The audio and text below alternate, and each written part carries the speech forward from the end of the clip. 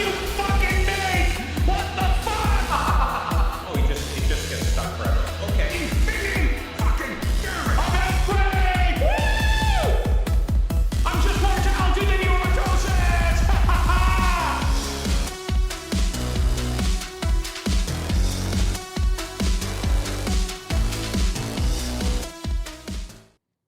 Guys in the chat, welcome back. Good to see you. Bitch. All right, stream's over. No fucking respect.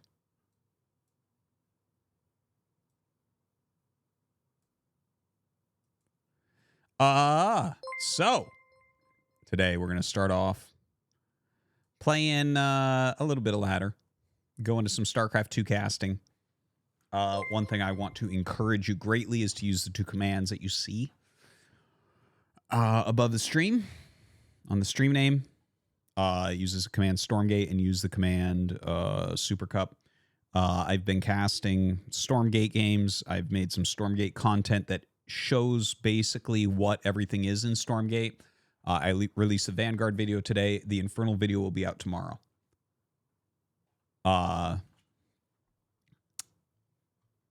So yeah, you guys should check that out for sure.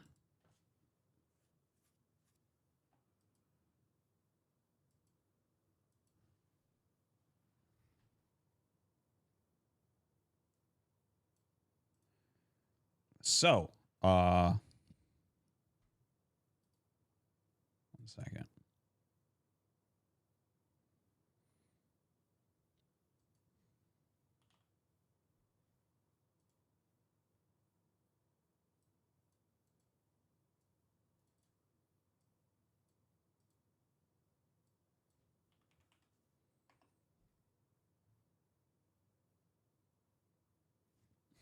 Absolute hatred on our Brood Wars. There's still shit going on.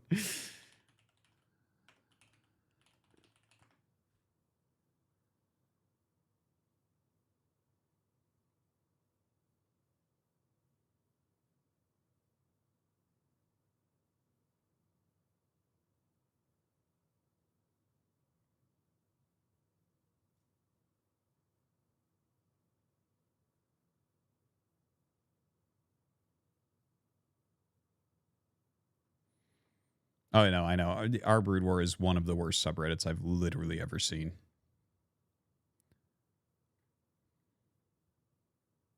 Absolute trash. Anyways, let's jump on and play a bit of Brood War before this tournament starts.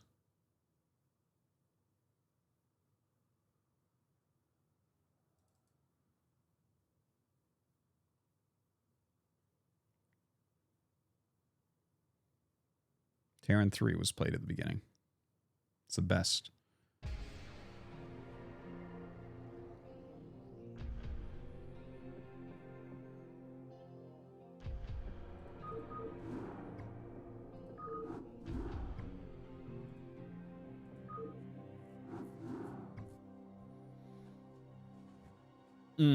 All right, here we go.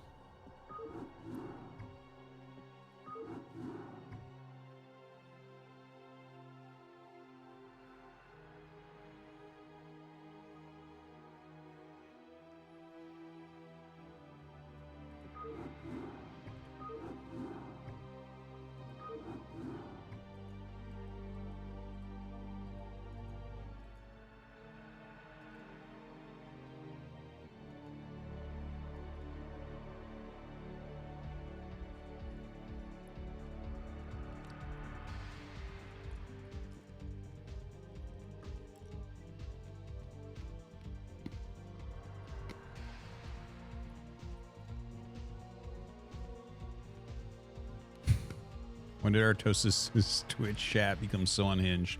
Yeah, that comment bugged me because they assume that Bellsprout is a female Pokemon. That really bothers me. I hope you have a good dentist appointment. There's not too much worse than a bad dentist appointment.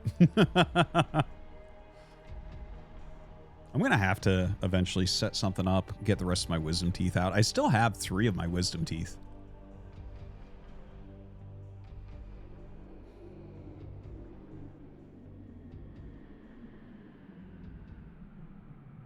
That's gonna be real annoying to get them out. I hate that shit. Fucking.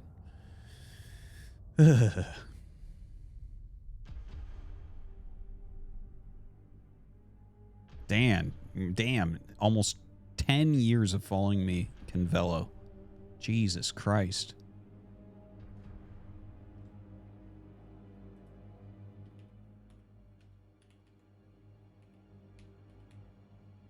Canvelo, have a VIP, man. That's a long fucking time.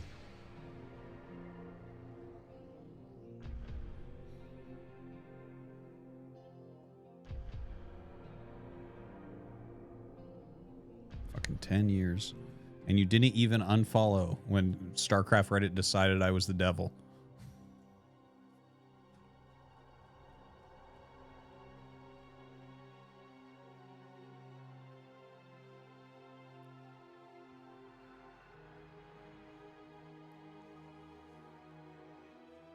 Dude, are we going to queue into a game or not? Jesus. Finally.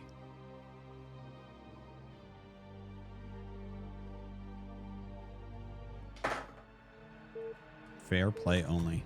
Looks like we got a Hufflepuff. Let's go. Orders, Captain? Not enough minerals. Affirmative.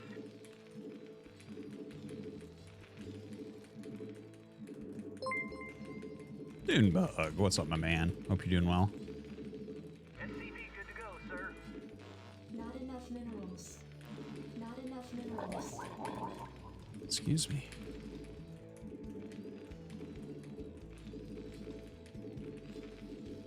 Not enough minerals. It says StarCraft 2 on game because we're going to be casting StarCraft 2.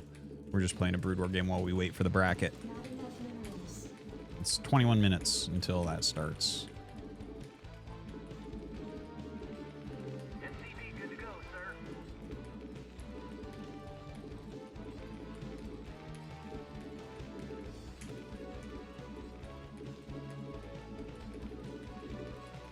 SCV good to go, sir. Not enough minerals. God, I love how much you guys hate StarCraft 2. I fucking actually love it. I think it's so funny. You guys are such Brood War guys. Go, sir.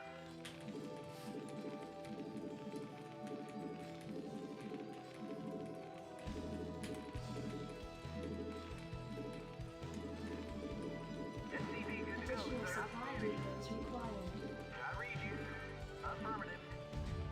Roger that. Not enough minerals. SCV good to go, sir. Right away, sir. Yes, sir. Roger that.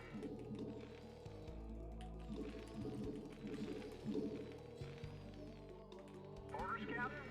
SCV good to go, sir. Roger that. Orders, Captain. I read you. Orders received. Your SCV forces good are to go, under sir. attack. Orders, Captain. Affirmative. Roger that. Right away, sir. Yes, sir. Roger that. I read you. Affirmative. Roger that. I read you. Affirmative. Yes, sir. Yes, sir. Reporting for duty. Your forces are under Job attack. finished. Yes, sir. Roger that. I read you. Reporting for duty. I read you. Yes, sir. Orders received. Job finished. SCV good to go, sir. Your forces are under attack. Orders received. Affirmative. Commander. Orders, Captain. I read you. Roger that. Jacked up and good to go. Go, go, go. SCV good to go, sir. Good to go. Orders, Captain. Piece of me, boy. Roger that. Wow, I killed 2 of his drones. Poor fucking sap. Roger that. Jacked up. SCV good to go. Wait, that one got away? I actually didn't even watch. That's crazy. Reporting for duty. Right away, sir. I just assumed it was dead. Orders, Captain. SCV good to go, sir. Piece of me, boy. Yes, sir. Yes, sir. Give me something to shoot. Reporting for duty. Affirmative. SCV good to go, sir. Affirmative.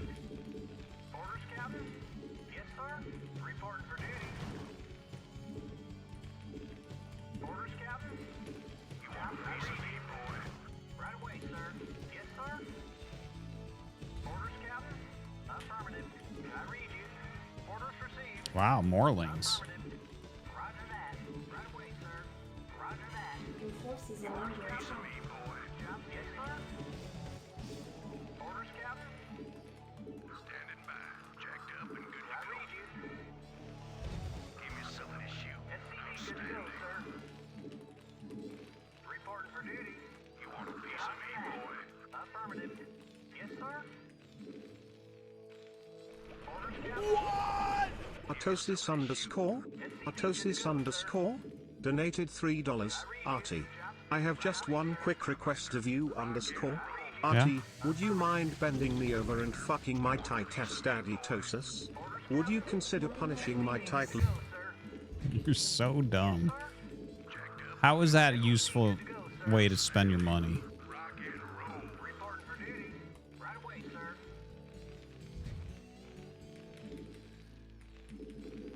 Not enough minerals. SCV, good to go, sir. Affirmative. Right away, sir. Orders, Captain. Affirmative. You want a piece of me, boy? I read you. Orders, Captain. I read you. Job finished. Yes, sir. Orders, Captain. SCV, good to go, sir. Roger that. Piece of me, boy. I read you. Job finished. Reporting for duty. Reporting for duty. Give me some report for duty. Base is under attack. Oh, I lose? Minerals. Oh, I lose this B rank guy. Yes, sir. Orders for So I couldn't get anything on top of my bunker to help it. Okay. Well, that's always fun. To You're so bad. It's amazing. Literally doesn't have a drone in his base. 167 APM. Artosis_, donated $3, RT. If you don't ask, you won't ever know. If I didn't ever shoot my shot, how would I ever know if you would ever consider punishing my tight little boy pussy? Please.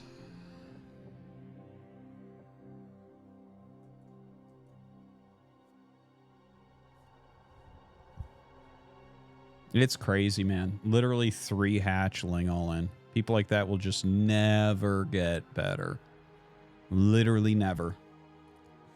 You just sit there and go all in. Sometimes it works. And you're like, wow, I'm getting better. And then like it doesn't work. You're like, I guess I'm having a bad day. And it's like, it's neither of those.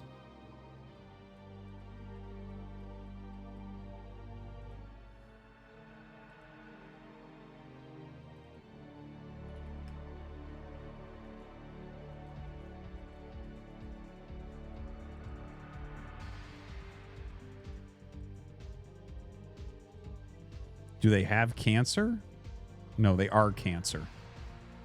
They are cancer. What do you do to counter that? You just get SCVs in front of the bunker. The way I set it up wasn't good. I haven't played that map too much yet. I don't know all my placements yet. Oh, this idiot. Time to play this fucking idiot. And of course on a 2-player map. reporting for duty. Not enough minerals. Roger that. Not enough minerals. This fucking moron. I hate this guy. I hate him. SCV, good to go, sir. He's just like the 12th S rank fucking Protoss player, new Protoss player of last year in the foreign scene. Not enough minerals. 0 new Terrans, Tilted by the way. already? Donated $3. How shocking. How shocking. How shocking. How shocking. How shocking. How shocking. No, dude, I don't even care. How The guy's a waste of shocking. life. What do you want from me? How shocking. How shocking. How shocking. How shocking. How shocking. How shocking. How shocking. How shocking. How shocking. How shocking.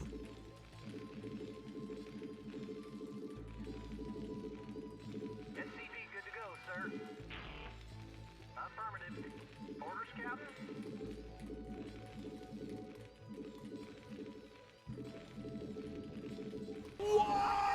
Don't skip, it's not bad. Donated $3, RT_. The year is 2028, and you are training oldest child in the ways of honorable macro Terran. They are beating a B rank Protoss senseless, and then, they do the unthinkable. They throw out an offensive GG. How would you handle this situation, RT? Give my kid a high five. Telling that bitch Protoss what's up. SCP good to go, sir. I read you. Orders Your received. forces are under attack. Orders, Captain. I read you. Orders, Captain. Affirmative. Reporting for duty. Right away, sir. Reporting for duty.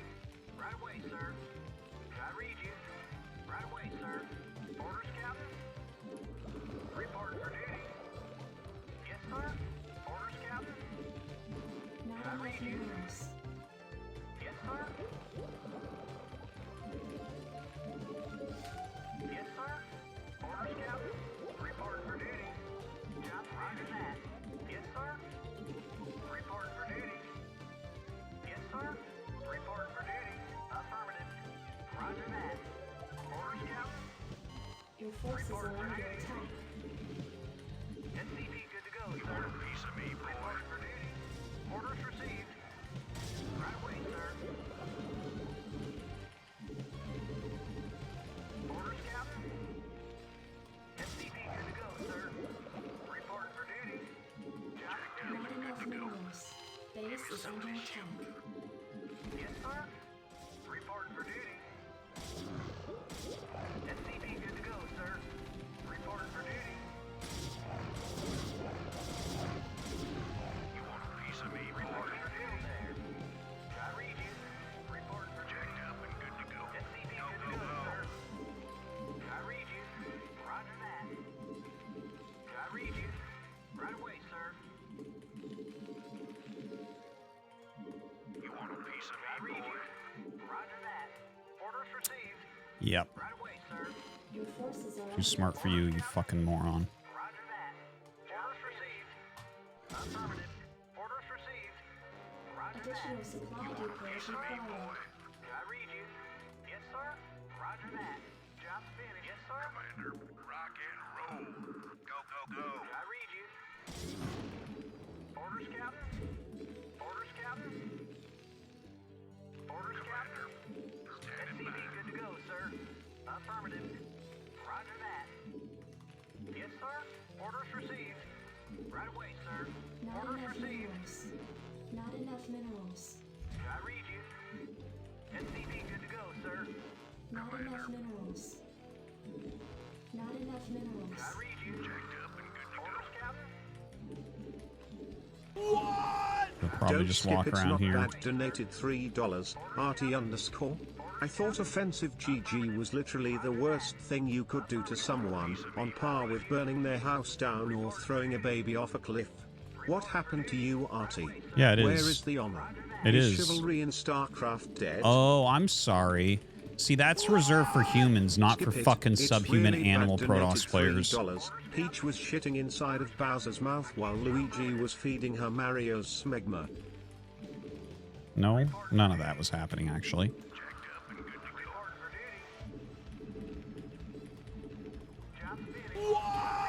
Skip it, it's really bad. Donated $3. Luigi was putting more smegma inside of Peach's vulva, this time. Job finished. Orders, Captain. Reporting for duty. Orders received. Reporting for duty. Orders received. Affirmative. Orders received. What? Right away, sir. I was in shock. I didn't even I read you. think to go by. Sir. Reporting for duty.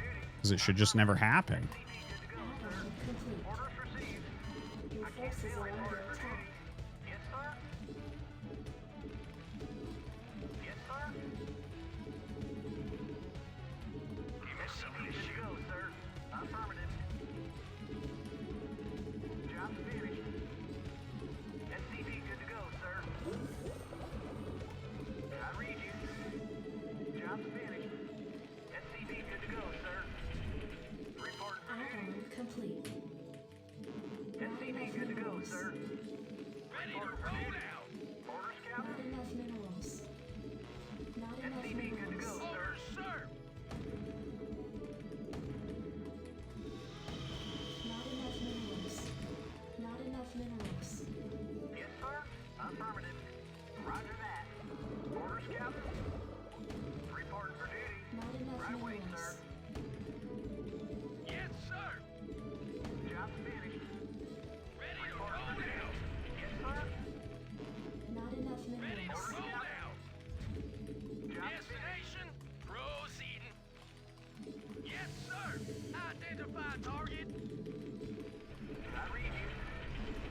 enough minerals. Orders, sir. Proceeding. All right, bring it on. Yes, sir. Orders, sir. Moving, sir. Affirmative. Identify target. I read you, sir. Yes, sir. Not enough minerals. What do you want? Destination. Identify target. Research complete. Roger that. Identify target. Bring it on. Orders, sir. Moving. Yeah. Destination. Moving. Upgrade complete. Destination. SCV good to go, sir. Oh, yes, sir. Absolutely. Identify target. Destination. Don't skip it's not bad. Donated $3. Mario loved to watch Bowser pound Peach. He was the biggest cuckold, and couldn't stop beating his meat off to this view. He couldn't get hard any other way. This was the only way left for Mario to get an erection. That or Luigi feeding him Yoshi's smegma. God, he's just wretchedly bad at this game. S rank foreign Protoss. In all his fucking glory. Your forces are under attack. Research complete. Not enough minerals. Destination. Sir.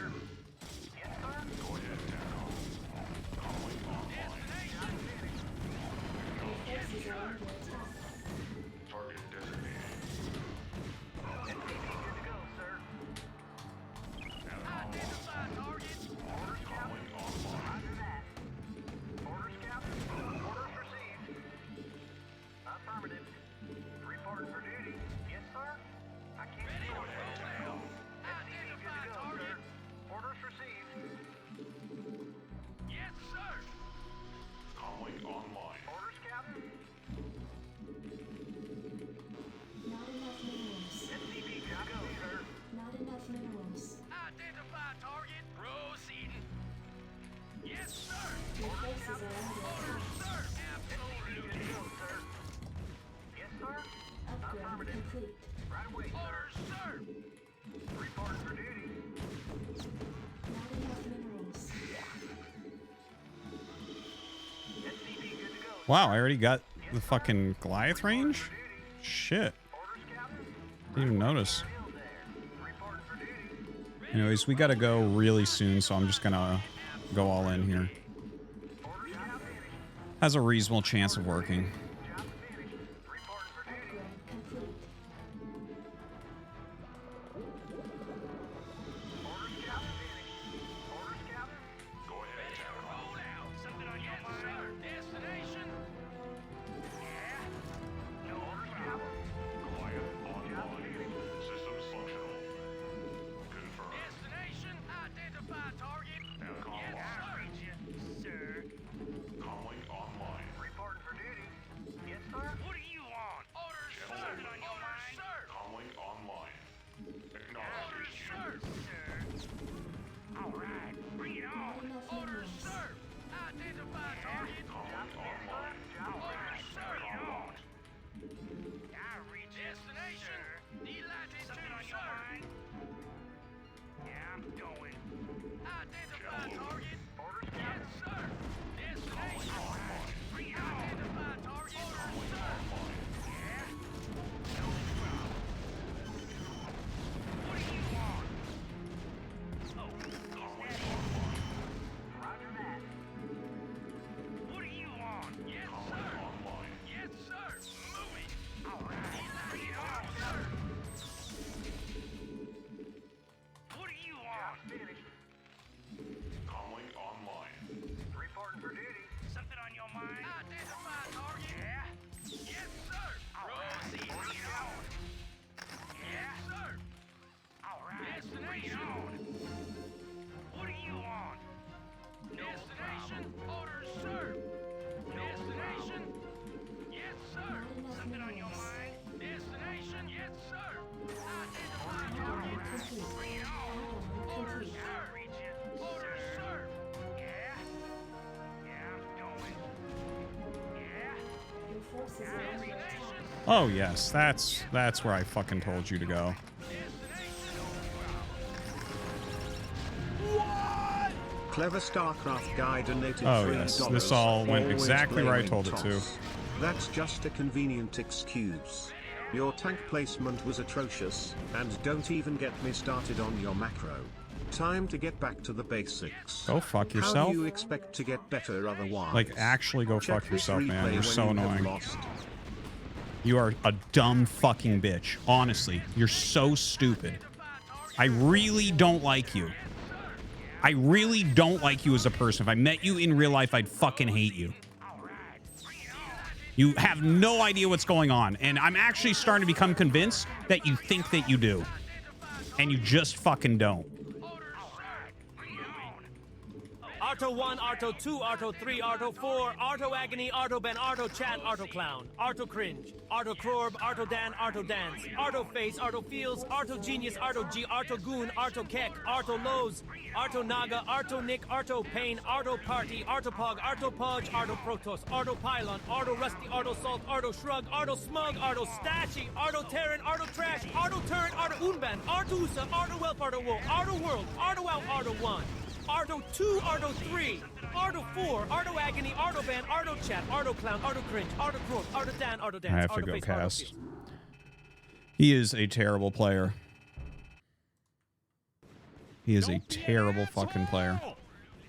Have some fucking empathy!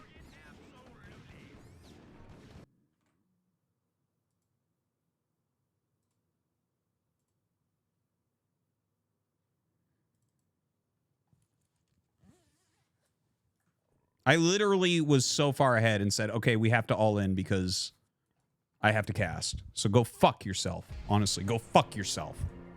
Go to the mirror. Go up to it. Push your little dick into the mirror. Fucking asshole.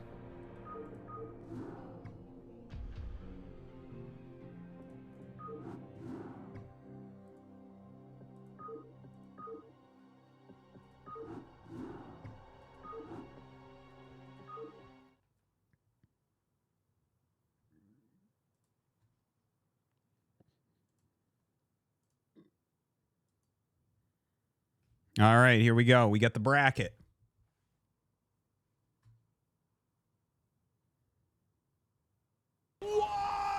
Sugar Dinters cheered.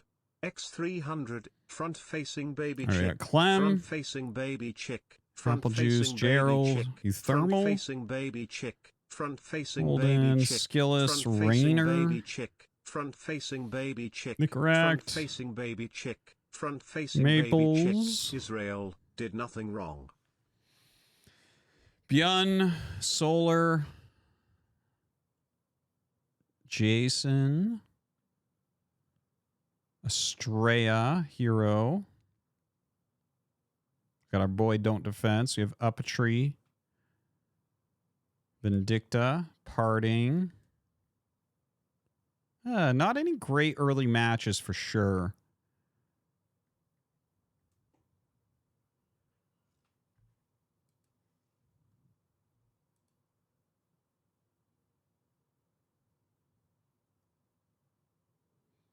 I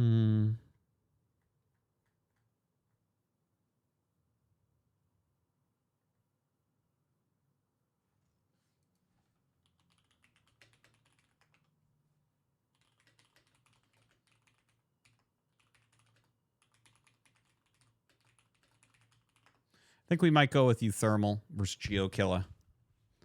I don't know who that is, but it gives us a decent second round match with Gerald versus Euthermal. That looks to be the best.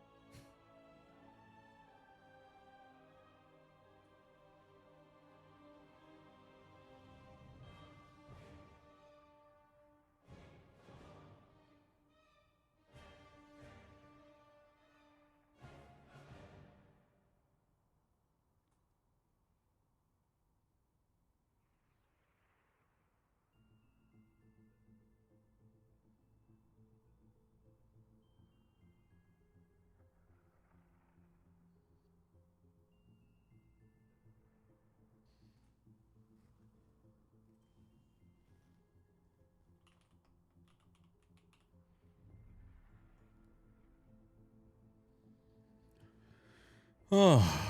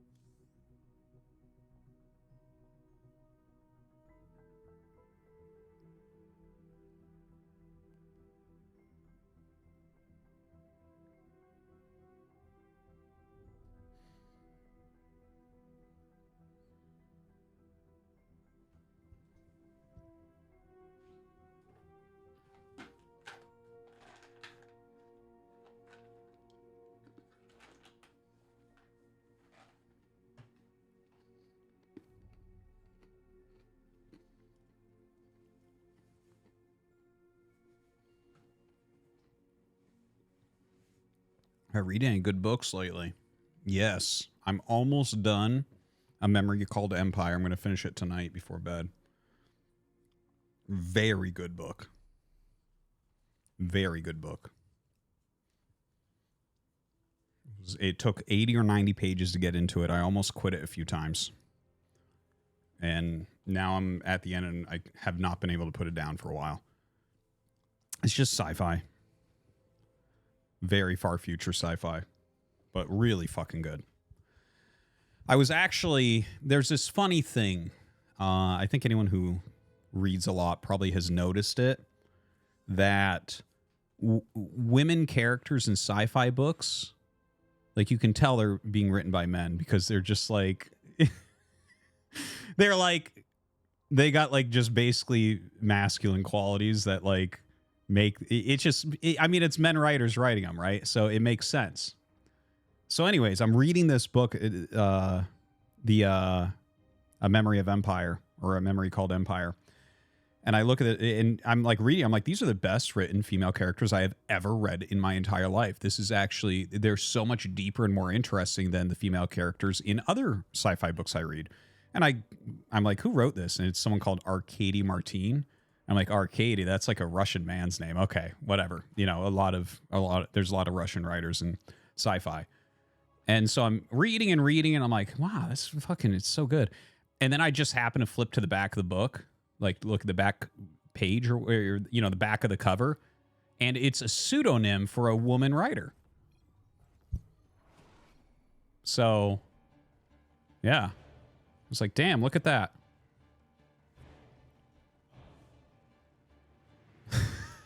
Anyways, let's do it. We got our first match here. YouTube Man versus GeoKilla.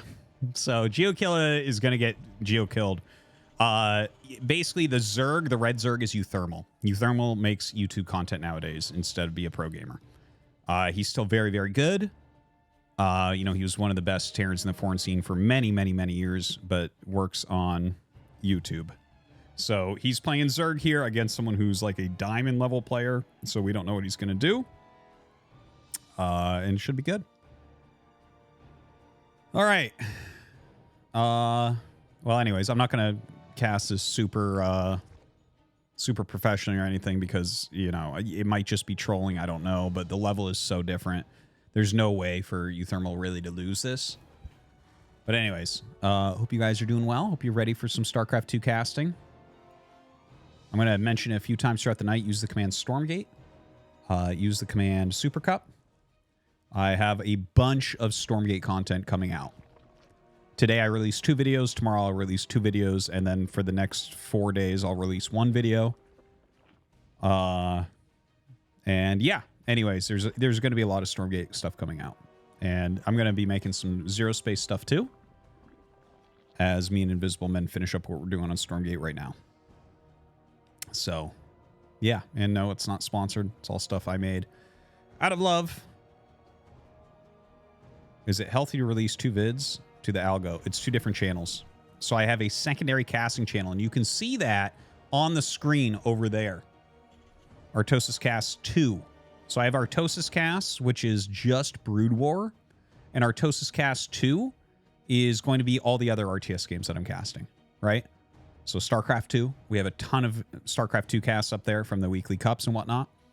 And now StormGate videos are going up there, and hopefully we'll get into some Zero Space as well. Mapu is helping me out with that one. Just cast 3 mukbang channel. No. I've reached my absolute limit of YouTube channels. That is going to be it. But I didn't want to put anything on the Brood War channel but Brood War, because Brood War holds such a special place in my heart. I'm going to do it forever. So I want to just keep that like a super pure channel. That's why I made another one. And the casts don't go on my main channel. Like, my main channel's not for that, and they don't do well there. They do, like, the worst out of everything, so it's not worth putting it. So that's why there's a new channel. Yeah, StarCraft 1 is fucked up. I love it, but StarCraft 1 is fucked up. It's a terrible game. Protoss is just disgusting. And everyone knows it. Everyone knows it. You have to be a complete fucking slob not to know it. Anyways, let's just take a quick look at this game. I say that Brood War is more imbalanced than StarCraft 2. Yeah, but it's got higher skill ceiling everywhere. That's the thing that keeps you coming back. You can't outplay everything in StarCraft 2. You can outplay everything in Brood War. All right, so we have a bunch of Lings being made. We have Overlord speed. Lair is almost done here. Hellion Banshee coming out from Geokilla. Geokilla is playing a solid game. Nothing too wrong. Well, not really any defenses here, and that's a little bit painful. Gonna lose this mule. Looks like. Yeah, that's a bit painful. That was a healthy mule. Never feels good for that to happen. Sugar Dinter's cheered. X300, StarCraft 2, vomiting face. StarCraft 2, vomiting face. Yeah. Well, StarCraft I appreciate 2, it, but we're going to vomiting go ahead and not play that. All right, so we have a massive Ling drop. Looks like a single queen coming along as well. Maybe the queen is to tank a little bit if there's Banshee there. Maybe it's for laying a creep tumor. 9000 donated $3.33. Can you explain to me that comment about outplaying in SC2 versus Brood War? I did not understand it. What do you mean by that? Thanks, cheers. Yeah, so the skill cap on everything is so high in Brood War that no matter what, you can always get better in every direction by so much that you can just outplay imbalances. StarCraft 2, everything's a lot closer as to how hard it is to do. It's not perfect, but it's a lot closer than Brood War. All right, hold on. We have this queen drop coming in. This is pretty deadly. Lays down a few queens. This is kind of an old strategy. This really started getting done in like 2015 or so. Lol. GG. Geokilla taps out. Anyways, so yeah, the outplaying thing. Brood War, everything in every direction. You get better in so much. StarCraft 2, while it's closer to balanced, you can kind of hit the top of things. Like macro, the best players when they're macroing all look really similar when they macro. There's completely different levels of macro at the top of Brood War. Completely different levels. Whereas you look at the amount of units that, like, you know, Innovation was known for macro, but like everyone macros like that now, right? So it's stuff like that. It's like there's no, like, maybe, you know, you get to a certain level of splitting against Banelings, and that's fantastic, but it's not quite the same as like Mutalisk micro, right?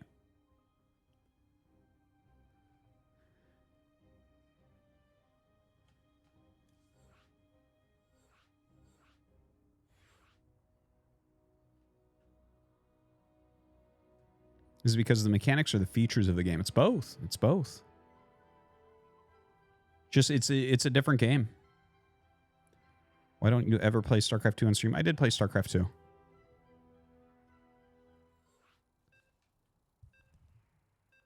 But I would prefer to play Brood War. Yeah, but in theory, you make macro easier to emphasize the strategic mix of the units. But it's not real. That's not real. Okay, we'll talk about that afterwards. Let's jump into this game. I really want to stress that that's not real. This is a false thing that has been created. Okay, let's actually just fucking talk about it. We have Euthermal here as Zerg again. And GeoKilla over here as Terran. So hopefully it's a little bit closer game, but you know, whatever. Okay, there's this fakeness where you're like, well, we make the mechanics easier, and that opens up the strategy aspect. Okay, here's some facts about RTS games. It's not SRT. It's not strategy real time. It's real time strategy. Okay, RTS. The real time elements change the value of the strategy. A lot of noobs look at it and say, okay, well, what strategy do I need to beat carriers? And you have to tell them, you have to say, you can't let them get to 12 carriers because it's not beatable. Right? That's the real-time aspect, or part of the real-time aspect. It's like, there's not just a strategy to stop Mutalisks. It's like, okay, well, there's general things you do, but it's not like, if Jaedong is going for Mutalisks and you have a strategy to stop it, it's not going to stop it. You have to be good enough in the real time to stop it. Okay? So when we start to pretend that it's like, well, we took down these mechanics so you have this great, vast amount of strategy. Are there more strategies? Does anyone think there's more strategies in StarCraft 2 than StarCraft 1?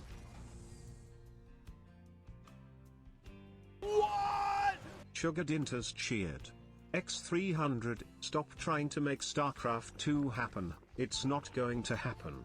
Also, I am quadriplegic from a neck down and I'm S-rank Protoss, so I don't know what is that skill cap all about. Yeah, it's not a StarCraft 2 thing.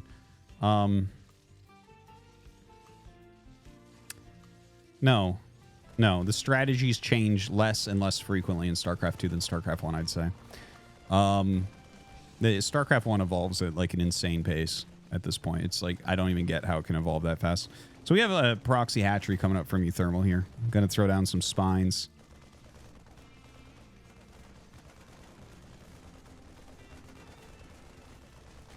Kind of an interesting, interesting game we have going on. Oh, man.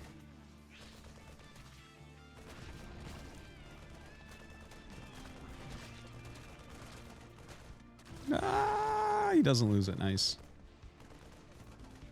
Put that back in. Put it back in.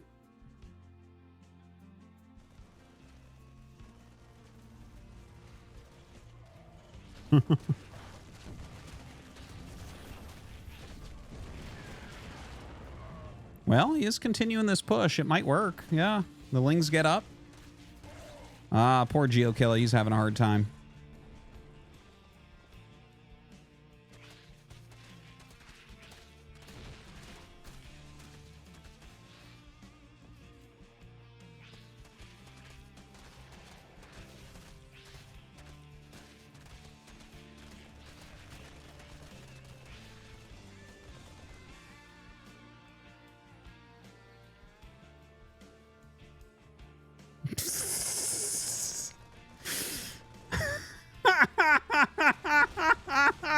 So what he was doing there was just making it so he couldn't get a full wall there to stop the Lings from coming up again.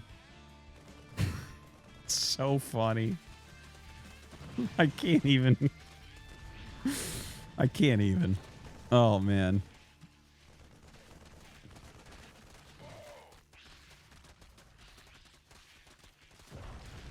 Woo! Rough game here for our boy GeoKilla.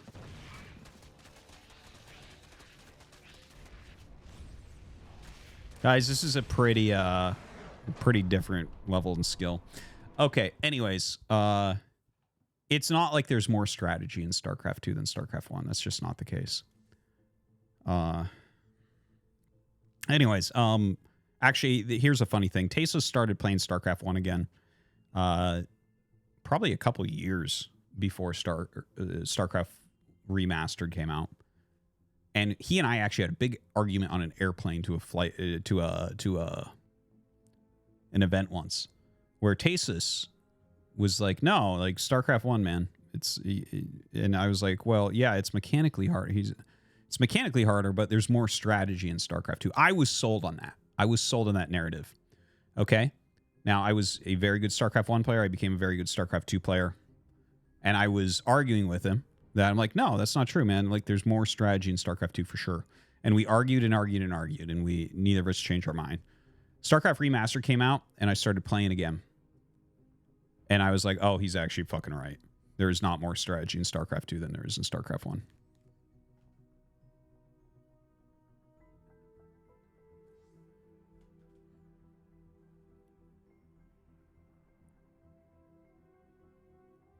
You actually have to make way more meaningful decisions in StarCraft 1 than StarCraft 2. There's way more sacrifice, way more trades. Yeah. TT1 says it well. And Brood War mechanics cap you from doing what you want to do. That's why it's more like a sport. Yeah, there's definitely things to that. In StarCraft 2, like, you see it coming. You're like, oh, okay, so we have, you know, I'm like, watch this, guys. When this guy attacks here, the dropship will fly in. And it's very easy to set up. Isn't StarCraft 2 just more micro heavy for the sake of it? Well, there's certainly a lot of micro because you don't have to spend anywhere near as much time macroing. I don't know what the fuck we're looking at here. This is some sort of lag test, I think, that he's putting on. Anyways.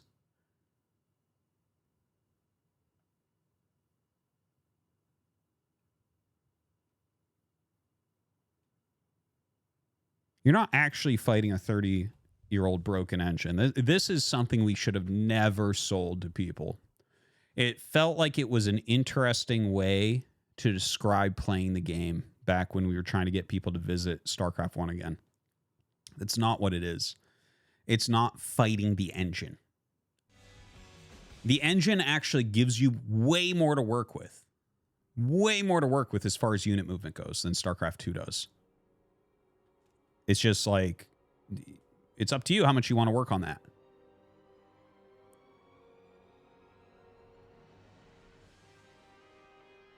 Yeah, no, honestly, the Day 9 quote that we regret, I greatly regret that. And I backed that quote because I thought that was a cool way to describe it. I'm always looking for good new ways to describe shit. English is a fun language like that. You can find better ways to describe things. So, how does it give you more? It's just the way the engine works. There's more different micro tricks and techniques and stuff. It's like in StarCraft 2, yeah, you can do a lot of very impressive stuff like splitting and targeting banelings and stuff, and you can click really quick and get stuff done. But everything just kind of does what you want. In StarCraft 1, it's like, okay, well, you want to split to kill lurkers with your Marines. You know how many levels of splitting with Marines to kill lurkers there are? Infinite compared to StarCraft 2. It's just like you can get so good at that and you can be so bad at that. What about Mutalisk Micro? There's nothing like that. What about Carrier Micro? There's nothing like that. And here's the thing. I love StarCraft 2. StarCraft 2 is my second favorite game. I cast it every week. I make less money on days that I cast this by far. Right? So it's not, I'm not doing this for money. I'm doing this out of love. But if we're going to talk about it honestly, this is the honest truth about this shit. Look at Vulture Patrol Micro. Do we have anything like that in StarCraft 2? You run your Hellions and then you turn and get the shot. That's not the same as Patrol Micro with a Vulture. That's not the same as trying to live through fucking 4 Zealots in your base with 1 Vulture. Right? What? Sugar Dinters cheered. X300, if StarCraft was a puzzle, Brood War would be an intricate 300-piece puzzle and StarCraft 2 would be made of liquid where you just brainlessly pour it all out onto canvas and see what happens. Modern art.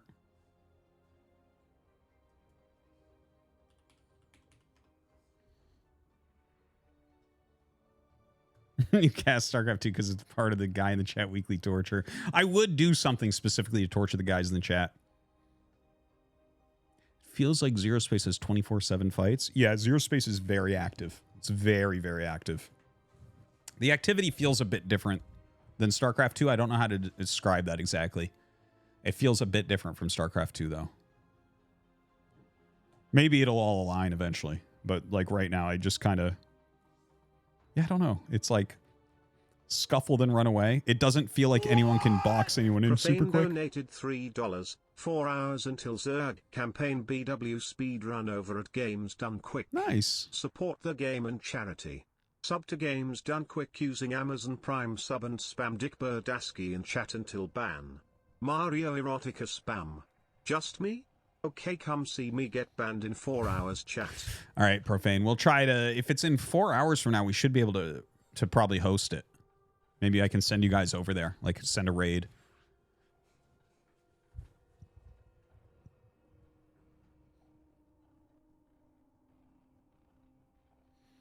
Brood War should have some quality of life things from StarCraft 2. No, man, that takes away the skill. That takes away the skill. Some of the quality of life shit that exists in StarCraft 2, I disagree with greatly. You know why they made it? So that you could siege observers and overlords? And shit like that? Or overseers, rather? They made it so you could siege them, so when you grabbed your all-army hotkey, they wouldn't get pulled in.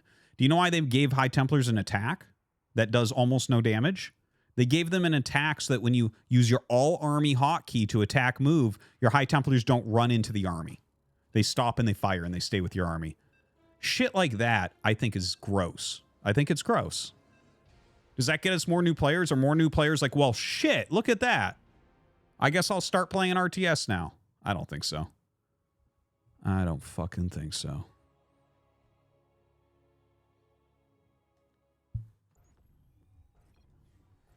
All right, this is actually going to be a good match, I think. We have Gerald here in the bottom right. He's a very strong Polish Protoss. We cast him pretty regularly. And then we have up here Euthermal, who's actually a Terran player, but playing Zerg here, but obviously a very skilled and talented gamer.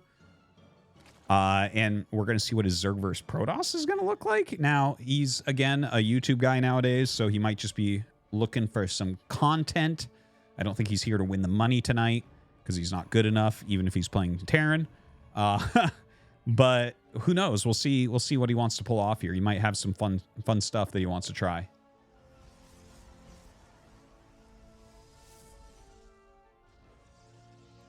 All right, proxy hatch. There you have it.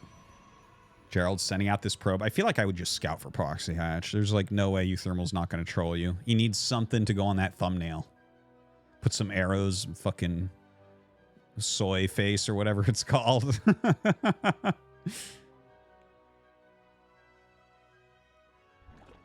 What do I think about StarCraft 2 macro with Brood War movement unit management? No, man. I don't know what is with you guys that you won't understand this. Don't change Brood War. Just leave it as it is. It's perfect.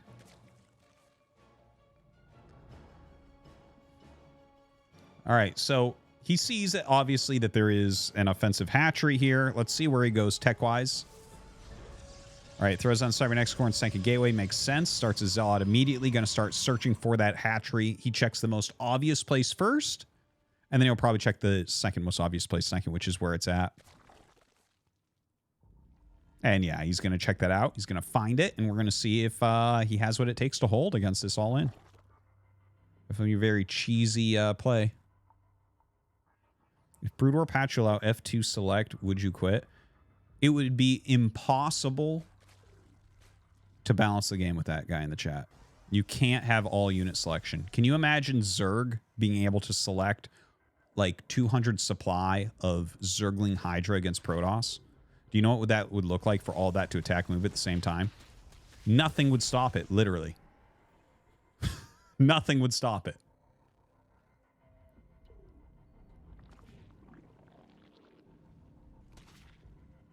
All right, so Roach Warren coming up. Zergling speed is on the way as well. No shield battery yet. Brave man. I had to put a shield battery down pretty quick here, honestly. 2 more gates, so he's going to go 4 gate. So he's going to try to just overpower this. Not a bad choice, I think, really. Brings out his Stalker. He wants to kill this Overlord. That's a fair amount of units out here. If he gets trapped, he's gonna be sad.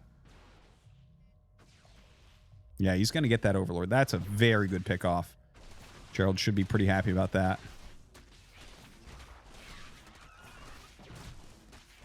Good targeting on that Stalker. I don't know if he targeted that purposefully, but he got out of there as quickly as he could, basically.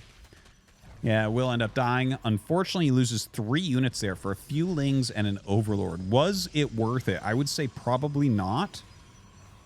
We do have a supply block for Euthermal, though, so I don't know, maybe? Euthermal might break him. Dude, Gerard has picked up really good wins. Like, I think 1 week he even beat Dark. But here's Euthermal Zerg. Just crushing some face. Another cybernetic score is going up. That is high health, so that's why he threw that down. It's a decent building to block with there. All right, so we have these stalkers being made. You know, I think Gerald is actually maybe going to be fine. He should get another warping around from those low ground gates, plus he has the 2 gates in his main. So, like, you know, we go up to five stalkers here. It's getting pretty good. Okay, he throws down some zealots to block that hole. Oh, wow. I really feel like he should block it, though. Ooh, good bile. Oh, my God. The probe moves back into the bile. Wanted to die there. All right, so all the Ravagers are going to be taken out.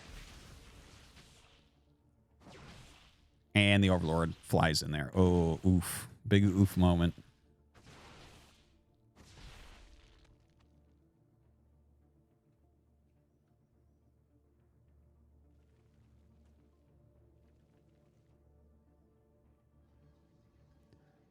All right, so now we have 4 gate against you. Thermal is just sitting here making some Ravagers.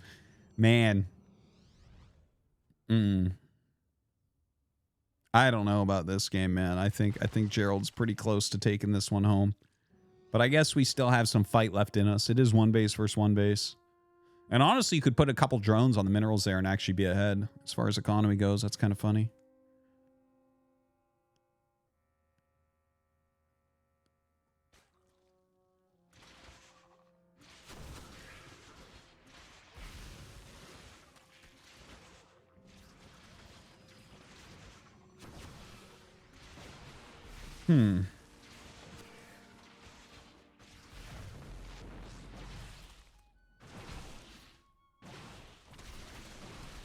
All right, so the Thermal gets inside. Some of his Lings... Okay, he's going to get the Sentry. He blows up the Sentry wall there. Some nice micro on this one Ravager. Does miss that bile. Gonna lose that Zealot there. Yeah, this Zealot... That's very smart to put that on there. That's like a lot of micro for Euthermal. Try to deal with it. Ooh, not a bad idea, but there's a battery in there anyways. All right, another Overlord dies. Luckily, he lost all his units, so he's not supply blocked.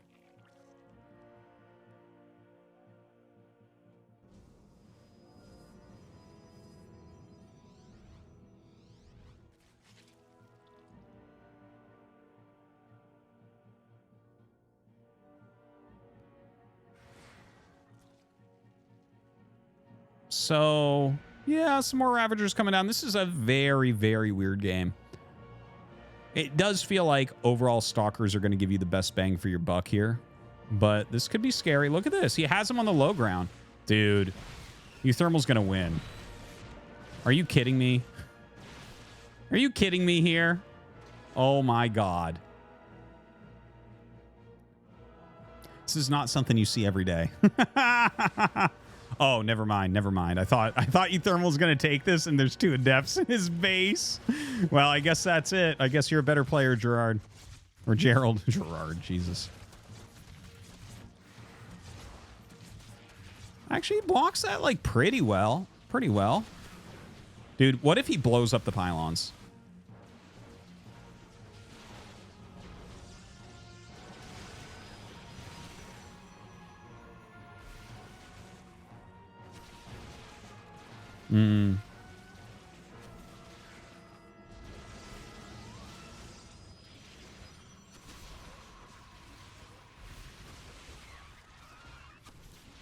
I mean, this is some good pressure. He's like, look at how he's throwing 1 bile at a time at the choke so that it, like, you can't walk out there or you're going to basically take a bile, right? And if you just try to slip like 2 out before the bile comes down, then he just wrecks them. This is really beautifully done. This is very, very good from Euthermal.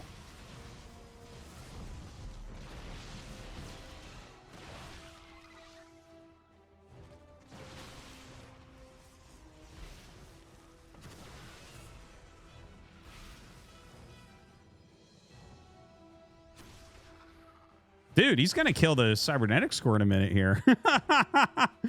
I hope you remade that, Gerald. It's going to be important, man. All right, putting as much damage as he can right now onto those stalkers. I would like to see him actually just get the pick on that cybernetic score. I feel like this is maybe in error not to just put one more hit on there. And just see, because like 2 more stalkers just warped in. Okay, well, GG anyways. All right, Gerald does end up taking it. Utherwell made it pretty close considering how badly it was going.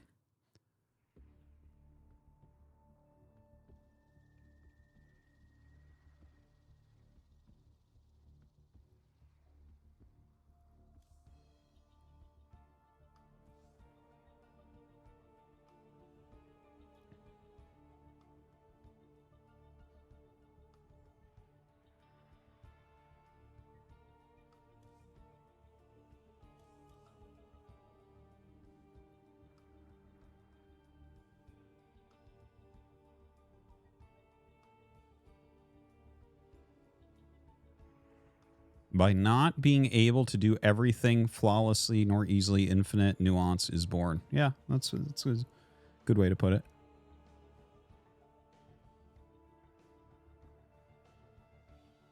Oh, data. Thank you. Glad to hear. I actually finished casting all of it today. So over the next few days, you'll have the rest of the series.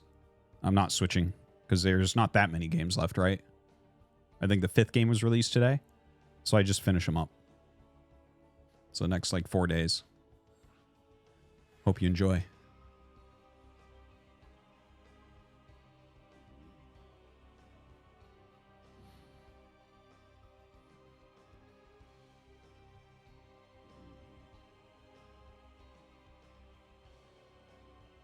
Is there a StarCraft 2 player who's flawless? No one's flawless.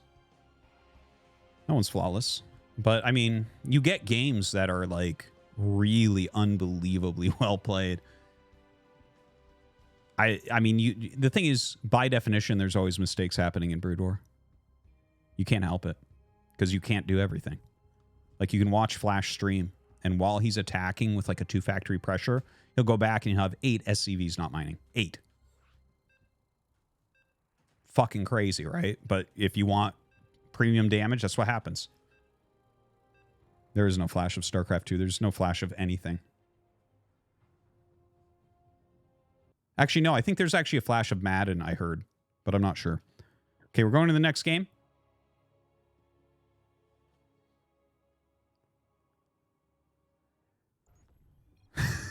My hatred for StarCraft 2 is becoming borderline uncontrollable. That's funny. Jesus. There's a flash of Marble Blast Gold. I don't know if it's a single player game, if that really counts. Like, that's super impressive and all, but I don't know if that really counts. Because there's something about playing against another person that makes it different.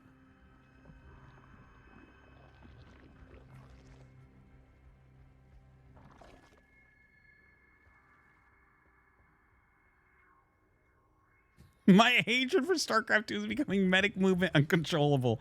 It's so funny, man. Fuck. Medics are so stupid. They are so stupid. All right. We have a pool first here. We'll see where he goes with that. He has 1 gas being mined. Kind of interesting. Double gas would mean that it would be like maybe a Ravager Rush. With a single gas? I'm not sure. Not sure what we're looking at.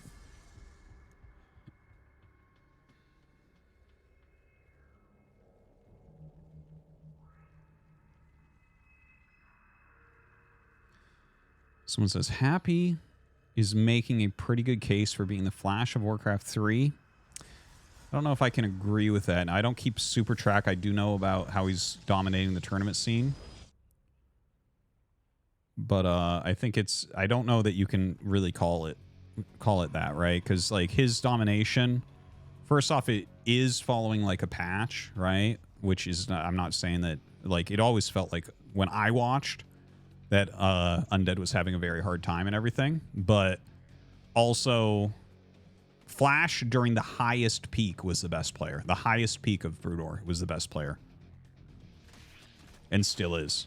So it's very different.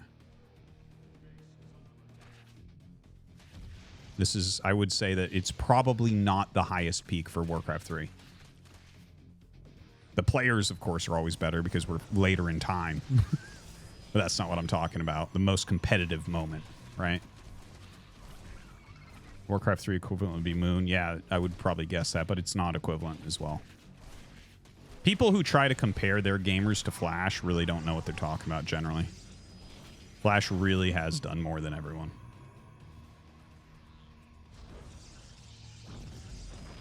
Pretty good defense here.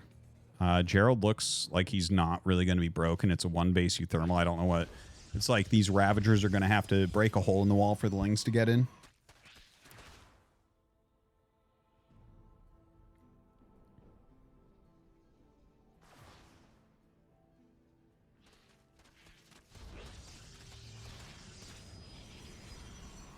No, you can't say Kelly Slater. Sorry. You can't use sports that have judges. Sorry about that.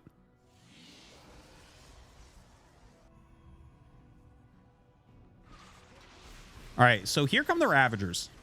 Let's see what they can do. You know, obviously he doesn't have that big stalker count he had before, so it's tricky in that regard. All right, pops that shield battery pretty quickly. Hey, look at this. Gets in, gets in. I feel like unpowering gateways might be #1 here. Yeah, get rid of those probes. Okay. Yeah, very good, very good, very good. Unpower that one bottom gate. Yeah, yeah, get it, get it, get it. One more. Fuck yeah. Oh, they're both unpowered. Damn. Trouble in Protoss Town.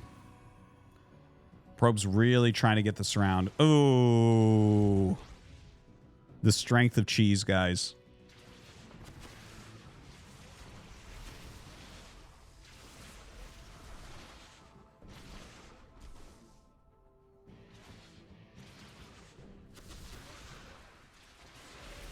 Oof.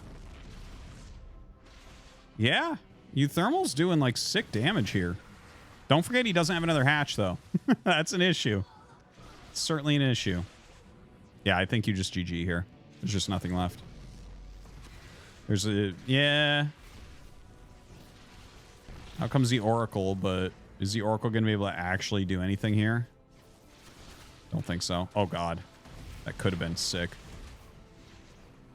Just going after probes at this point. No sense in trying to unpower before the void's out. GG. 1-1. Damn.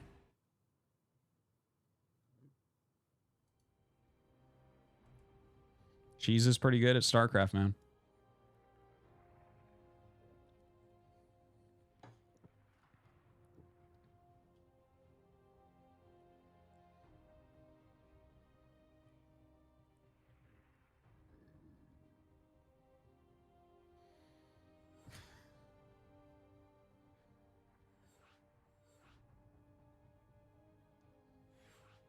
Is this considered cheese? And if so, is it for fucking noobs? Yes and yes.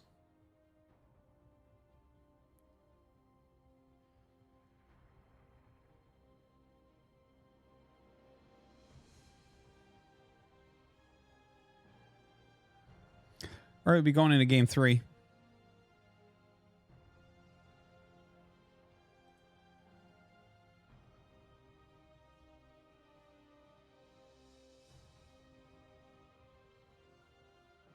Describe the distinction between an all-in and a cheese. Honestly, we use them interchangeably, and that's partially my fault, being probably the most heard commentator, but it should not be that way. An all-in should be a cheese which you cannot reasonably ever switch out of. It's like complete investment in it with no transition point. Right? Like, let's say you pulled all your workers, right? That's an all-in because you're not going back home and mining and playing a game after that. But we pretty much use them interchangeably. Yeah, 4-pull and Brood War. There's a good one. And so what you should say then for Protoss players is it's never all-in, it's always cheese because Protoss can literally always transition. And I'm not joking. That's actually the case in Brood War.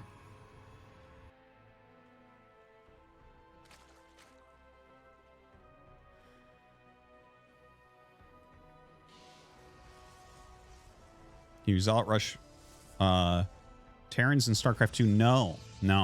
In StarCraft 2, so when you go from StarCraft 1 to StarCraft 2, in StarCraft 2, the Zealot and the Zergling both got heavily nerfed from the StarCraft 1 equivalents. Okay, their stats are worse. They're much worse units. And the Marine got extremely buffed from the StarCraft 1 Marine. So, yeah, make from that what you will. They looked at StarCraft 1, they said, wow, we really did wrong here, and changed that completely. Nice Username actually made a video of what StarCraft 1 Marines would look like having StarCraft 2 Marine stats. It's the most hilarious thing you'll ever see. They just run through everything.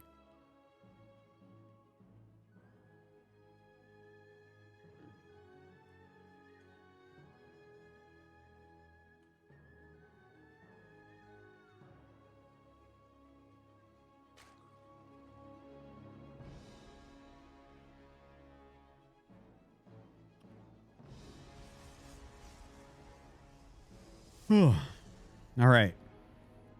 So we have a gold base being taken here with Zergling Speed on the way for you, Thermal. Gerald is getting his Nexus. It's a bit late. Looks like he's playing a little bit more defensively here, a little bit more carefully. Sending a Zealot out. Might check on that gold base. Walks by the wrong side of it.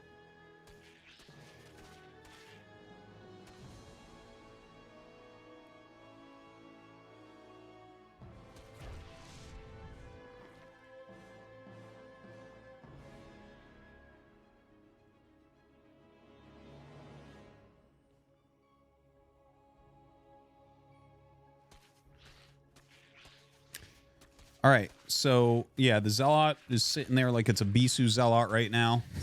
It's trying to reduce the amount of surface area that you're going to have for it. There are a lot of Lings on the way. Stargate coming up. Just waiting for the Queen, I guess, to deal with that Zealot. It's funny that it's Ling speed. Normally when you take a gold base, you want to focus on roaches because you don't have the larva to support Ling production.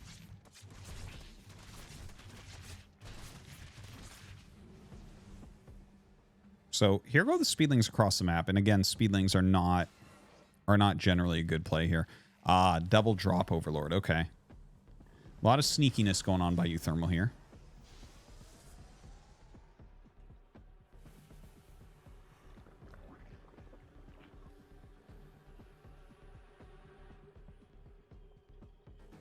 All right, double slow Ling drop. Oh boy. This is kind of funny. All right, an Adept is going to get in here. He does get some Lings around it, which is kind of nice. Out comes the Oracle, and he's just going to pick up and let the Oracle run out of energy. What a king. What a king this guy is. And with only one Adept there, like, this is pretty scary. Obviously, when the Void Ray comes out, he can block, kill the Overlords at least, right? Eventually block the Lings, but that'll take a bit. Oh boy. Yeah, brings the probes up to the wall to get healed by that shield battery. I think Thermal is literally going to show up to this cup that he never plays in with a race he doesn't play and cheese his way through a player that gets top 8 regularly. Now, if this doesn't show you that cheese is very, very silly and very easy to do. Not that Thermal is bad, but he's not even a Zerg player, and he is absolutely crushing here. Yeah, this is looking pretty bad right now for our Protoss player. Poor Gerald. Not going to be happy about this one. So, another Void Ray on the way. We already have Hydralisks being upgraded right now for Thermal, which is kind of a funny thing. That's not what I expected to see Hydras when we look across the map. Oh my god. So they're about to have speed and range. Throws throws a Spore down. Okay, that makes sense since it's all Stargate units being made. There is a Twilight being made, but like honestly, I think he's going to be able to very, very easily mass up enough Hydras that he just wins the game. As Gerald, you're not too happy. You fly and you see Hydras. It's like, well, damn, man. That's rough. What are we going to do with these Void Rays?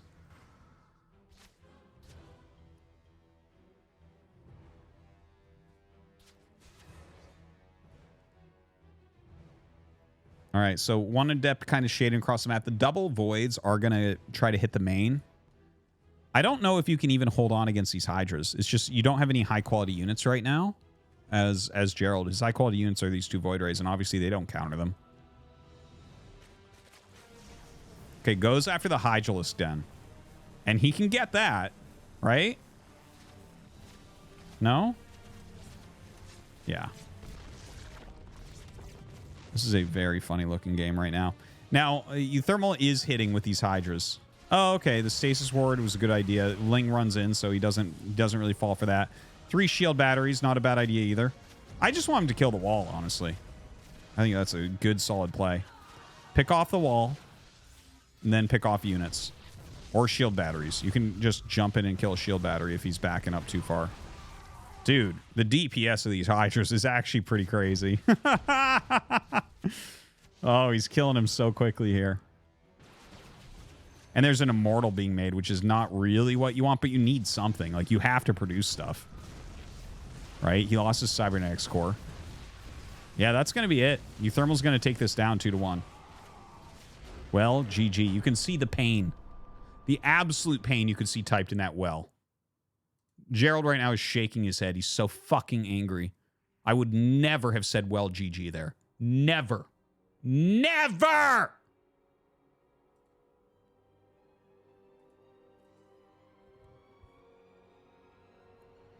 All right, let's take a look at the bracket. Clem versus Merrick. Soon versus Applejuice. Let's see. Euthermal's up here. Rainer might be playing Nicorak. That's pretty good. Ooh, full heart.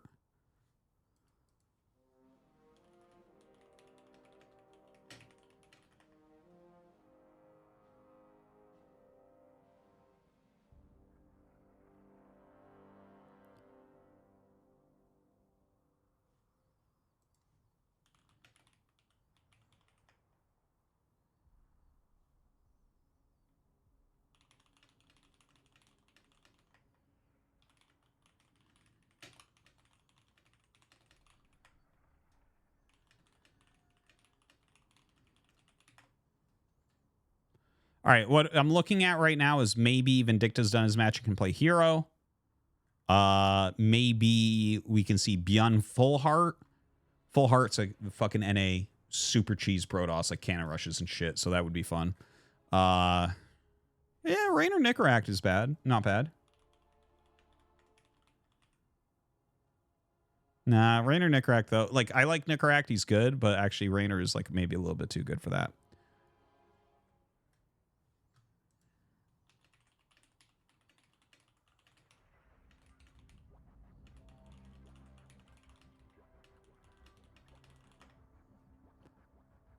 So anyways, we're gonna see there's like a bunch of matches going on right now.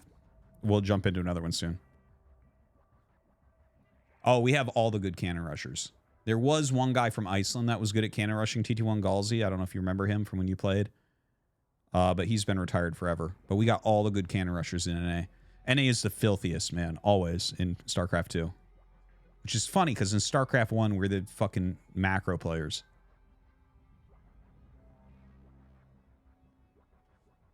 NA Terrans bringing up the average.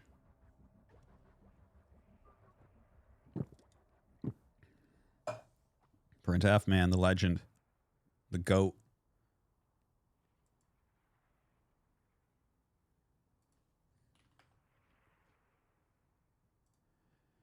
All right. So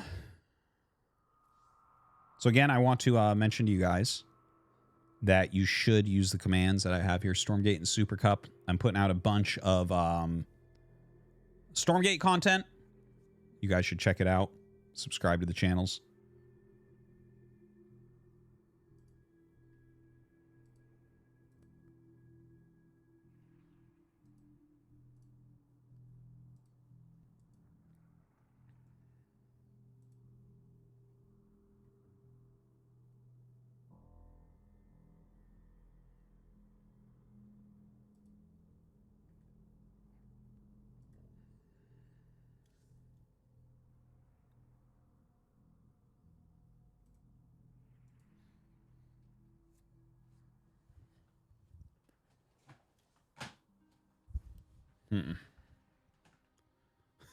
Suck 2, favorable for Terran. Oh, Jesus.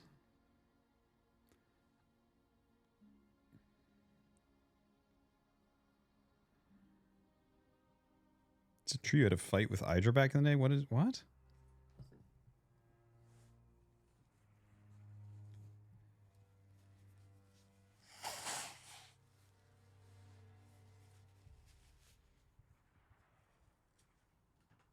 Why 55 players this week? Is there? No idea.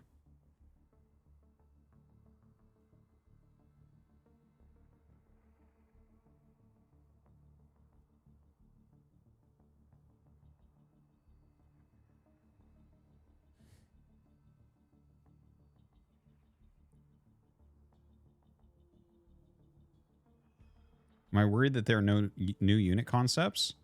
No, it's not rehashed. I tried to utilize... It's funny seeing this as a comment.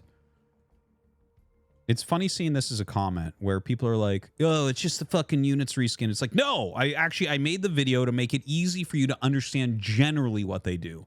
I say in the video, I'm like, they're not exactly these units. This is just kind of what they resemble to get you started, to help you. And then people are like, oh, they reskin these units. I don't think it's good. And it's like, oh my God, you fucking mouth breathers. You fucking mouth breathers. Is this who we're trying to get to play RTS? God damn, go back to Fortnite.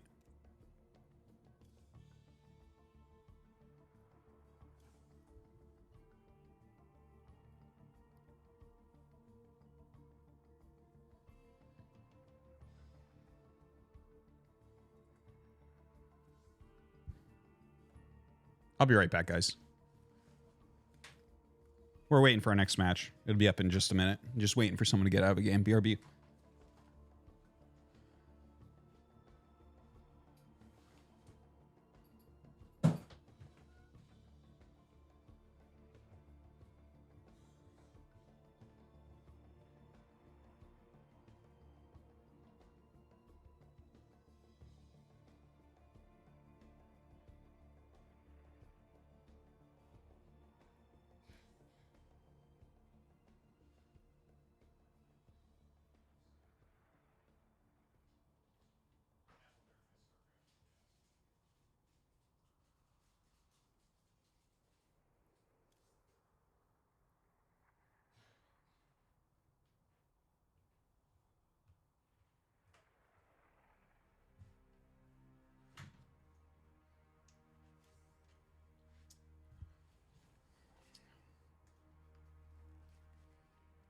All right, I'm back.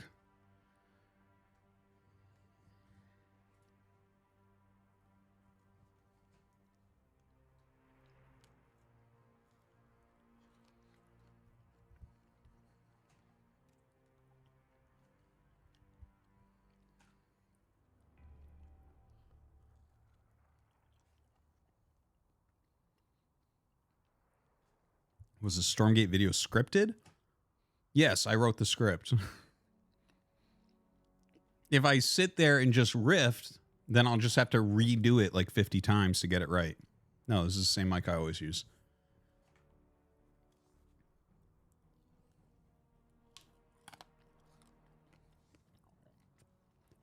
Rolo drumstick, the absolute best. Absolute peak.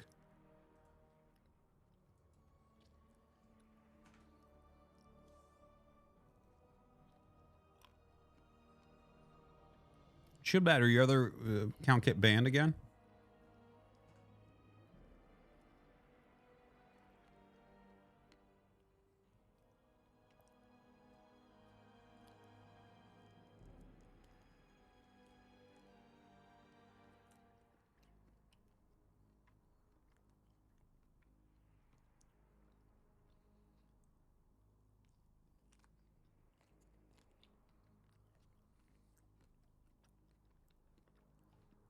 That's crazy. Yeah, it's pretty cold, but it's not that cold. It's only like -4 here today, I think. Been pretty tame winter so far.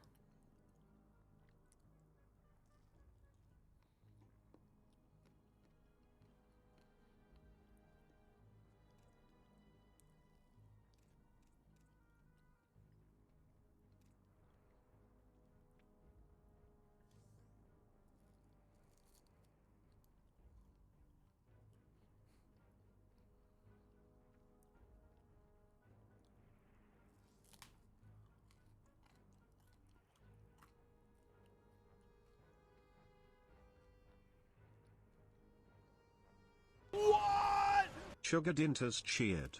X300, I prefer my units to be not reskinned, I like to skin them myself. Slowly E. Wait, are we still talking about RTs? Yes.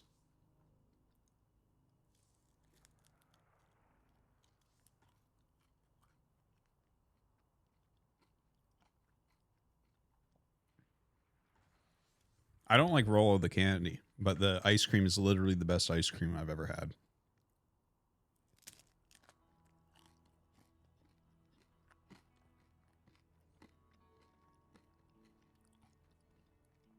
They haven't announced the third race of StormGate yet.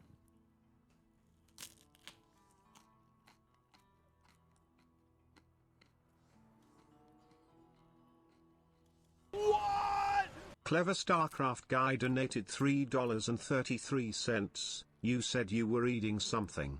Here are some books more suited for your level, the level of someone who can't micro tanks nor admits his own mistakes, The Cat in the Hat, Clifford the Big Red Dog, The Day the Crayons Quit, and The Magic Tree House. Magic Tree House has like 50 books. You have to be more specific. Don't even know what the Magic Tree House, you fucking child.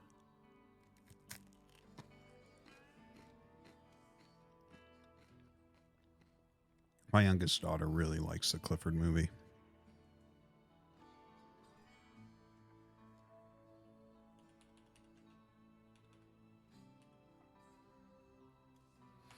Just so you guys know, everyone's in games that we're waiting for. Beyond Parting Dark. Like, we're waiting for these exciting, great Korean players because they have good matches coming up, and they're just like, we're waiting for the games to finish. We just got unlucky with where our game finished.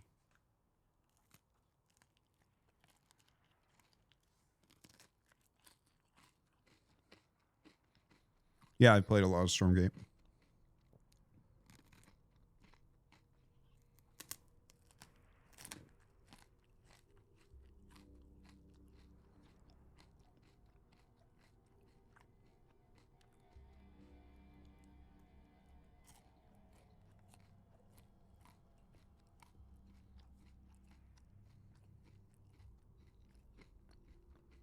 No, I haven't played Bar yet. I have been meaning to. I know I've said it a few times. I keep forgetting. Maybe after the the zero space alpha ends.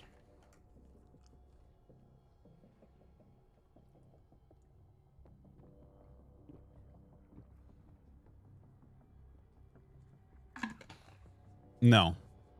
Guy in the chat, no. You're wrong. Someone showed a video. It has to do with the reverse ramp, why the bunker didn't build. There's literally a video about it. You can go check it out. It's on the Artosis subreddit.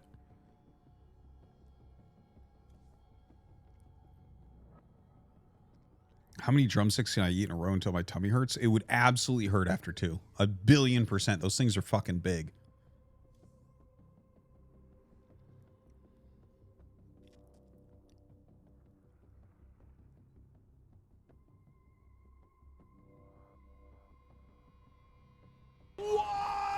Don Defense donated $3.33. I lost horribly today, Artie. But wanted to tell you about my small achievement. Dave organized a Diamond and Masters 3 tournament. Masters is what's above your rank, Artie. You're above so Diamond. And I won it. Last guy started saying no way, that's my real rank /MMR. Damn, look at you, the greatest Diamond player in the whole world. Unless you still want to try to call me Diamond. In which case, that's me. But congratulations. That's very good. I'm very happy for you. It feels great to win a tournament.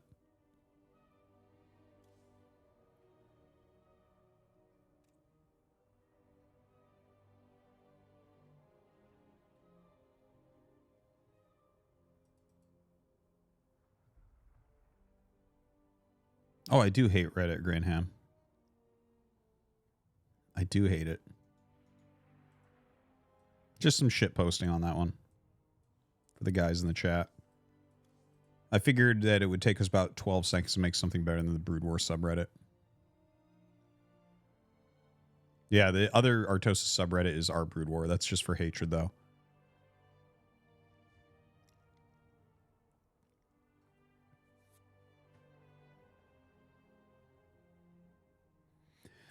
There will be a lot more Zero Space. I don't know that we'll get to it today because we're casting this cup. So I'll be honest, I don't think we're going to play Zero Space today, but we'll play tomorrow.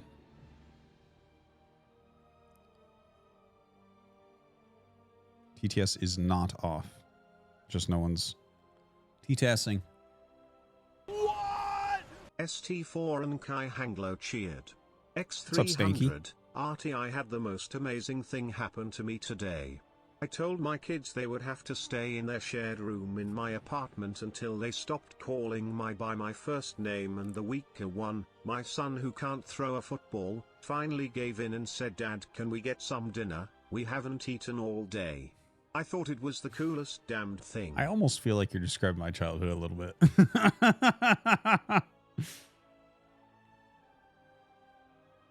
I went through...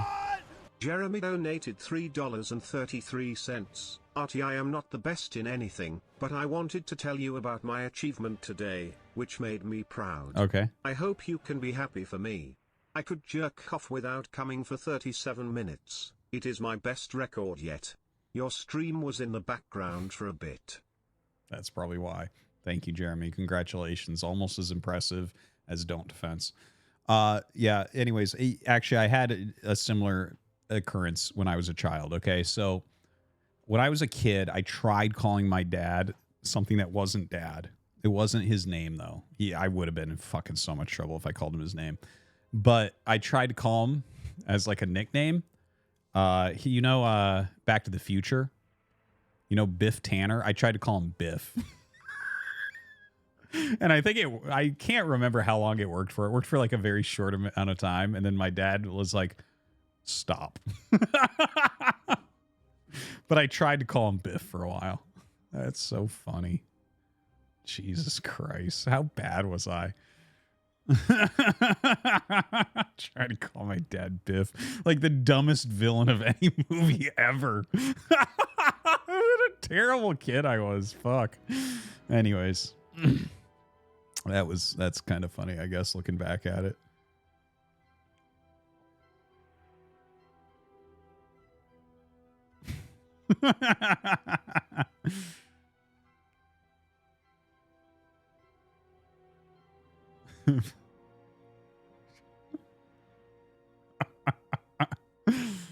Oh, shit.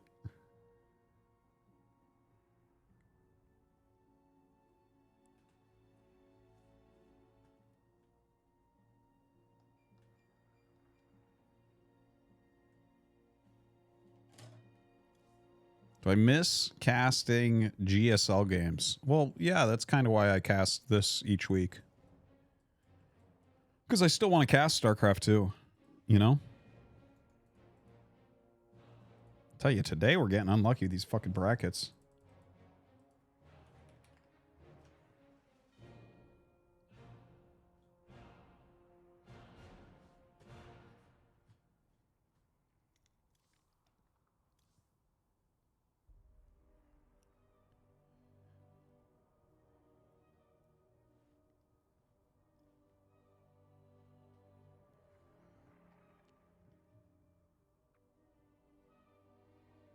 You liked when me and Taste did the 10 years of Tastosis thing on GSL.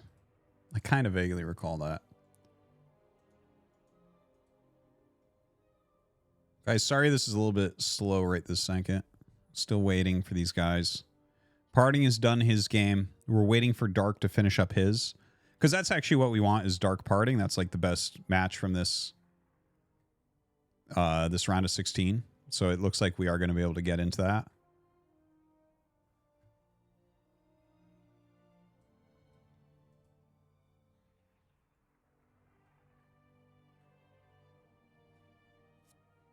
Why did I play Zerg at the beginning of StarCraft 2?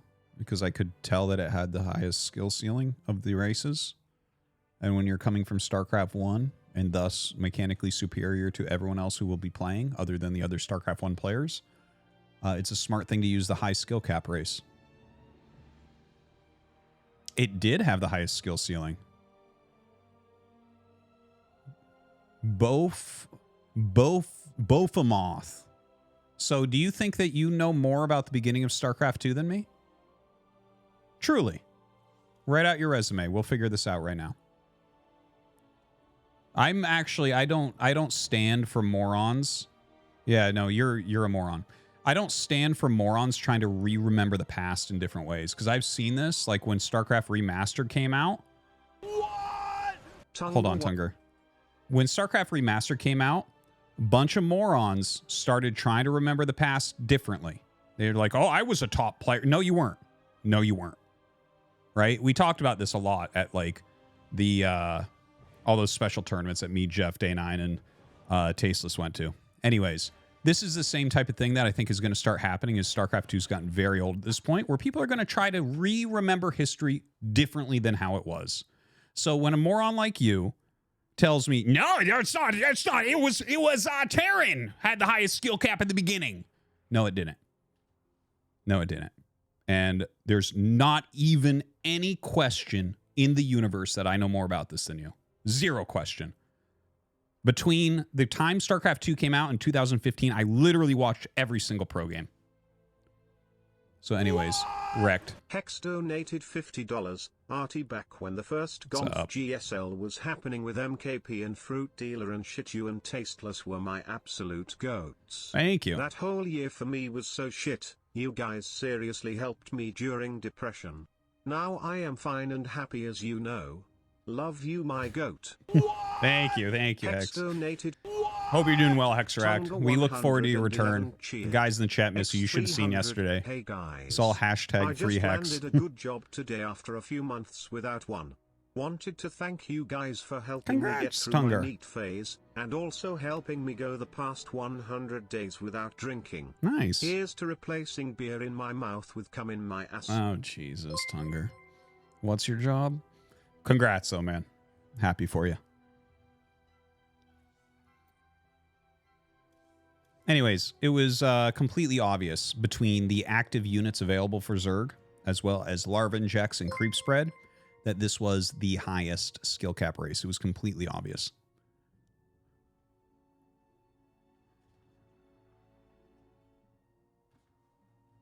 And that's actually how I got Idra to switch over as well, because he started as Protoss right at the beginning, and I explained it to him. He's like, oh, you're right. Okay. And he switched.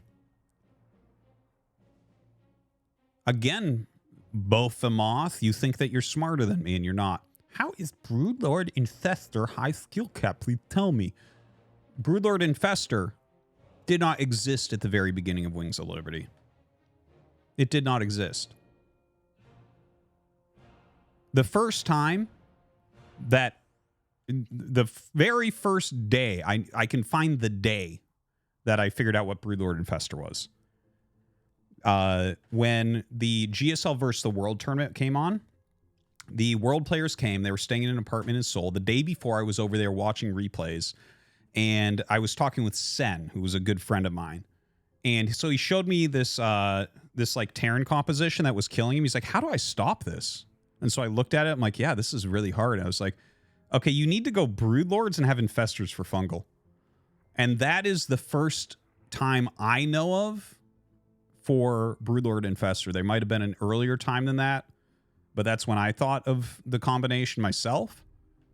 But it absolutely wasn't a thing at the very beginning. Oh, dude. Bothemoth, man, you're getting fucking cleaned up, bro. Why are you arguing with me? I was literally there for the entire thing. I was there for the entire thing, and you think you know more than me. It's the craziest shit I've ever seen.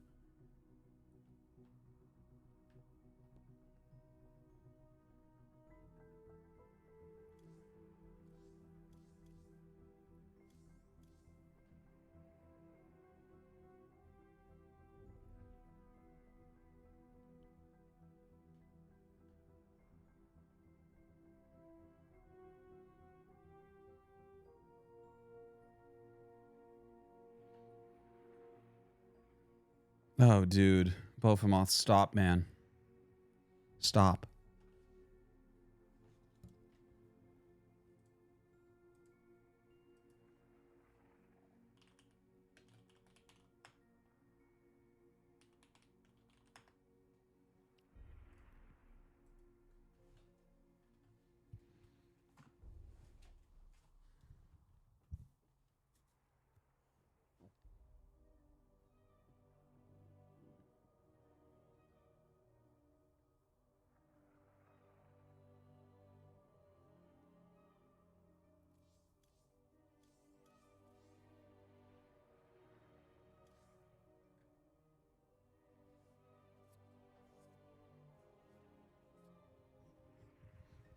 Do not cite the deep magic to me, Bofamoth. I was there when it was written. Basically. Basically.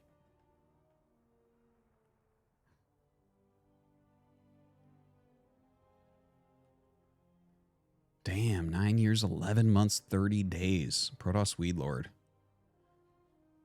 So close. We're a few hours. We're a few hours from you being a 10-year follower. I would give you VIP if I thought you wouldn't post porn links. Dude, this is taking so long for fucking Dark to finish this.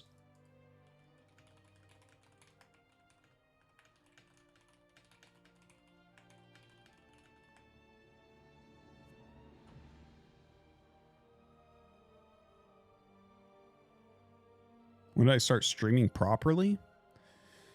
I was like the 250th partner on Twitch or something like that. I looked it up once.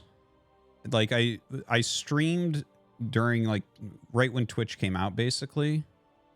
And then I stopped for a long time. Then I streamed again around Hearthstone. And then I switched to Azubu and then I came back.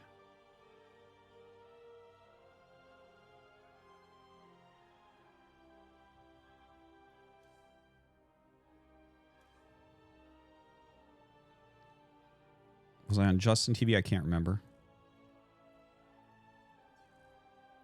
We need to Slay the Spire stream.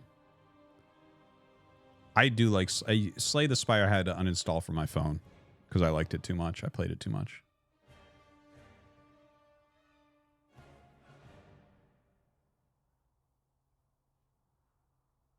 Nah, I haven't talked to Greg in a long time.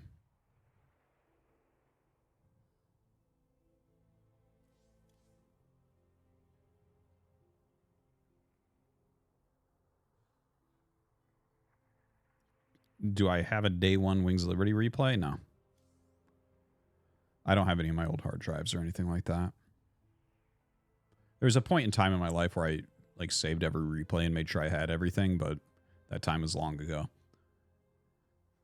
I don't really hold on to anything anymore. You should have seen how much StarCraft memorabilia and shit I threw out when I left Korea. It was pretty wild.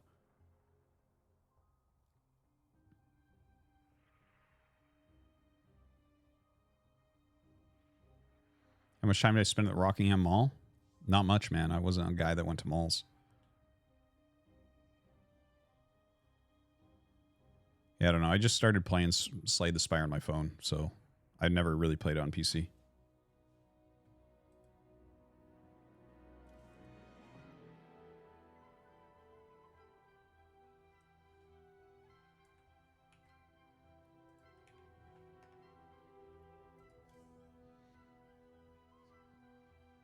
This is what's taking so long.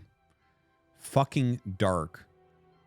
Guys, Dark is the Protoss player, and he's going mass carriers against the Zerg and literally wasting our entire night. I need to point this out. Fucking Dark. Play your own race. Or cheese. Jesus Christ.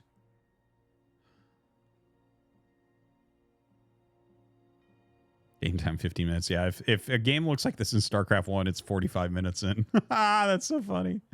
Why are we waiting for this? Because it's Parting versus Dark next, and that's what we want to watch. We figured it wouldn't take this long because he's playing against... I don't even know who Yellow Fox is. Who the fuck is Yellow Fox?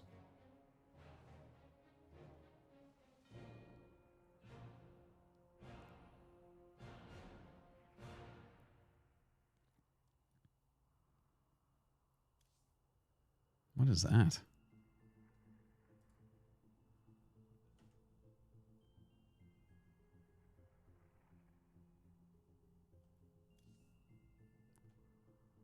Dude. God, this takes so long. Yellow Fox isn't Cyril. What are you fucking talking about? I have 2 DMs. I'm not going to click on them.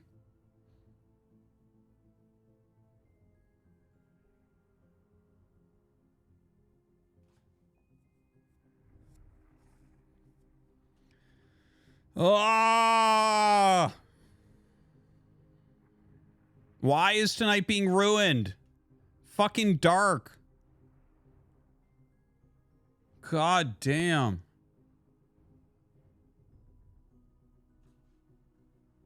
Why do Protoss and Brood not mix lots of DTs in their main army and mid and late game PvZ? Are Zealots just playing better? Yeah, they tank way better. You have detection, and the DTs just fucking die, and they're expensive as shit, and they take a long time to build. Dude. God damn. Why? Can we read your customer support conversation with Blizzard staff in the meanwhile? Yes. Yes, we sure can. Hold on, I'll pull them up. It's pretty funny. I think you guys will like it. All right. I'm just going to read them out loud. Okay, so I filed. This is how it went down. So any of you who are missing the important part of the story, Hexeract, complete chat regular here, got banned. The reason for the ban, someone reported that he was harassing me. He wasn't harassing me. He's here all the time. We love Hexeract. Okay? After the stream, I contact Twitch support. They tell me, okay, go through the online help. Okay? So I go to the online help and I say, I believe someone or a group of people are targeting people in my stream. In the last few months, I've had many of them banned for 7 days. It looks like it might be automated. I went on to explain that I am not being harassed. I like these people. I do not want them banned. And I believe that someone is secretly harassing me by like reporting them. And I don't know who it is, and I would like Twitch to help me so that this doesn't happen anymore. Okay? So that's what I said. All right. So anyways, eventually they were telling me, they're like, okay, here's a link for reporting people. Okay? You can tell the person I was talking to was copy pasting results. Okay, good. We're going to get into the next thing. The person was copy pasting lines of text in the chat, in the help chat. And I was like, you're giving me a link to report someone. I have no one to report. Someone is reporting to you guys, the people in my chat, for doing things they aren't doing, and they're getting banned for it. That's what's happening. Please help me. And they're like, okay, I understand. We're going to email you. We're going to investigate this. We're going to email you. So here are the emails. Ready? Hello, Artosis. We understand wanting to help your community as you hold them dearly, but for security and privacy policy reasons, we're only able to communicate with the account owner when it comes to discussing account-specific information. Keep in mind also that Twitch support cannot look into suspensions or bans and is separate from the safety team. Best wishes, Twitch partner help. So I reply very quickly. This doesn't help. As I mentioned before, there is someone or a group of people who are reporting the people in my chat. This is damaging my stream and my income. I need to have this person or these people who are reporting my regular watchers to be stopped. I would like to know who it is so that I can ban them. Please let me know who this is and help me prevent them from continuing to report other people in my chat. Twitch support replies very quickly. Hello, Artosis. Unfortunately, we cannot comment on specific users or not, per our privacy policy. Please note that when reports happen, it is investigated and actioned on appropriately. As previously mentioned, since Twitch support doesn't handle suspensions, bans, or any safety-related issues, we cannot help further with this. Best wishes, Twitch support. Then I reply, then who can help me with this? There is someone targeting users in my channel, which is disrupting my income and my stream. So they reply back, hi, Artosis. We have reviewed your case thoroughly and confirm that, unfortunately, we cannot provide any additional insight to your request outside of the solutions we provided in the previous responses, of which there are 0 solutions provided. Literally 0. Literally, actually 0. 0 solutions provided. As a result, we will be closing the case in this thread. We apologize for any inconvenience this may have caused you. If you have another question, please feel free to submit a new ticket under the appropriate category on our help portal. We would be happy to help out. Menace echoed. Thanks for contacting us, and we hope that you have a great rest of your day. Best regards. And then I reply, the problem is you haven't helped me at all. There's someone constantly reporting my chatters, and you haven't even addressed that one time. Please tell me how I get help for this. Is this person just allowed to continually harass and attack my channel quietly through the report functions? Of course, they did not respond to that. So that was my wonderful, helpful, spend an hour of my daytime with Twitch support. Absolutely insane. Insane that is the best they can do. They say that, they literally say in there, we've already given you the answer. And I'm like, you literally haven't. You literally haven't. And they just close the case and they're like, yeah, fuck it. Insane. Meniseko donated $3.33. Twitch TV sucks. Lirak reported me several times, and now I'm permanent banned. Justice for Meniseko? Justice for Meniseko. I reached out to Twitch support and was given a bullshit answer. They did not confirm it was Lirak, but a private investigator did. Private investigator? I don't know if Lirak would waste his time doing such a thing, to be honest. He seems like a chill dude to me. But I would imagine someone is reporting you for sure. And you shouldn't be reported like that. But I would doubt it was Lirak, honestly. I like Lirak.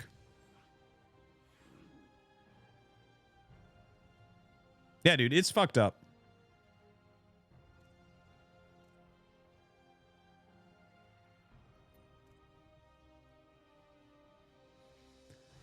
It is fucked up. Hexrack's ban is almost done. The thing is, it's going to keep happening to people, too. It just... It's disgusting. Twitch chat buy donated $5. Compensation for dealing with Twitch support. Thank you. Yeah, well deserved. Dude, it's pretty bad. It's pretty poorly done. It just feels like every company turns to absolute horse shit when it gets to a certain size. It just seems like that's just exactly what happens. You just can't keep it good after a certain size. No, Hex isn't a permaban. He'll be back Wednesday, I want to say.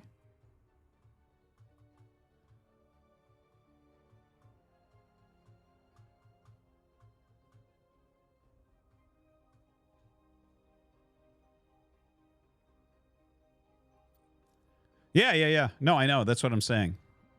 Everything is automated now. Meniseko donated $3.33. Well, it wasn't Lirak. Then who? I've requested to be unbanned several times and I was told the ban was permanent. So what did I do? I made a new account. Fuck you, Twitch TV. You can't find me. You don't know my Smurf account. Stupid bitch. Come in my... It's Alramek, guys. It's Alramek, if anyone from Twitch is here.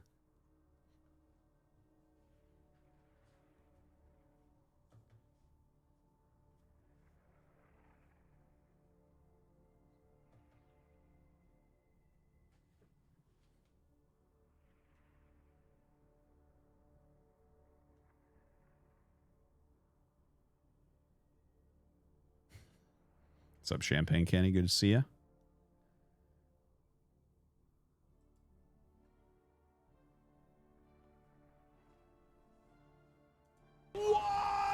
Uriel _ lost cheered. X300 should go back to 2005 style solutions. Go to a Chan board requesting /b/akup, have them raid Twitch servers, then track down the sons of bitches reporting and go Harambe on them. I think I should have grown out of that vindictive internet phase of the early 2000s, but sometimes it's hard to ditch old habits. But what do you think? Request for Chan and non-support for maximum retaliation.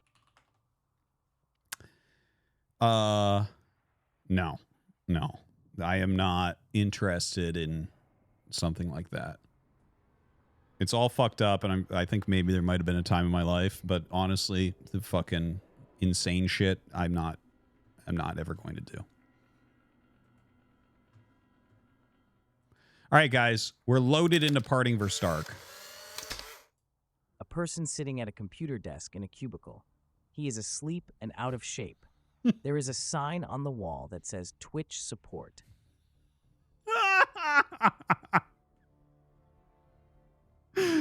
That's funny. Thank you. Thank you.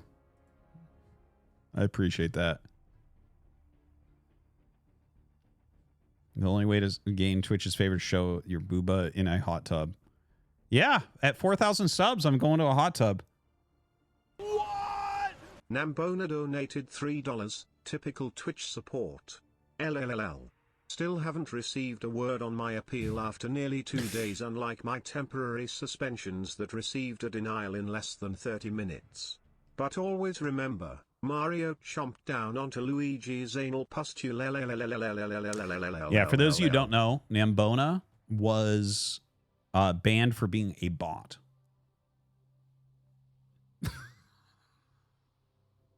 He was banned for being a bot. It's just like people are getting banned for whatever you report them for. It's so insane. It's so poorly done by Twitch. So absolutely poorly done.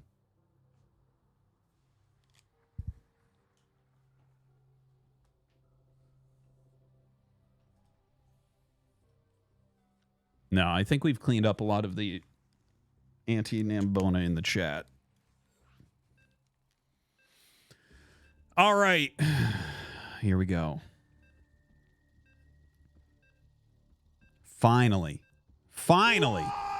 Come Tornado 9000 donated $3.33. What if low-key this was the ultimate diss? Like Twitch said, you're so shit at Starcraft, you're literally a bot. Get banned and wrecked, noob. I think they would have banned me by now, right? The amount of losses I take on some of these days. All right, here we go, guys. Finally, we've been waiting like a fucking hour for this match. In the bottom right, we have Dark. In the top left, we have Parting. Should be fun. Oceanborn going to be our first map. They're both playing their main races. They're both going to play for reals. This is an insanely good match. Dark is obviously favored, but Parting, you can never count him out. You never, ever, ever count him out. Very exciting to see.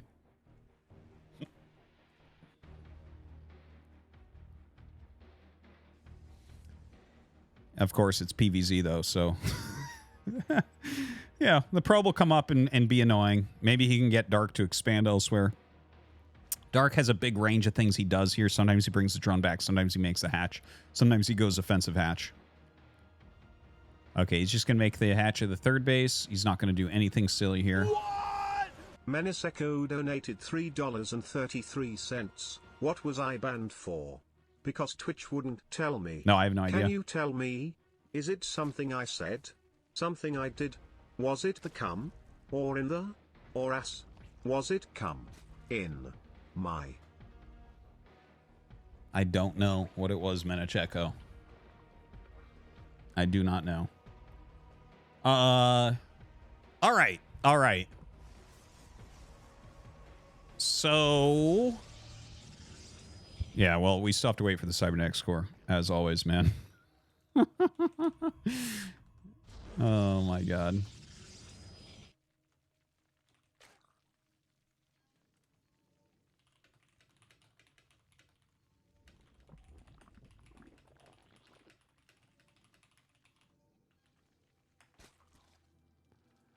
All right. Anyways, sorry, I had to send a quick message there.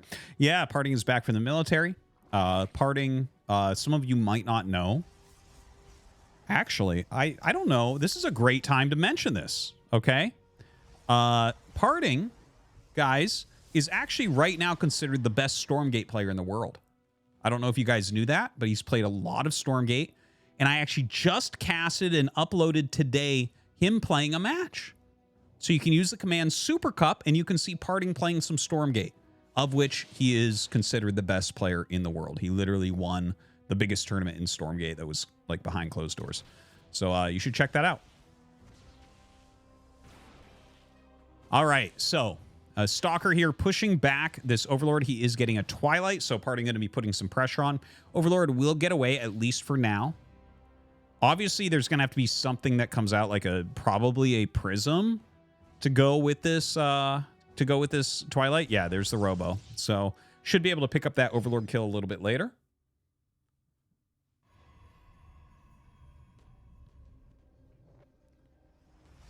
And, well, we'll see. I mean, I don't know. Is it going to be Glaives? Glaives is like kind of the obvious answer. Oh, Dark Shrine. So we've seen this just a little bit recently. So this should be like a DT drop, like a DT drop / push. That'll check to see if there's any way for them to deal damage where there's no detection, and then turn into Archon drop. And that has become, well, it used to be the most popular build for a very, very, very long time. And it has come back somewhat. Not a lot, but I've seen it a couple times recently. So it's, you know, again, not that popular, but it still can be a cool build to pull out now and then. It's a very old build, so obviously Parting knows it really well because he's been playing forever. Been one of the best players in the world since 2012. That's 12 years. That's pretty wild.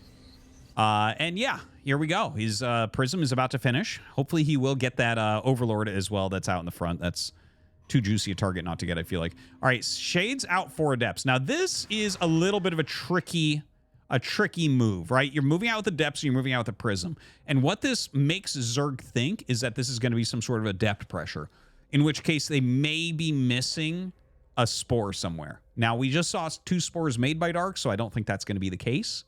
Shades in here. All right, sees that Spore, and he's just gonna recall immediately. He has the DTs walking up. I don't know why. He can't do anything there. Takes some damage on him. Probably just going to want to go into Archons, because if the DTs don't work on the first swipe, the odds of them working anywhere is going to be very, very low indeed. Throws a Bile down to try to zone that out. Blink on the way. Brings these Adepts back just in time, but that's too many Lings. So he is going to be able to break through this and cancel this off. Feels like Dark has taken a good advantage from this. Look at that, man. He put a lot of damage on that Prism as well. The DTs aren't doing anything at all. And now 3 gates get added. So Parting, oh, and he goes Forge as well. So I was going to say Parting's looking like he might try to go all in from here, but actually, because of the Forge, I don't think that's going to be the case. I think actually he'll take the 3rd base, but he's like adding the gates because he has this extra money now, and he lost a lot of units. So it makes sense to add the gates and then go for the Nexus. Yeah, and there is that Nexus. So yeah, that's exactly what we see Parting doing. Really, you know, this is that kind of really, you can tell how good Parting is by that move, right? A worse level Protoss would just be like, yeah, we're going all in here. He's like, okay, this sucks, but an all-in's not going to work. Let's add the gates, start refilling my army a little bit, and make that Nexus again. So that's what he's doing. 1 DT gets picked off. I'm surprised he never went for an Archon, but honestly, there's already Roaches out, so you don't really need to go for the Archon. That's what the Archons generally were for. That's what this build originally was made for. Basically, you want to make sure that Zerg goes Roaches. It's like, that was one of the early, very important concepts for playing against Zerg once the Roach became too supply. Is you need them to make Roaches because Roaches don't scale well. So you make them make Roaches, then you make stuff that kills Roaches. And that's kind of how you get parity or advantage, right? Whereas if a Zerg never has to make Roaches, if they can just defend off Ling Queen, that's incredibly strong. It's incredibly strong because all that scales really well through the game.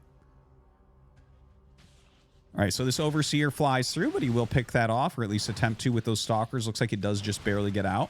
We have some Disruptor tech coming up. Might want to get Colossus. I'm not entirely sure. I feel like he might go 2 Colossus into Disruptors, but I could see him straight Disruptor as well, even though that's not too trendy. The DT gets picked off by Roaches there, a little bit sloppy.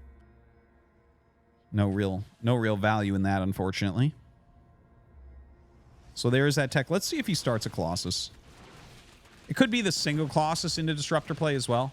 Single Colossus like does a lot to help deal with Lings. I don't think he'll get range on it, because I don't think you're getting more than 1. Or if you have 2 Robos, you can make 2 at once, but generally this will be something like 1 Colossus into Disruptor. Now, Baneling Nest coming up. Not a huge surprise. If you're seeing a lot of Blink Stalkers, Baneling Nest can be very, very powerful. Might seem counterintuitive, but it works. Infestation Pit coming as well. All right, the Stalker's going to start putting pressure on, but honestly, Dark's army is a bit too large. So you see he's blinking really far back, just very light kiting here, getting what he can. And Dark doing a great job keeping him away. A great job. Ooh! Trying to hit that prism, not quite working out. Oh, he does get Thermal Lance and starts a second Colossi. Now, I'm not a super big fan of this. I actually think that this is a weak play from Parting, and I'm a big Parting fan. But basically, about the Colossi, guys, is Colossi in this matchup can be good, but you have to utilize it in a timing. So generally, if you're going to go from more than one Colossi, what you'll end up doing is you'll get 2 Robos, and you'll go 4 Colossus real fast, and then try to push before your opponent has a counter, such as Vipers, right? Whereas if you're building one at a time, this is more of like a Terran versus Protoss type of scenario, right? Where you're just building it out. You're like, this is a strong unit. I'm going to add it to my army. But it's kind of slow here, right? Now, to be fair, the Infestation Pit's been up for like a whole minute, and he hadn't started the Hive. So the Hive is a little bit late. We're going to have Thermal Lance, and he's making a 3rd Colossi. So, yeah, I'm not a big fan of this, but I'm interested to see what Parting's ideas are with it and how he's going to make that work against Dark.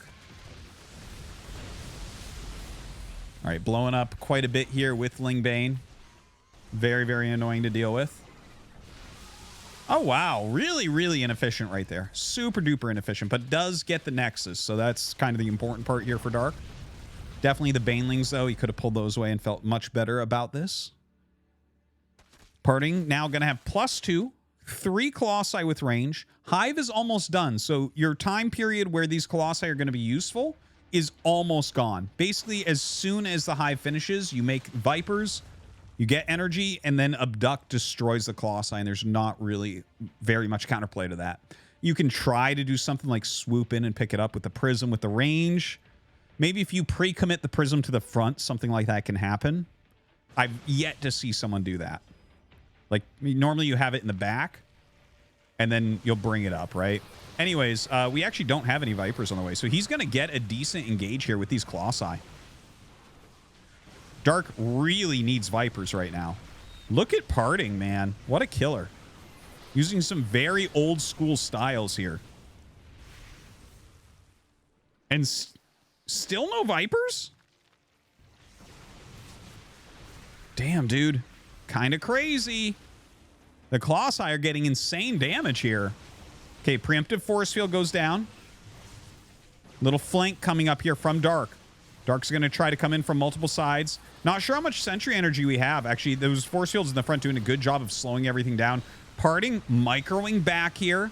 That's a lot of roaches getting on top of everything. Is he going to have enough, though? The blink back is good. It is solid. The 3 Colossi still fighting. One of them finally does get picked off, but insane damage coming out. 14 drones have died, and I think Parting is actually going to take this first game. That is pretty surprising. Now, I have to say this because I think that Dark had the advantage. He canceled the 3rd Nexus, blocked the DTs, killed the 4th Nexus. He had the Infestation Pit up in time. If he had gone from his Infestation Pit into his Hive and made 2 Vipers, I think he wins this game. Like, you do have to still hit everything even when you're ahead. But hey, that was greatly done by Parting to come back there.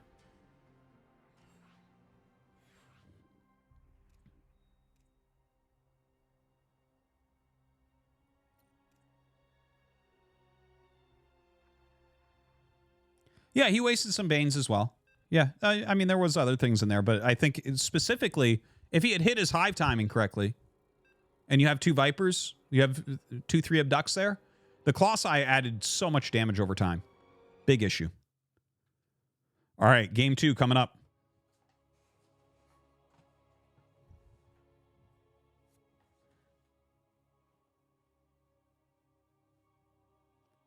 Site Delta, our second map. All right, we got here Dark in the top left, and in the bottom right we have Parting.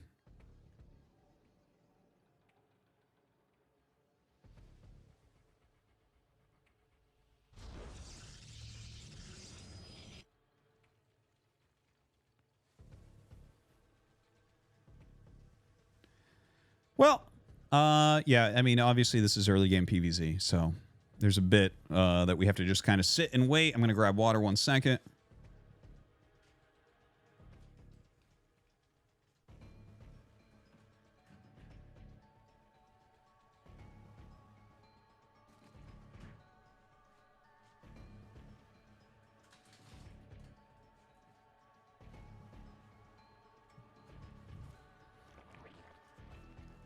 All right, we have that hatchery going down at the third base location, so everything looks normal. We're going to have to wait till the Cybernex core is done to really see anything pick up.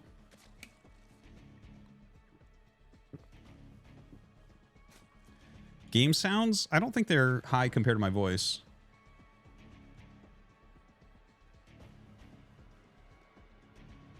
I can't adjust things if people think, but I don't think it is the case.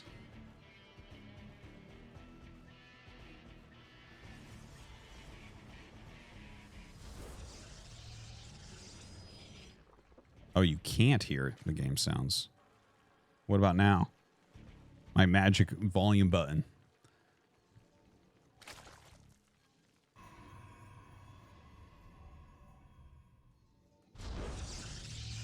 See, that's pretty loud.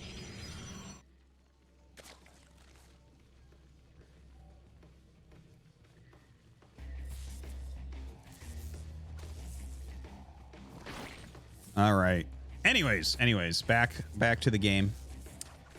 Oh, he gets the probe. You greedy little Protoss player. Parting should be pretty happy with that. We have Ling speed on the way right now for Dark. And Parting gonna go ahead, grab his Stargate. So more standard opener here for Parting. We'll see how well he does with that.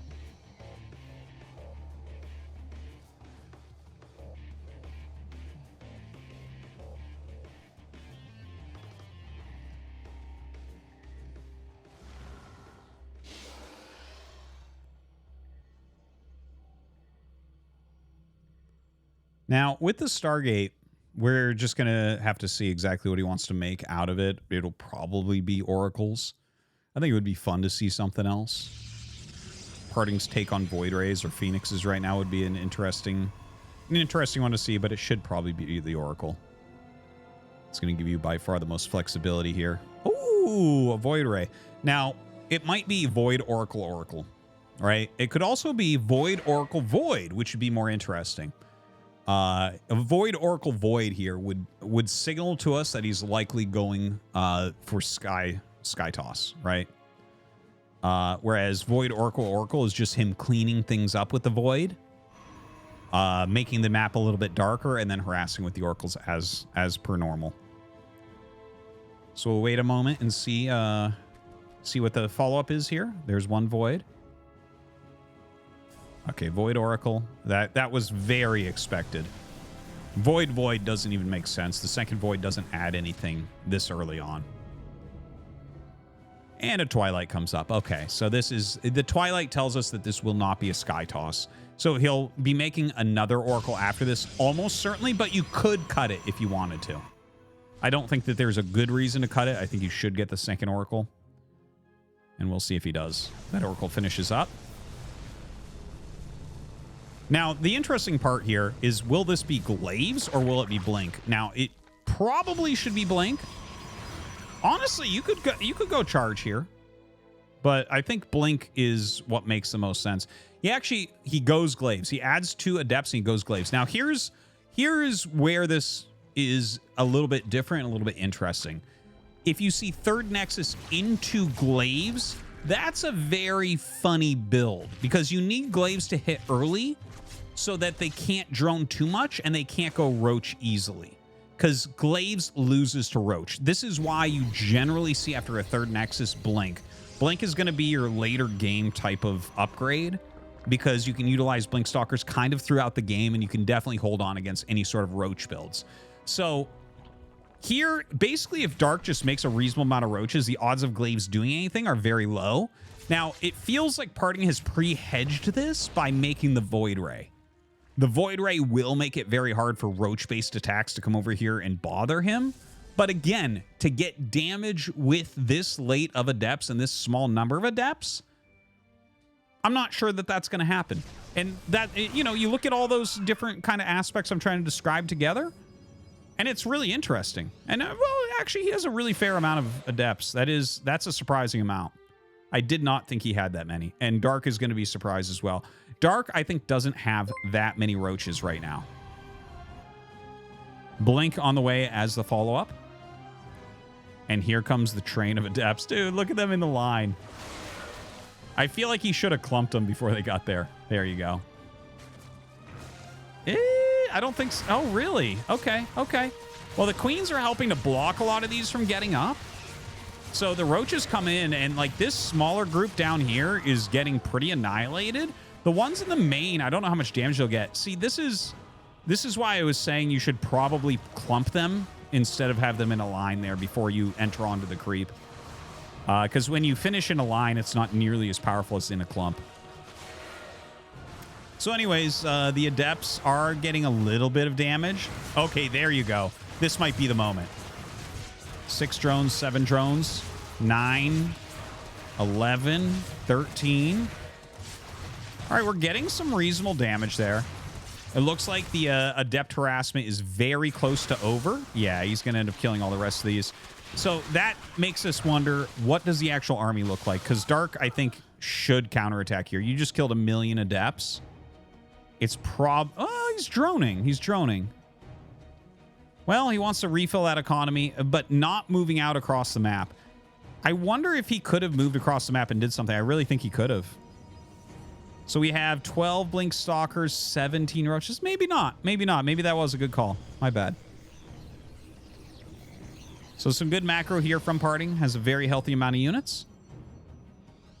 Going to start moving out with his own Stalkers as Blink is finished. He has that Prism as well.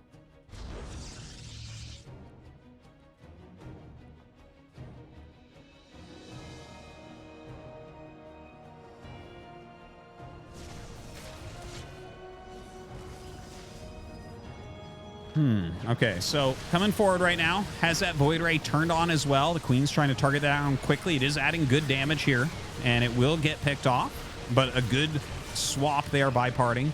Continuing to push forward, and, well, I mean, this is looking pretty darn good for Parting right now. You know, we had a lot of re-droning going on for Dark after that Adept harassment. Caught him a little bit off guard. Honestly, it's funny. Parting makes Protoss looks so much easier than a lot of Protoss players do. Not that he wins every game or anything like that, but like, I'm watching this right now, I'm like, this shouldn't have worked out this well, right? It doesn't feel that way, but he is putting so much pressure onto Dark right now. Dark's trying to get a 4th base.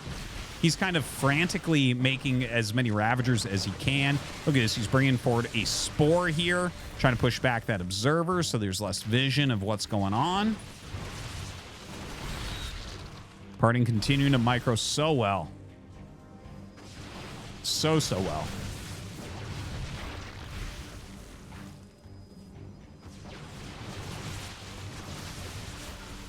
All right, still pulling back here. Does eat a couple biles here and there, but not a big deal. He has his own 4th base up and mining before Dark does. I think Dark is pretty dead, guys. Damn. Parting just so strong. So strong. Going for that Prism, but it does get unsieged. Pretty good dodging of most of these biles here. Trying to pick some up in the Prism as well. Dark starts to kind of push through here partially, but Parting's units are just, they're able to grind out so much value, as you can see. Transfusion's going down, but still loses both of them. Queen being picked off. And don't forget, here's the thing. Parting is on 7 more workers and 1 more base. So his economy is, simply put, better than Dark's.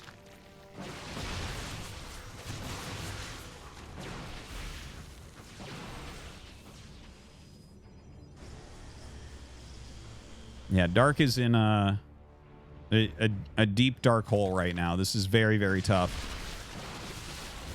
Parting's got to be feeling fantastic. He has Charge on the way, getting his +2 weapons. +2 is coming up for Dark as well, just slightly slower.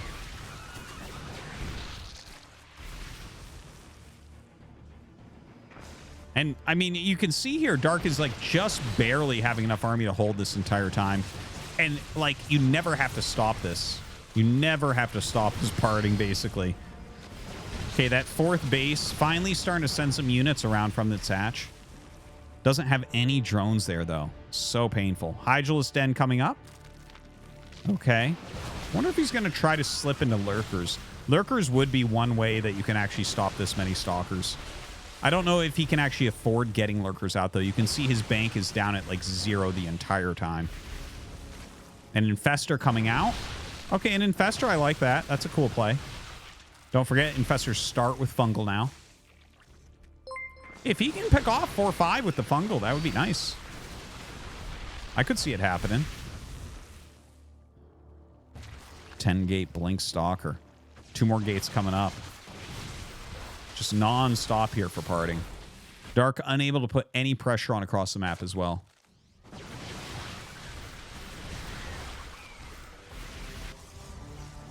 Look at this. 5th base coming up. Dark just got drones at his 4th. Insane stuff here for parting. Just making it look so good. And there's the Fungal. Oh, I feel like we missed the potential Biles right there. Does a little bit of damage with it. There is a Lurker Den on the way, so trying to make it work with the Lurker. A big thanks to Stanky for the 10 gifted subs. Thank you very much, man. Appreciate it. Hope you and Celia are doing well. All right, pushing forward with these Stalkers. Like, he is just literally relentless, man. And now he blinks forward. That's parting saying, that's it, you're dead. I have enough. We've hit this point in the game where I can blunk. And here come the charge lots in here as well. Dark actually, like, does kind of well against the blink forward. The blink forward is like an ending move. It's a killing move. You never want to do it until you've won the game. Or very close to winning the game. It's like units can't really run away. So parting is going to win 2-0 over Dark. Makes it look easy, man. Makes it look easy. He is so good. And thank you again, Stanky, very much, man. Super appreciated. 10 gifted subs. Make sure you guys say thank you to Stanky. Or ST4NKai, as we like to call him. You thought he was the underdog? Yeah, no, I would put him as the underdog, but I think Dark messed up game 1. Game 2, the Adepts were kind of a surprise, and he macroed really quickly behind it. I don't know what to say. He did well.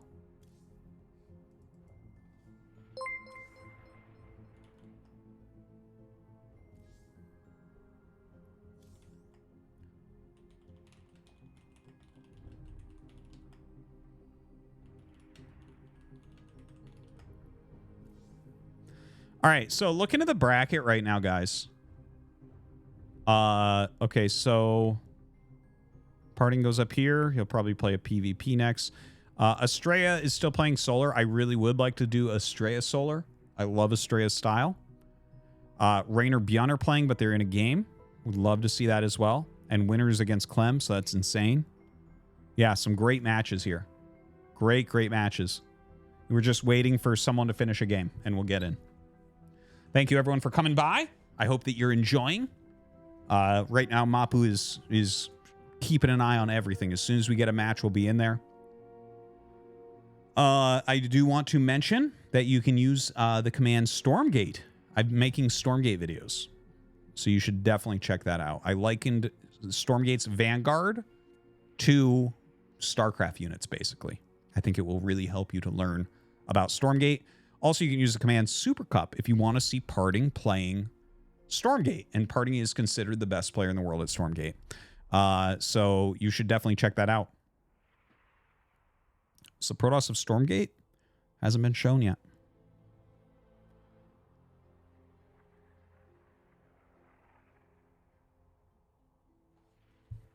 Yeah, it's an unfinished game. They don't even have tier 3 yet. Of course the unit count's small.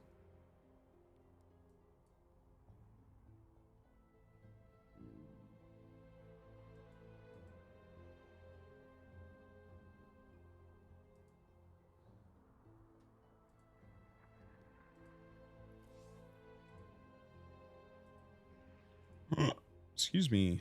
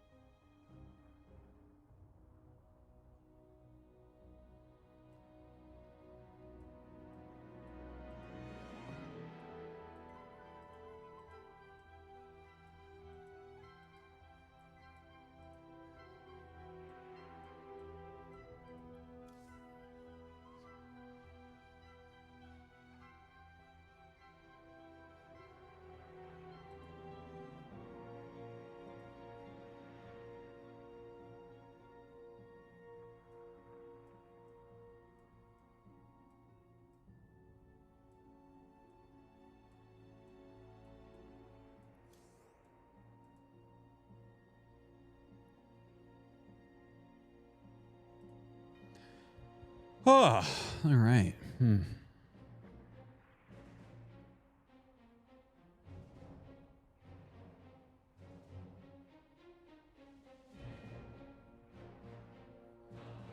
Yeah, Zero Space does kind of have that THQ vibe.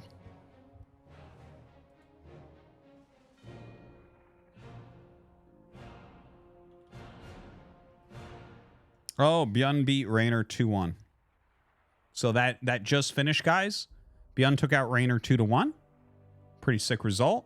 Kind of sad we missed that series.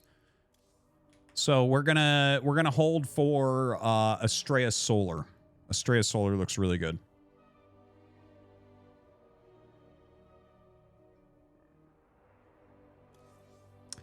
Tassard. That's exactly what I'm targeting here with that. The StormGate StarCraft 2 unit comparison type thing.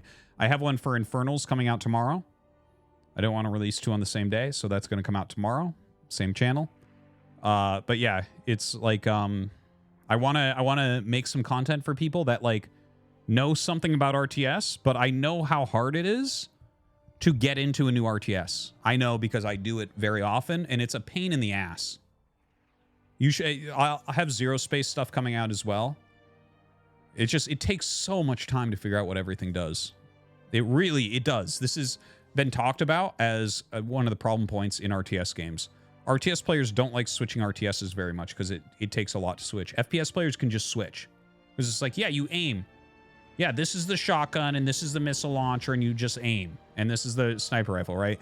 So it's like your skills almost transfer over 100%. It's very close.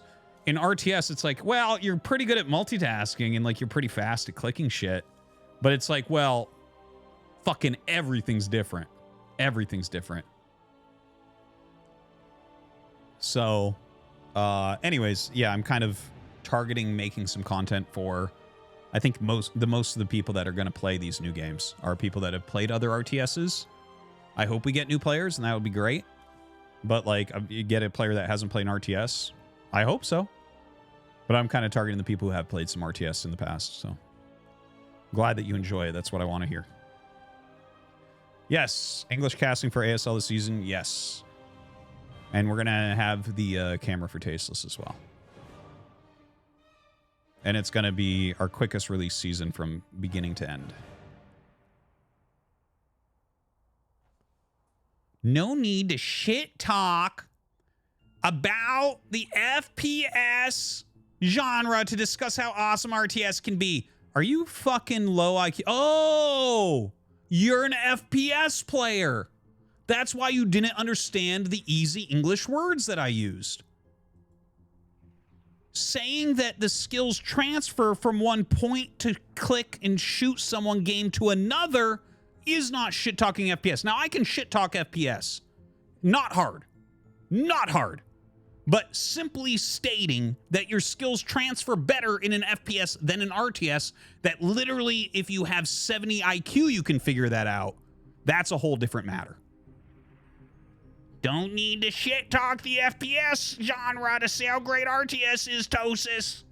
Don't need to be doing that. Jesus Christ.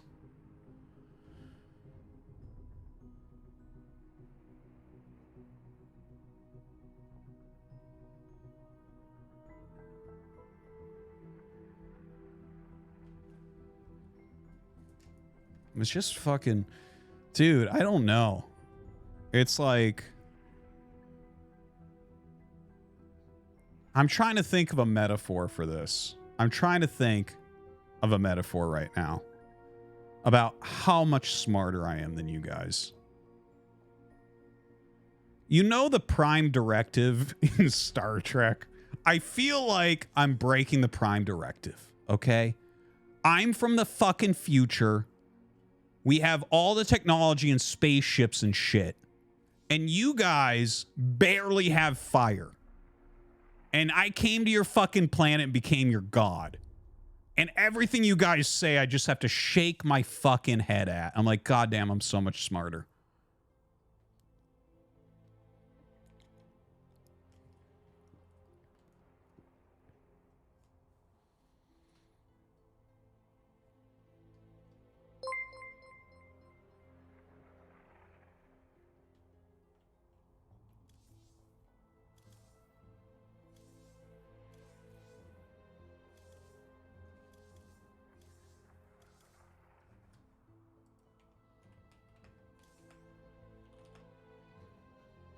Anyways, just waiting for Estrella to finish his game, and we'll get into this next one.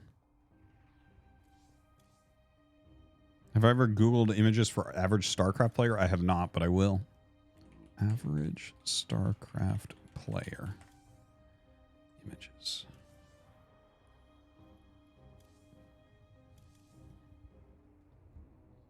I don't get it, man.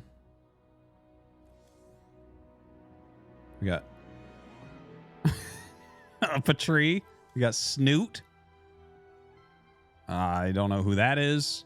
Nanawa, MVP, Vibe.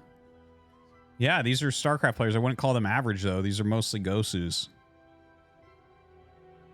I don't get it.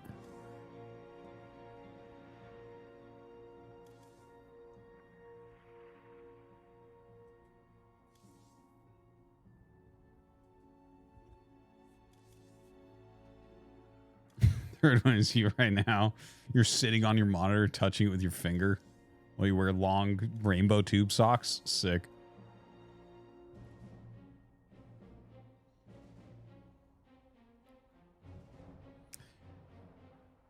I would rank hardest games in this order: CSGO, Dota, SC2, AoE, Brood War, LOL. Thank you, Ultra Hasis.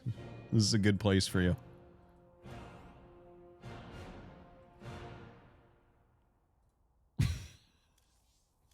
Base God, Ultra Hasis.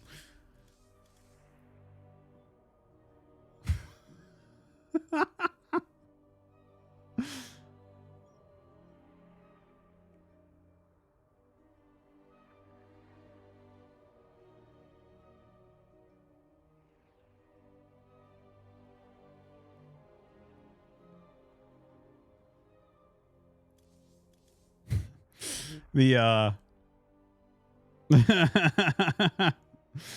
yeah. I like the metric I came up with recently to decide what game is harder is how long it would take for the two players to beat each other in the game. Because like if you do it like that, it's StarCraft always wins. Am I gonna play Getting Over It? I actually downloaded it. It looks scary.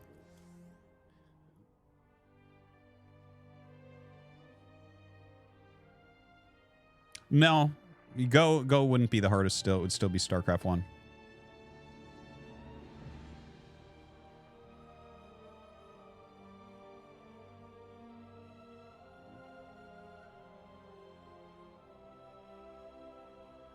Any advice on being more confident IRL? That's a good question. Oh, being confident. How did I figure that one out? Because I definitely wasn't always confident. I think I got my confidence from StarCraft. From, like, I put everything into StarCraft. Wait, someone just said... Hold on. I think... Fake it and be autistic about one thing. I think you're actually right. Yeah, the psycho-cybernetic book. Yeah, that's one aspect of it. That's one aspect of it. That has to do more with looks. But about just general confidence as well. Confidence from fatherhood, that makes sense. That makes sense.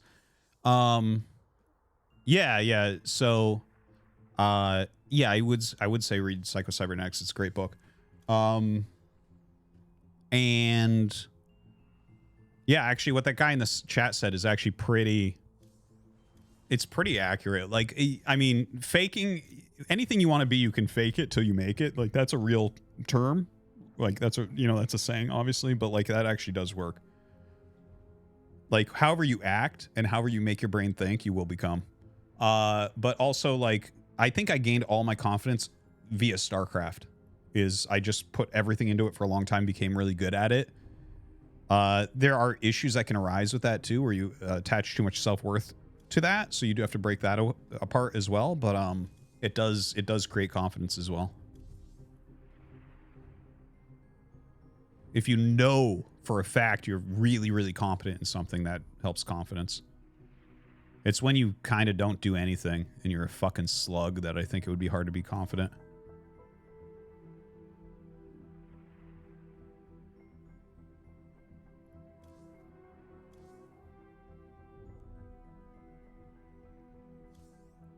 Self-confidence comes from overcoming adversity.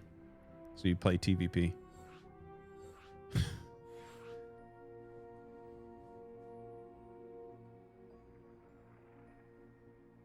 Yeah, well, if you already did something, you already did something. But you gotta do something in your life to become confident. You can't just fucking sit there and be confident. That shit will wither immediately as soon as you're tested. Dude, I would love to wear a three-piece suit like the Peaky Blinders. All right, guys, we're getting into our next game. It's here. This is game 2 of Estrella versus Foxer because we want to do Estrella versus Solar. Estrella is up 1-0. He's playing random here. He's playing random against a high GM Terran player. Oops.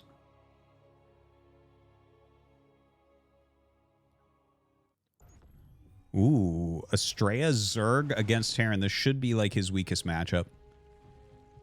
Zerg against Terran. We'll see what he does.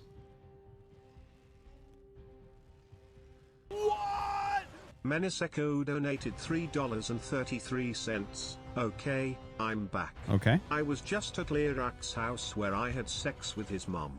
She confirms that Lirak has gone into hiding. He is on the lam. Why, you ask? Well, that's the hard part. Lirak. Well, he's the one reporting people in your stream. No, he's not. Come in my ass. Oh, fuck you. Fuck you. Okay, anyways. Yeah, so guys, Estrella is the best NA Protoss player. One of the best Protoss players in the world right now. Foxer is just a good NA Terran player. And yeah, Estrella's playing random, so Foxer doesn't really know what's going on with that, but that's okay. This is not a huge deal. Like, you can just... random in StarCraft 2 is much weaker than random in StarCraft 1 because it's a 2-player map. You can just decide when to scout your opponent.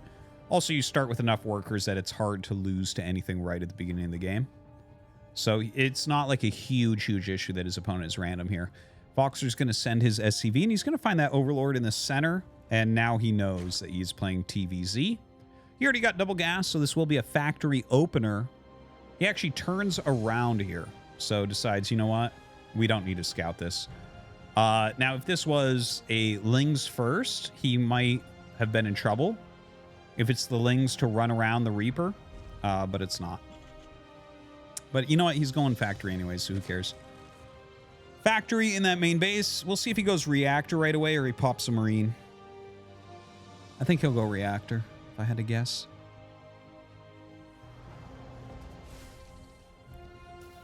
Let's see. And there's the reactor. All right, so it looks like we'll probably just get some reactored Hellions out very, very quickly. And I wonder if Foxer is going to go for a command center here. Because, I mean, he's got a fair amount of gas built up, doesn't he?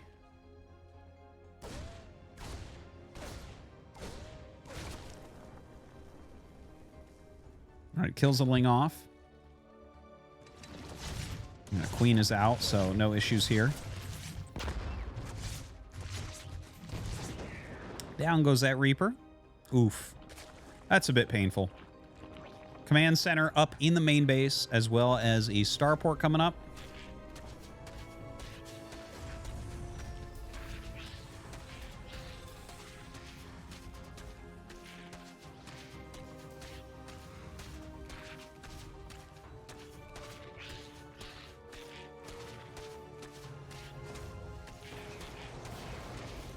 All right, so...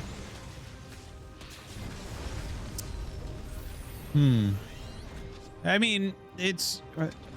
I guess what I'm really waiting for here is to see what Estrella's ZVT looks like. So, like, right now, he's on 2 bases going layer, right? Not a common build, but it's a build. Now, there can be 3 things this can do, okay? The 3 builds that this can be are a Nidus all-in, a 2-hatch mutaplay, and a Roach speed +1 into 3rd base. All those are things that we have seen on 2 bases against Terran. The Nidus all-in and the Mutalisk play are probably the most popular. but honestly don't know what Estrella wants to go for here. Cloaked Banshee's on the way here to go with these Hellions. The Hellions unable to really find anything right now. I don't think they should really expect to find anything anyways. 4 more Hellions coming out. That layer just about to finish. And I think he's going to throw a Spire down. That's what it looks like to me. Let's see it. Yep, there it is. 2-hatch Spire from Estrella. That's really interesting. Now, one thing to mention, he might actually have decent knowledge of this build. He lived in South Korea when this build was popular in Terran vs. Zerg, in the house with no regret and Scarlet. So that, like, you know, they knew a lot about this type of play. So maybe he picked up things about how to play the 2-hatch Muta. Oh, boy. That could be bad. Let's see. Oof. Bit painful here. Obviously, a lot of this could have been prevented if he had blocked the ramp correctly. Probably a Zerg player, like a Zerg main, would not have allowed this to occur. Oh! Oh! Oh! 18 drones. Oh, man. Oh, man. Okay. The Spire, you know, it's right there. He's seen it, but it seems like he just barely caught eyes on it. And he does have an eBay on the way, so I think he's going to be fine. But we don't know 100% if he confirmed that that was a Spire. But I think you look at this and can tell, right? You see 4 gases and everything. So anyways, Estrella took a lot of damage there. This is certainly better for Foxer. Let's see if missile turrets get started. If you make no missile turrets, I can see Estrella coming back. If his mutas get over there and there's no turrets. Maybe he didn't click on the Spire. You got to click on buildings, you know?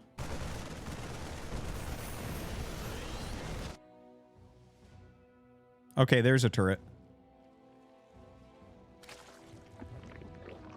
2 turrets. Okay, he's fine. Foxer should be able to win this, I would say. But honestly, I'm not... I don't know how good Estrella Zerg actually is. Obviously, there he made kind of a blunder.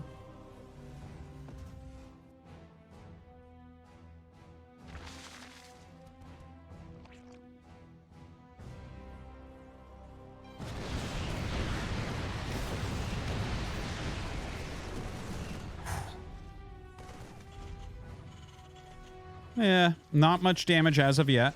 A lot of mutas are being made, and this is very normal. One thing I want to mention about 2-hatch muta play, I think the hardest thing about playing 2-hatch muta against Zerg, against Terran, is your +1/1 melee and carapace upgrades are very, very, very, very late with this build. Always. You just can't afford them. You have to make lots of mutas, keep Terran on the other side, and then use banelings to stop at least the first attack.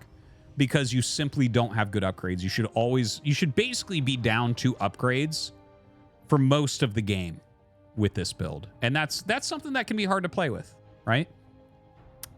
We'll see exactly where that ends up. You know, maybe that's not how it goes this particular time, but just something to note. So Estrella's 3rd base is about to finish. Still flying around with these mutas, still not finding damage. Foxer's incoming attack is going to be pretty scary. Baneling speed here is being researched. This is a hard one, though. It's going to be +1 against nothing.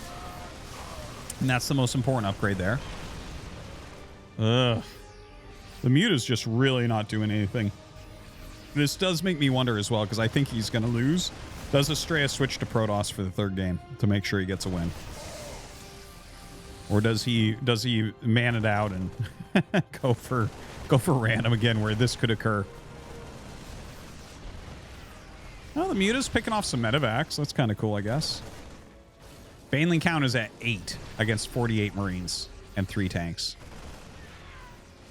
I think this game is about to end. It is so hard to imagine. Yeah, he kills the Baneling nest. I mean, God. Bunch of 0/0 Lings gonna run up. Yep. Okay, gets a few connections here. Honestly, I'm surprised he even killed that army. But he lost, like, everything to do it. Hey, look at this. Reinforcements coming up. He's just going to unload. Yeah, I think we'll see a GG here from Estrella. He really doesn't have anything going on.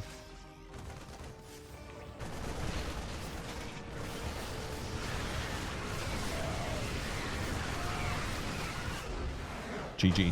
Now, that was the worst case scenario for his random.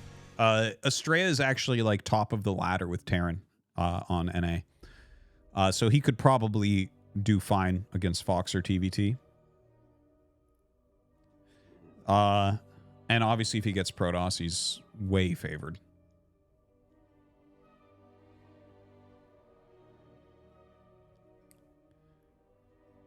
Now we'll be going into game 3 of Foxer versus Estrella, and then we'll be going over to play Solar.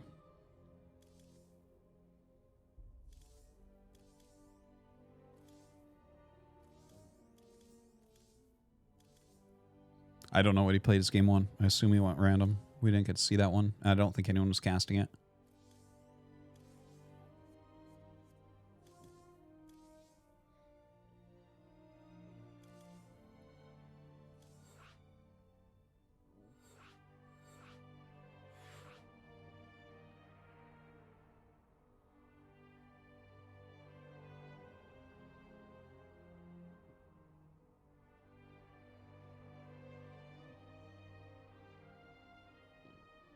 Why do I need to wear a wristband when I cast?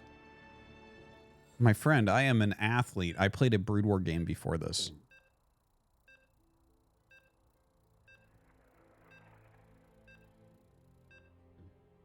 Was making early mutts a mistake? It's not very popular in the meta.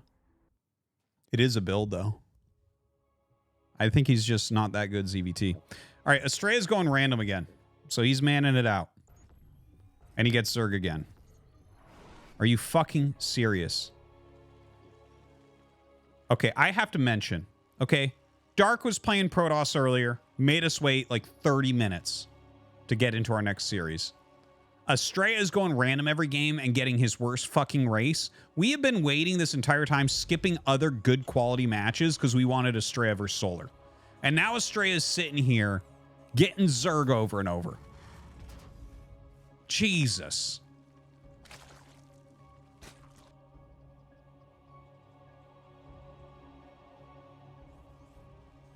Yeah, could have been in Clembion right now. That's exactly what I'm saying. That's exactly what I'm saying. The thing is, Estrella Solar is a sick game. Like, that is the type of series where I will turn that on. Someone messages me and they're like, oh, Estrella and Solar playing right now on so-and-so's stream. I would fucking go tune into that. Because that is such a good match. That is such a, if you look at their styles and everything, it's exactly the match you want.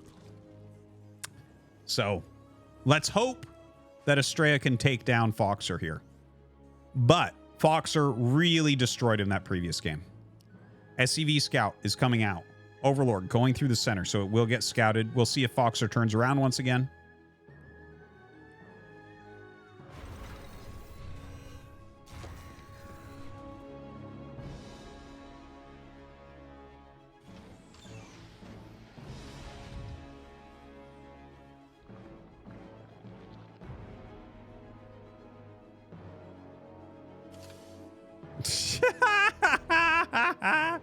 He spray paints eyes here looking at the hatch. I love it. I love it. The greatest thing. That's a great ad for StarCraft 2. That might be one of the best things they put in the game.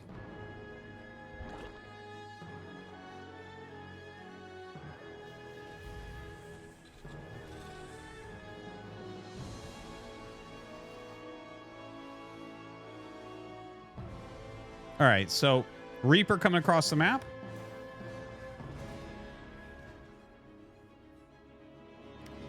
There's a Reactored Hellion being made here from Foxer in just a moment. Starts his command center, so very similar build to the previous game. Reaper gets up here quickly. And one Ling does get picked. Queen is about to pop out. So look at this. Even Estrella only loses a single Ling to this.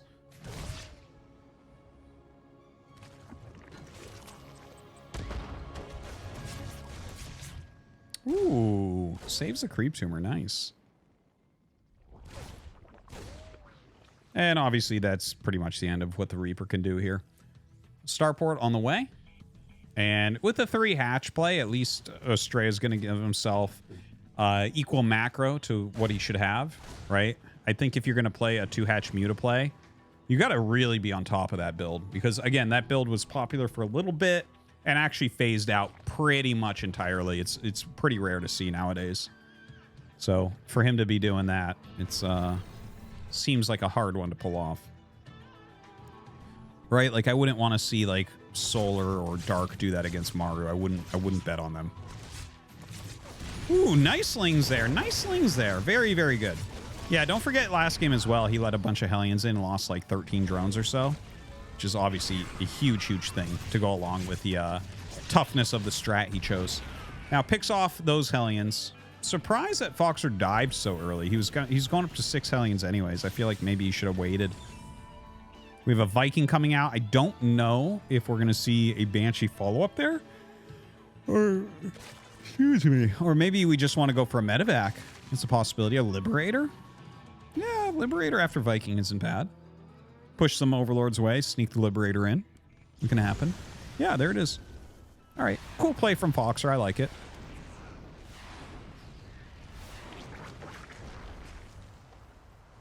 All right, kills off that Overlord. Viking continuing to go forward.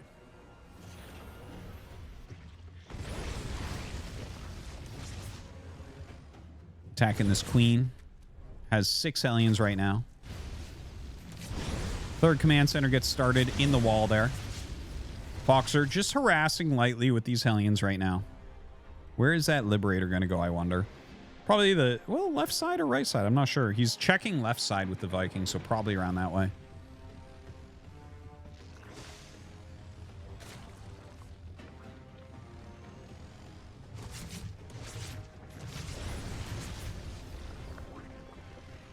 All right, backs up.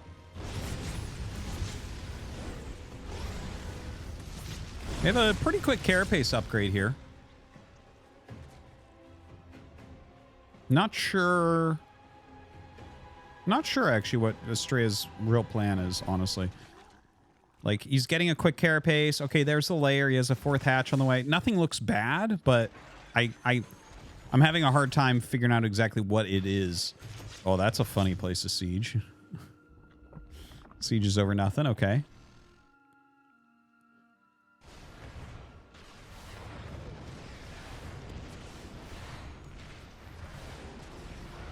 Look at that. Double teaming.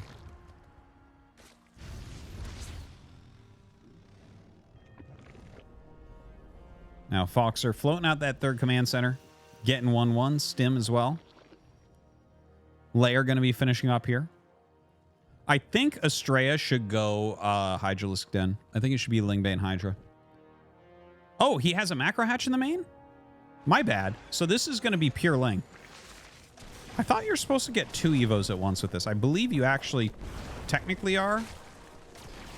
Okay, he is going to go ahead and bring this over. The Liberator actually giving a little bit of trouble there. 4 worker kills. Really, really solid. That's very good for the first Liberator like that.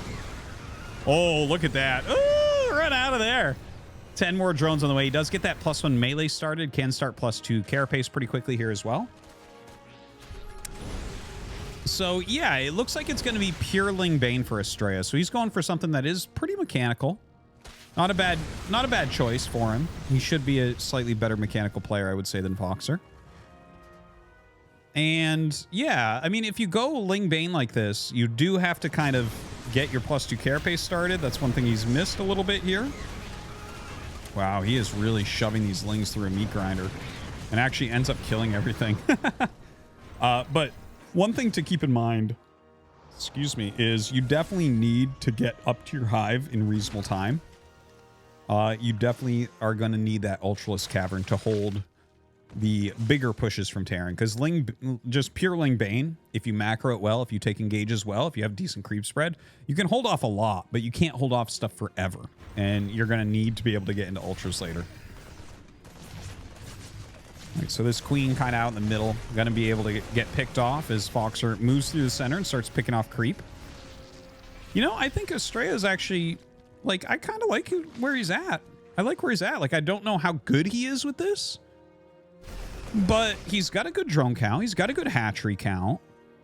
Doesn't have Baneling speed yet. He's gonna have 1/1 pretty soon. Already has the carapace, which is the most important part. Right? There's some good things happening for him. His army supply is similar, which is solid for Ling Bane. When you're playing Ling Bane, you know, Ling Bane is super low supply, so if you're on equal supplies, you're pretty happy with that. Foxer being really careful not to go on creep. You got to give him props for that. That's important right now. You step on creep here, you might die. You know, I remember that's something actually Scarlet used to say about Maru a lot. It's like Maru just will never misstep on a creep. It takes such a little thing to be the best, doesn't it? It's like, yeah, no, fuck that. That's crazy. I'm not going on there. All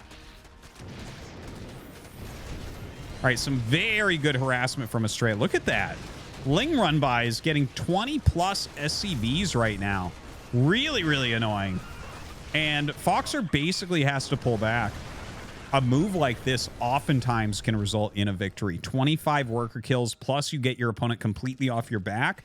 Estrella's taken another base, so he's going to be 5 base against 3. He's going to have his +2 carapace. He's getting burrow. He's droning up even more. Look at this, 86 drones, super, super healthy. Hive finishing up so he can get that Ultros Cavern immediately. Dude, I think Estrella is absolutely going to take this and still give us our match here against Solar. And yeah, that is this is a good point. You definitely need to go 2 factory mines against something like this. Siege tanks are like, I mean, look how slow they are here, unfortunately. Estrella just crushing through. Going for an attack now. Not much left over here. Oh, the second factory even going to be killed. That is rough. Trying to bust through this wall. Baneling's coming up as well. Tons of units here for Estrella. And, well, that's kind of funny, isn't it? This is why you do eventually have to go Ultras. Estrella getting the worst part of the end of that engagement, but still very, very up. He's up 30 workers and 30 army supply.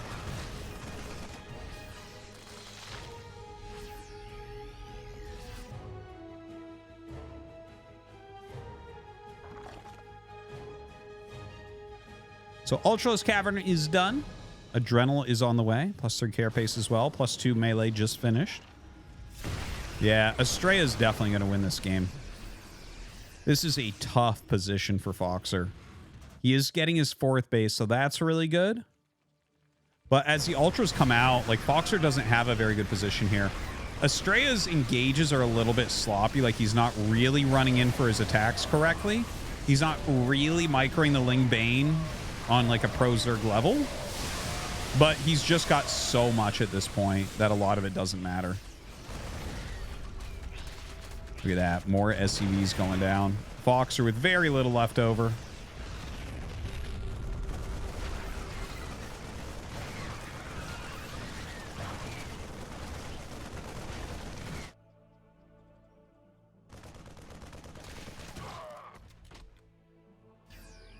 So Ultra's coming out now. Chitinous is almost done.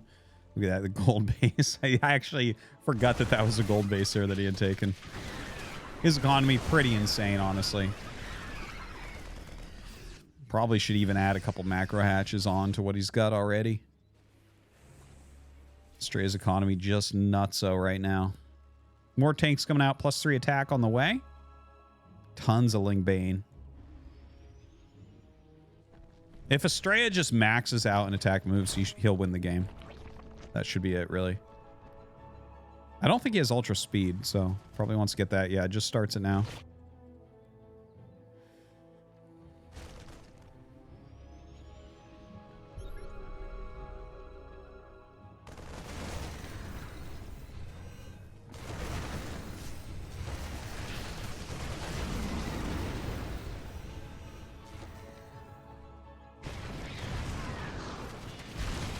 All right, well, here we go. Estrella is maxed out and attack moving. I think this is probably going to end up ending it. And the Banelings actually turn away. Everything's kind of going in different directions, so maybe Foxer can still hold on here. 40 supply disappearing for Estrella. He did punch through up into the main base a little bit here. Fox right now, microing his heart out, trying to stay alive.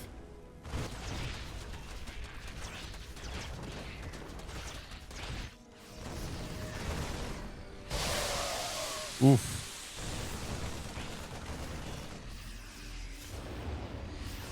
Neural right now coming up.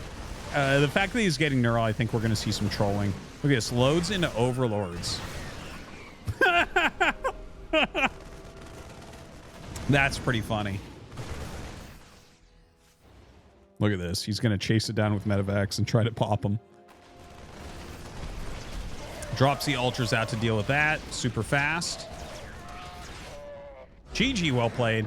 And Estrella will take it down. And that'll give us Estrella Solar. Excellent. Excellent. Guys, I'm going to go to the bathroom real quick. And we'll be into that game. They just have to do their map vetoes. BRB. Have to pee.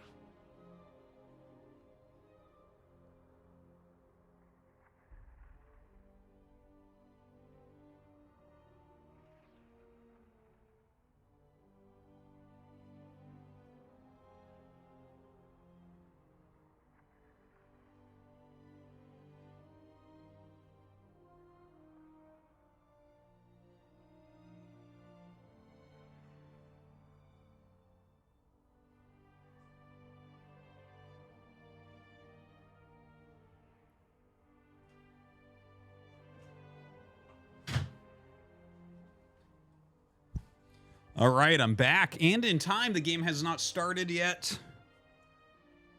I actually did wash my hands. I normally don't too, but I did this time.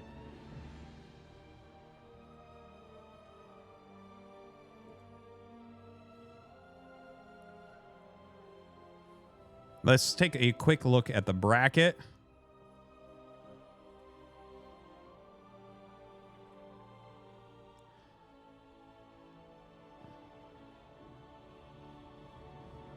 Damn. TVP finals, probably. Maybe not, though. Could be TVZ. Oops. So we have Clem Beyond up here. Beyond took out Raynor, which is pretty sick. And we have Estrella versus Solar to play against Hero, who took out Parting. Very cool. Very cool.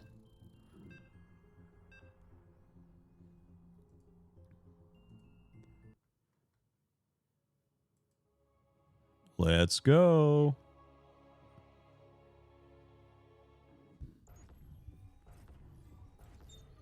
All right, guys, here we go. We have in the top right, Solar. And in the bottom left, we have Estrella. Should be a great game here. I'm really, really, really looking forward to this. This is like I said before, this is a match that I would like to just tune into on a given day if I knew it was going on. It's a great match. You know, I guess as far as styles go, so Solar is good at macro, but generally a little bit more unit heavy, a little bit more aggressive.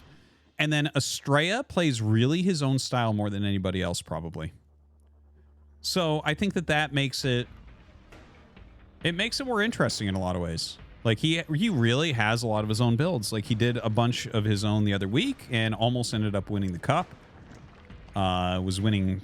I believe he eliminated Clem PVT, if I'm remembering correctly, and almost beat Max Pax at the end. It didn't quite work out, but really great stuff. Anyways, it's a Nexus first here for Estrella. He is one of the only Protosses I ever see go Nexus first here in StarCraft 2. And, you know, Nexus first against Zerg, if they don't go pool first, and pool first is, you know, maybe if they go 12 pool, like they have an attack that can kill you. But this is a sick build. I love it. I love to see this from Estrella. He's always kind of making his own stuff. Where he's a treasure in the scene, to be perfectly honest. More interesting to watch than almost anybody. Strategically, I would say the most interesting player to watch.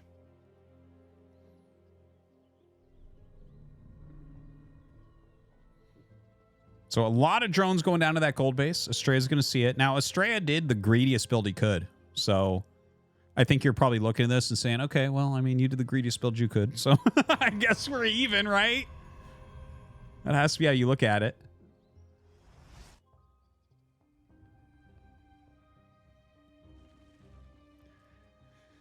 Ooh, so 2-gate with the Cyber Core. I don't know the timings of this and what he's going to try to accomplish against the gold base. Like, I mean, you're going to have to make something to clunk the wall up. But do you send to Adepts right away? Because generally speaking, against something like this... Uh-oh.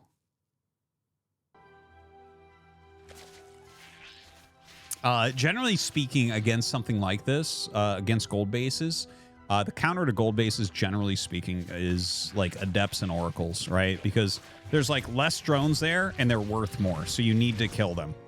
So diving in with Adepts and making Oracles, that's just what you want to do pretty much. Now, he sends out a couple of Adepts. And let's see what he can get done. His Solar's already broken through right here. I almost feel like I want to see a Spine from him. Kills one drone only. These are going to walk by. Like, he could hit the main too, right? Like, there's some options here on how he can try to harass. Okay, he shades... Where? Oh, he shaded to the tower. Huh. I thought he might shade towards the main and then come down and poke. But no, he's going to chill at that tower. It's really hard to engage right there.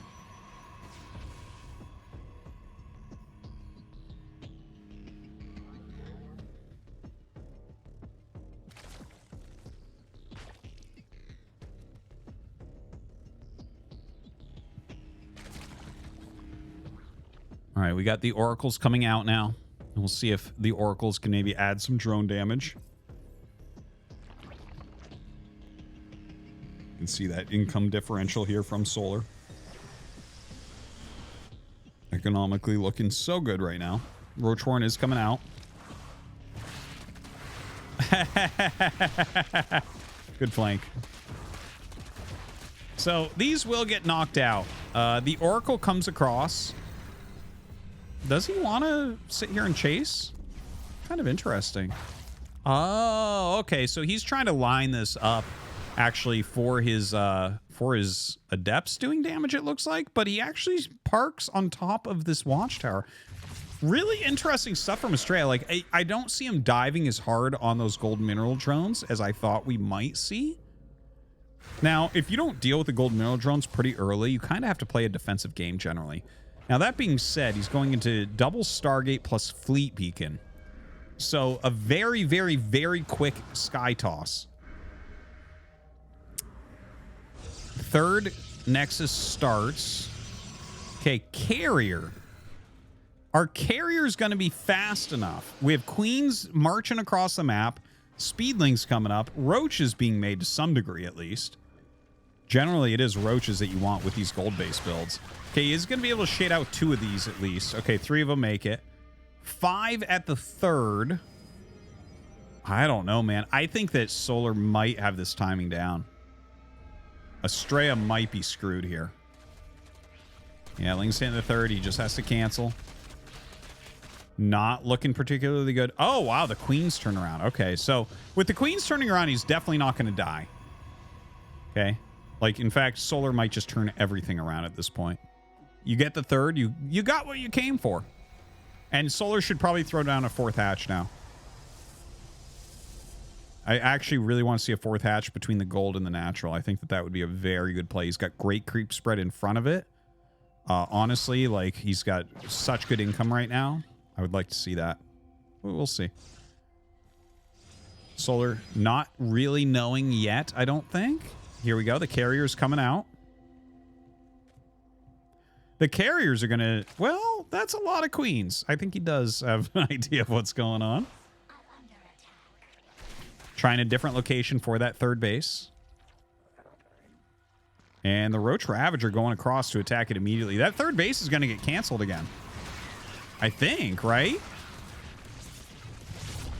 Tries to hit in with the carriers, but turns them around a little bit. He goes after these rocks. That's kind of weird. Yeah, this base is going to be picked off. The carriers sitting there attacking destructible rocks for a while. Not looking so good. Too bad. He really should have gotten these back a little bit faster. Another carrier does come out. Damn, man. Kills it. Straight kills it. That is painful. Now, he might be able to clean this up. But this is a lot of damage. The probe's getting all over the Roaches and Ravagers. There is a mothership on the way, which is kind of an interesting play there to add some power. But yeah, the amount of damage being dealt here is immense. It is immense. Look at that. 23 probes go down. He's lost his third base twice now. Canceled the second time, killed the first time. Spire coming up, probably into Corruptor. But, like, we saw Estrella do something similar to this before, where he opens with the carriers and then goes into Void Rays. Because when you see the carriers, you're going to go Corruptors to counter them. So the Void Rays are going to be your kind of counter to those Corruptors. Now, the 11 Corruptors are being made, and we have 2 Void Rays about to pop. So there might be a little window here where Solar can pick off carriers. If he picks off these 4 carriers, the game's done. Like, the carriers are going to have to build you a lot of value. Now, he's picking off as much as he can. Oh, do you want to... He's just targeting them as best he can. Is this good? I think he should get away, but I think maybe he can't. Like, even with a recall. Yeah, he's going to GG. Solar is going to take that one. Yeah, the losing the third... The carrier's out of position for the second attack. If the carriers were in position to defend the third while it was warping in, I think he would have done a better job. But I understand the moving out to try to deal damage.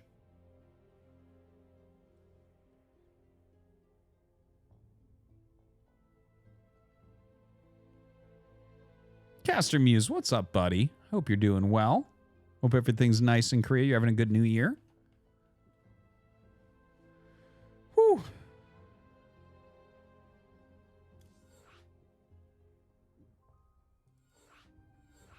All right, we're going to be getting into game number 2.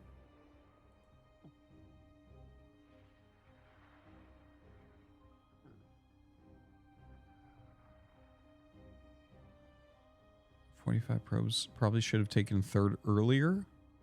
Well, I don't know about earlier. He went Nexus first. Your stream's always wild. So many baboons. What's up, Marine Lord? Good to see you, man. Hope you're doing well. Hope we're gonna win you over to some StormGate action or some Zero Space action. All right, guys, getting into game number 2.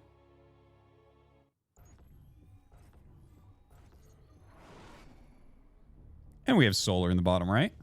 I want to see a 12 pull, man. Try to blind counter the Nexus first that Astray has been pulling out. Astray in the top left. See if Astray goes for that again.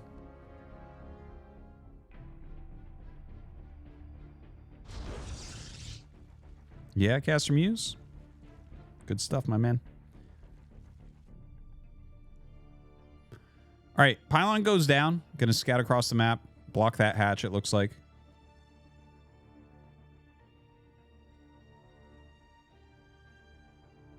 Not going to get there in time, though.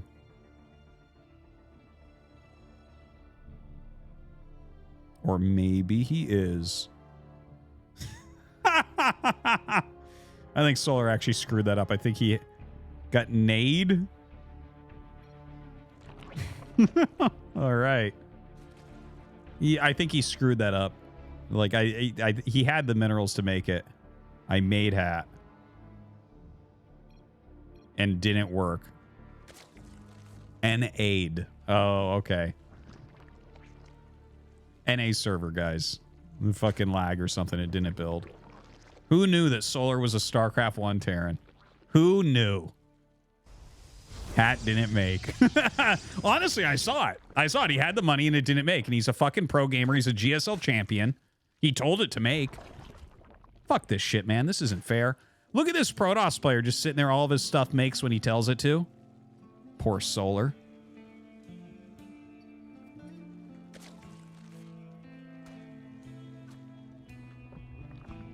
All right, so Probe just kind of jaunting around a little bit. This is looking like a really standard game. I don't know where Astray will go. I would like to see some of his Sky Toss play again. I do like his Sky Toss play where he goes for the quick mothership after the carriers and things like that. I think it's cool. I think it's fun. It's definitely a different feel.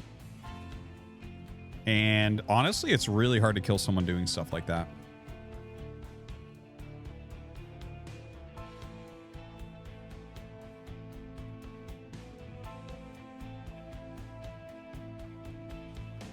Robo coming up. All right, so we're absolutely not going to see what I was suggesting.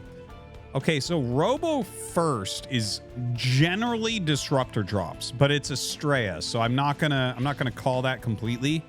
There are some other cool builds that I could see Estrella thinking about. Like you see this Stalker being made. Stats used to have like a 3 or 4 Stalker Warp Prism Pressure build that he did. If you remember the era when Stats was getting to the finals of a lot of stuff, like when he was against Sue and IEM and stuff, like Katowice, he was using it back then. I really liked that build when that first popped out. It doesn't look like that's probably going to be it. He's making a Sentry quickly, so this actually could be like a crazy Sentry gateway all in, like Sentry drop in the main to block the ramp. We haven't seen anything like that in a very long time. No one's lost anything like that in a while. But that is a very quick Sentry, so we need to mention it as a possibility. Okay, this is the craziest of all timelines. It's a quick Observer into the Prism, but he's getting Twilight and Forge now. Okay, so the quick Observer is just not something we've seen since Wings of Liberty, honestly. Like Observer Rush against Zerg, we saw a tiny bit of it in Wings of Liberty, and I literally can't remember seeing it since. Getting the Prism, obviously he's going to do something with that. We're not sure exactly what. But if you're getting a Prism before the Immortal, it's probably going to be the Stalker that goes around to kill Overlords is my best guess, but I don't know for sure. There is such a thing as a Sentry drop where you block drones so they can't mine. That's a very old build. I haven't seen that forever as well. But yeah, Estrella really will stretch your brain sometimes with his builds. I believe that's probably 2 Adepts in there, but it could be Adept Sentry. I don't know. Now, Solar might have seen Immortals popping. Gateway's coming out. Okay, double Adept. This is a good play. Excuse me. Shades him. Yeah, gonna cancel. Too much defense.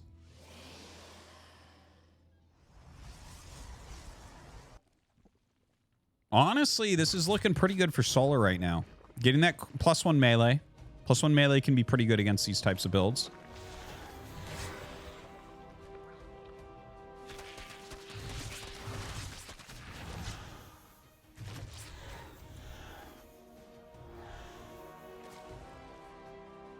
All right, you're just going to get out of there for now.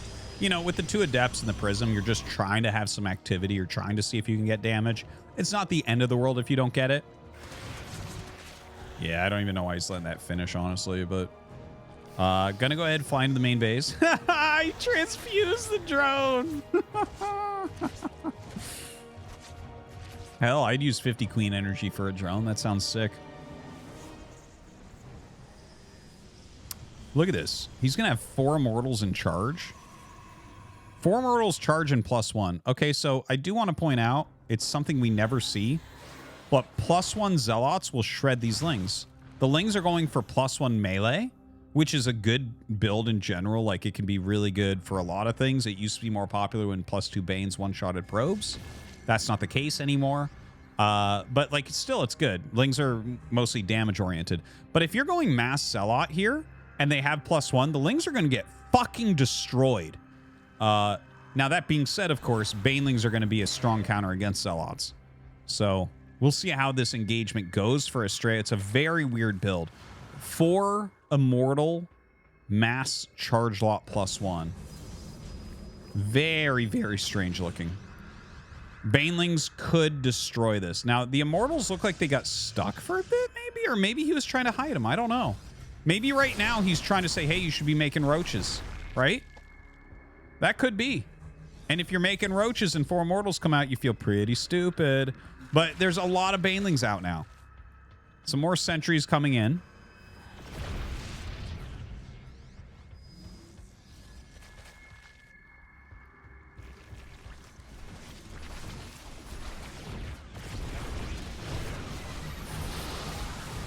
All right, force field's going down. Banelings coming in from both sides. You can see the Zealots deal well with the Zerglings until Banelings come up for that support.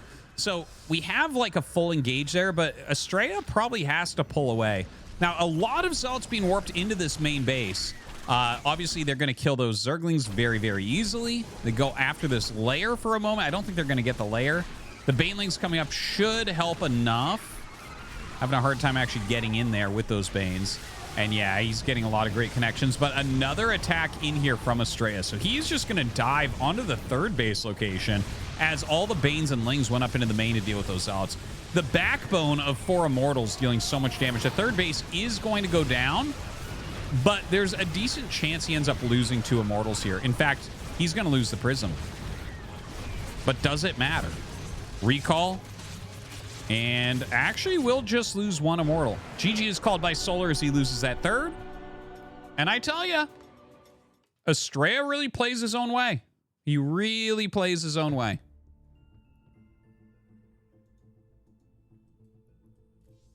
Love watching Estrella. Yeah, how the fuck did that work? Estrella's just brilliant, man. Really. He's a brilliant player. He's a brilliant player. He has such a smart approach to the game. He really thinks.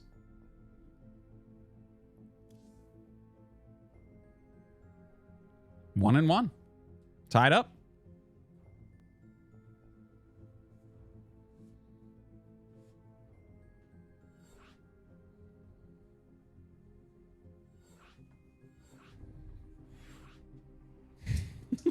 It's not going to happen, Maddie. Good to see you, though.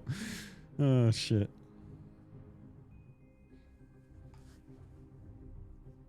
Not a meta cuck is respectable. When it's Estrella, yeah. A lot of people that are not meta cucks. I'm not a meta cuck. And then all you do is fucking cheese. And it's like, wow. I'm so impressed that you're not trying to improve and you're not a meta cuck.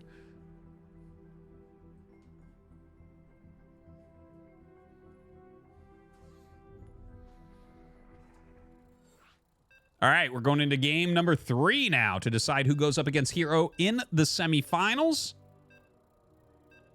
Honestly, could see this going either way. Great match, great match.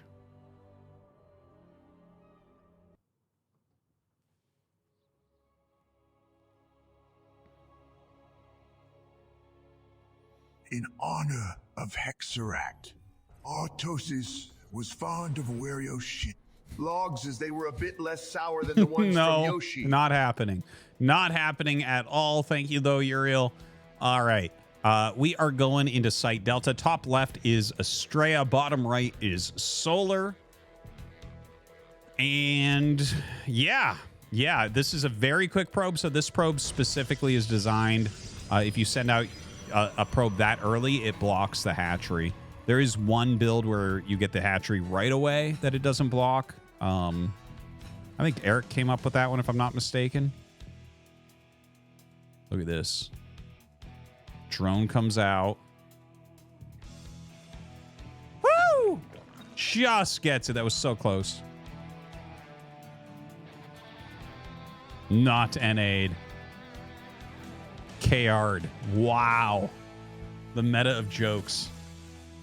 Truly, these guys are the future. The very cute stuff going on between Solar and Estrella, and Solar going to be pretty happy he got that down.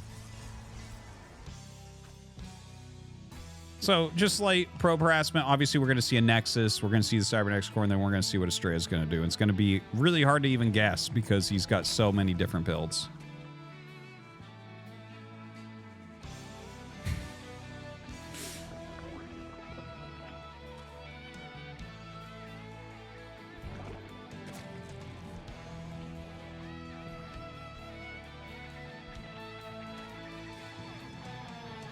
Yeah. Well, we wait for the Cybernetics core now. Guys, I hope that you're enjoying. Right now, the winner of this, the round of 4 is awaiting them. So it should be pretty good. I would like to offer you this opportunity while we wait to see that Cybernetics core finish and what Estrella is going to do. To go ahead, use the command StormGate and use the command SuperCup. I'm releasing StormGate videos that I've been working very hard on lately. You know, Invisible Men has been helping me, and Mapu's been helping me, and some great shit coming out. So I want you guys to check that out. I do have a new casting channel that is Starcraft 2, StormGate, and Zero Space. So you guys should check that out. It's Artosis Cast 2 on YouTube. You can get there by using the command SuperCup. So, yeah, check it out, please. Okay, Twilight coming up here for Estrella. Circling speed for Solar should be throwing that third hatch. There it is. And let's see what this Twilight is going to be exactly.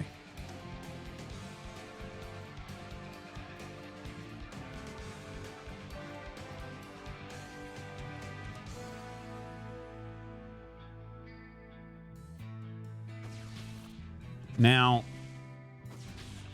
yeah, it was Stalker is pretty brave, man, going after this Overlord. Doesn't look like it's going to be able to get it because of the 4 lings that come up. Nice play there by Solar, but does end up losing a single ling. Look at the Stalker not go home either. No shit's given. Checks at third base, turns around. Love it. Love to see it. This is a very quick blink build, guys. It's not too popular to see 2-base blink. There was a point in time where it was kind of popular, but that was a long time ago. Proxy gateway going up for those warping rounds. And there's a lot of gates being made. So, like, there is potential here. You know, I think as soon as you see that there are 2 Stalkers, you start to really question what's going on. 1 Stalker to chase Overlords is fine. 2 Stalkers? Well, what are we doing? What are we doing then? So it looks like this is going to be approximately 6 gates. 6-gate blink all in.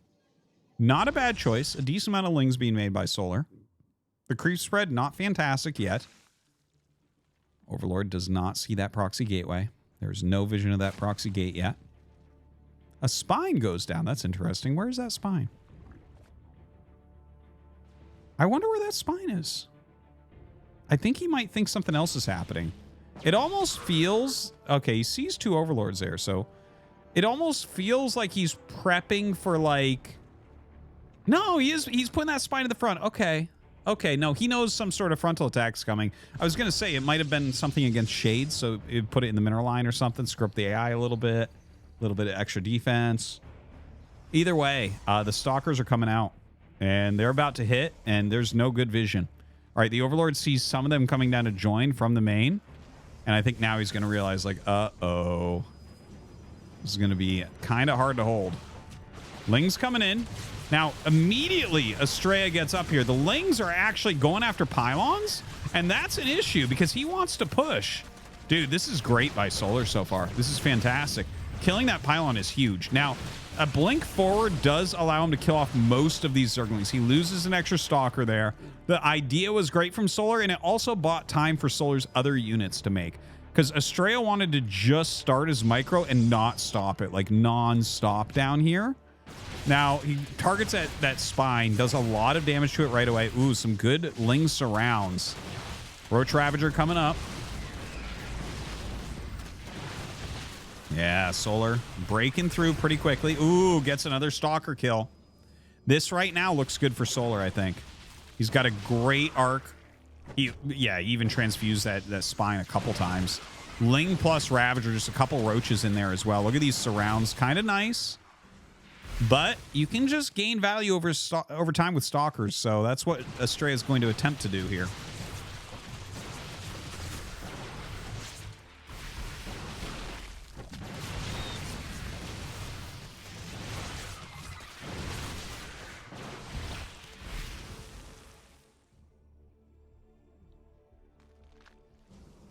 All right. Now, this... it still feels good for Solar to me. Like, look at this. Like, the Stalker count has grown here. A lot more Lings coming in.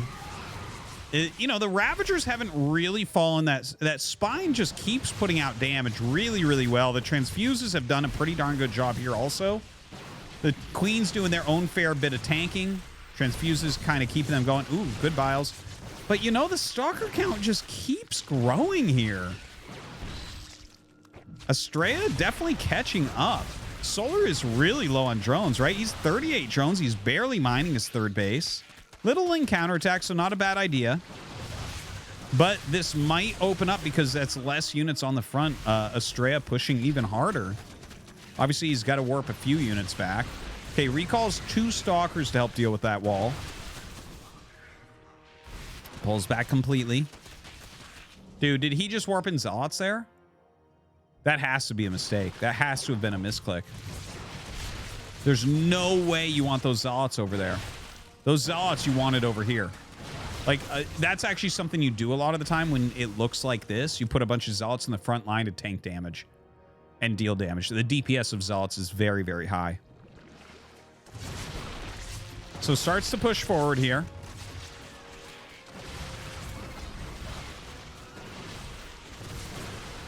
Dude, still scary. Still very scary here. Solar. Well, his Ravager count's pretty good, but Estrella's picking them off as he can. Trying to get these Zealots to the front to help deal with those Lings a bit better. Warps in more Zealots. He leaves those at home. I'm not too surprised to see that. His Stalker's doing a good job. Pulls back when Mass Bile comes out. Does take a little bit on those Zealots.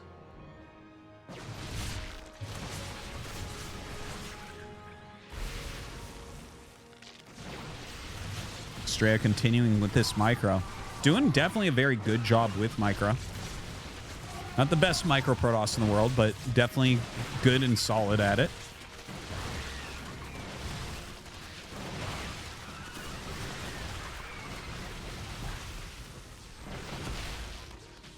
You know, I have to say this. I love Estrella. I think he's a really smart, good player. But every time I see a Protoss only making Stalkers and just blinking them all the time, I imagine that player is wearing Gunners. You know those glasses that they sell that are supposed to make you better at gaming? I imagine that Protoss player is wearing Gunners while they micro just a giant cloud of blink Stalkers and do nothing else. Okay, anyways, our Gunners player is pushing forward right now with these Stalkers. And, I mean, he is getting a lot of damage. Look at this. The Ling's coming up. I feel like the Ling mix-ins are very good from Solar overall. Like, he's putting in just enough. A lot of these Stalkers are getting low where you can't even blink. Yeah, see, a few of them pop there before they get blinked. But Estrella moves forward now. Blinks back for a moment, trying to target these down. Look at this. He's picking off the... Oh, my God. Is he going to do it? I think he is, man. He is so close to breaking Solar right now. It's because he could see the screen better with his gunner glasses. Took a big swig of his G Fuel there. What a fucking gamer, folks. Estrella takes down Solar 2-1. What an e-gamer. Dude, it's so funny.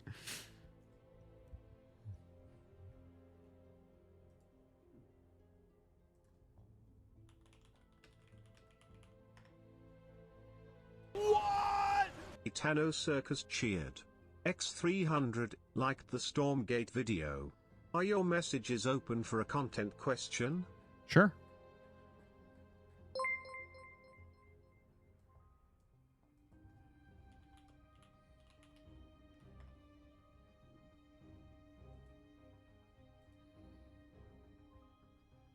Here it is. I'm going to show you guys exactly it.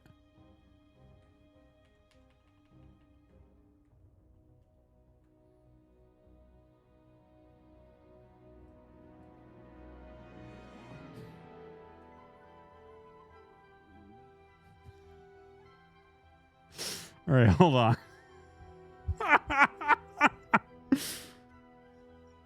Banelings. He's like, oh, Banelings. Okay.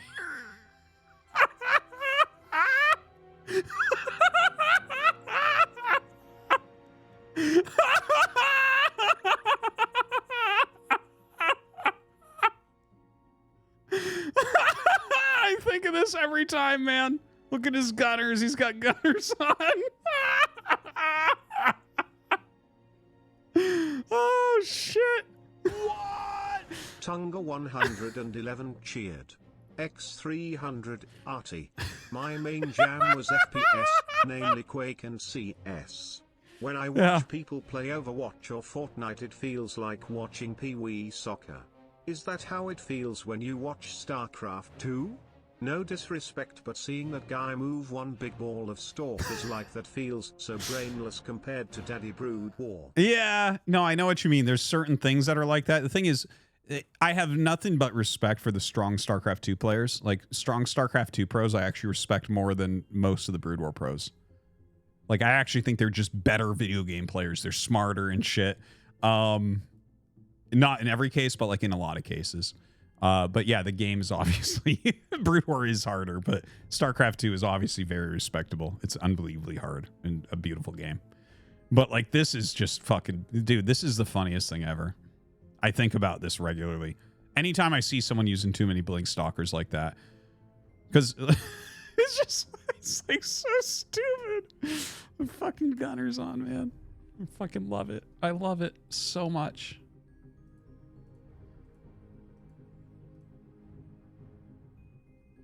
All right, so we're going to be going into Hero versus Estrella, and the winner will go up against Clem. Clem beat Bjorn in the round of 4. 2-1. Pretty nice. Take another look here. All right, so Clem over Bjorn, who took out Raynor, by the way, so we didn't get the Raynor-Clem rematch here. Clem in the finals. Hero took out Parting. Parting took out Dark. It's crazy when you look at it, man. Crazy bracket. So yeah, PvP here, and then we'll be doing a PvT, and then the tournament's over.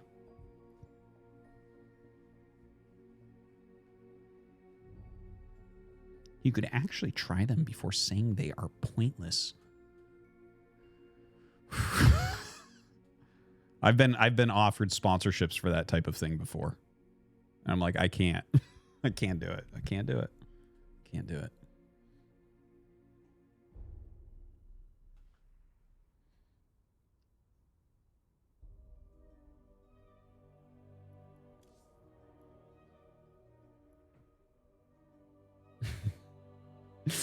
It's just so silly. I think the only claim they try to make is it like blocks blue light or something. It's like, oh my God. Well, I need the blue light to keep me awake. So I don't want to block that shit. So what are we even doing? Although, to be fair, I think my vision has gone down in recent years. Definitely has degraded.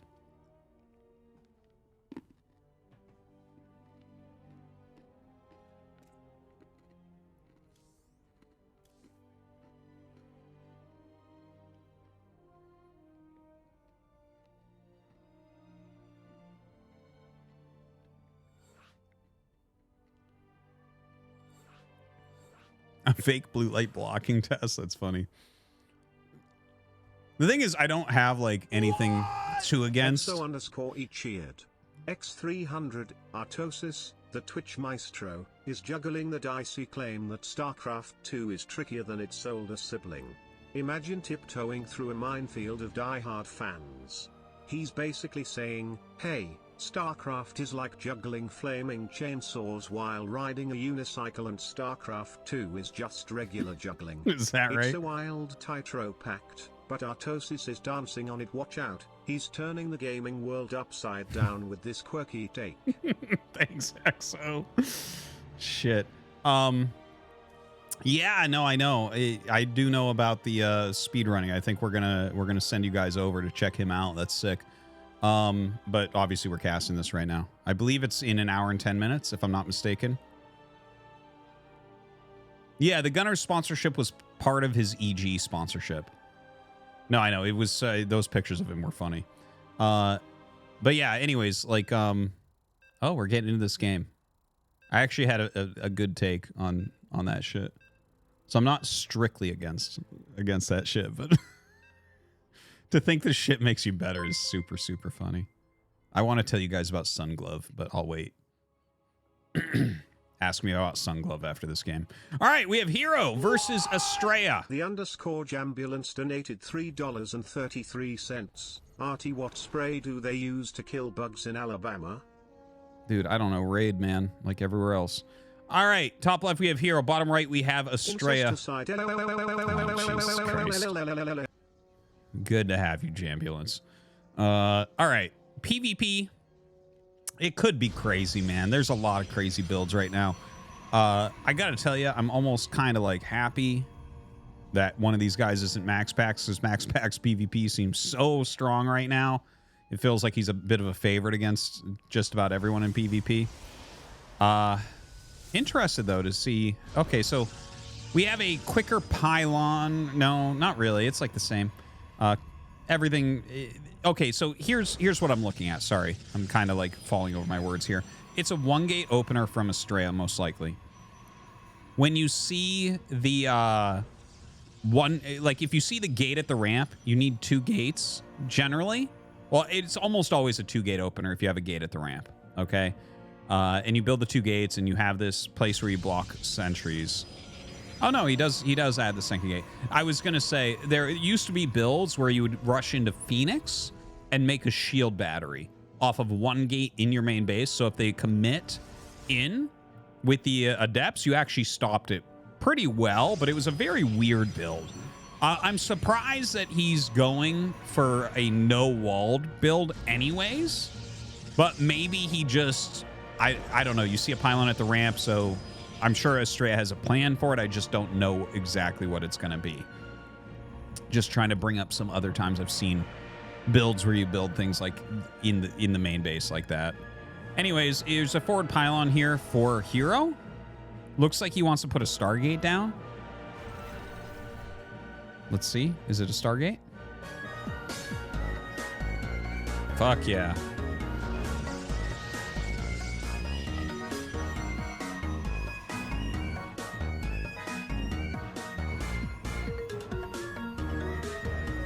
Now that enhances any stream. What? Freud _ Okay, we'll play this after. I'm not gonna play donos right now. We'll play them at the end of the game. Sorry.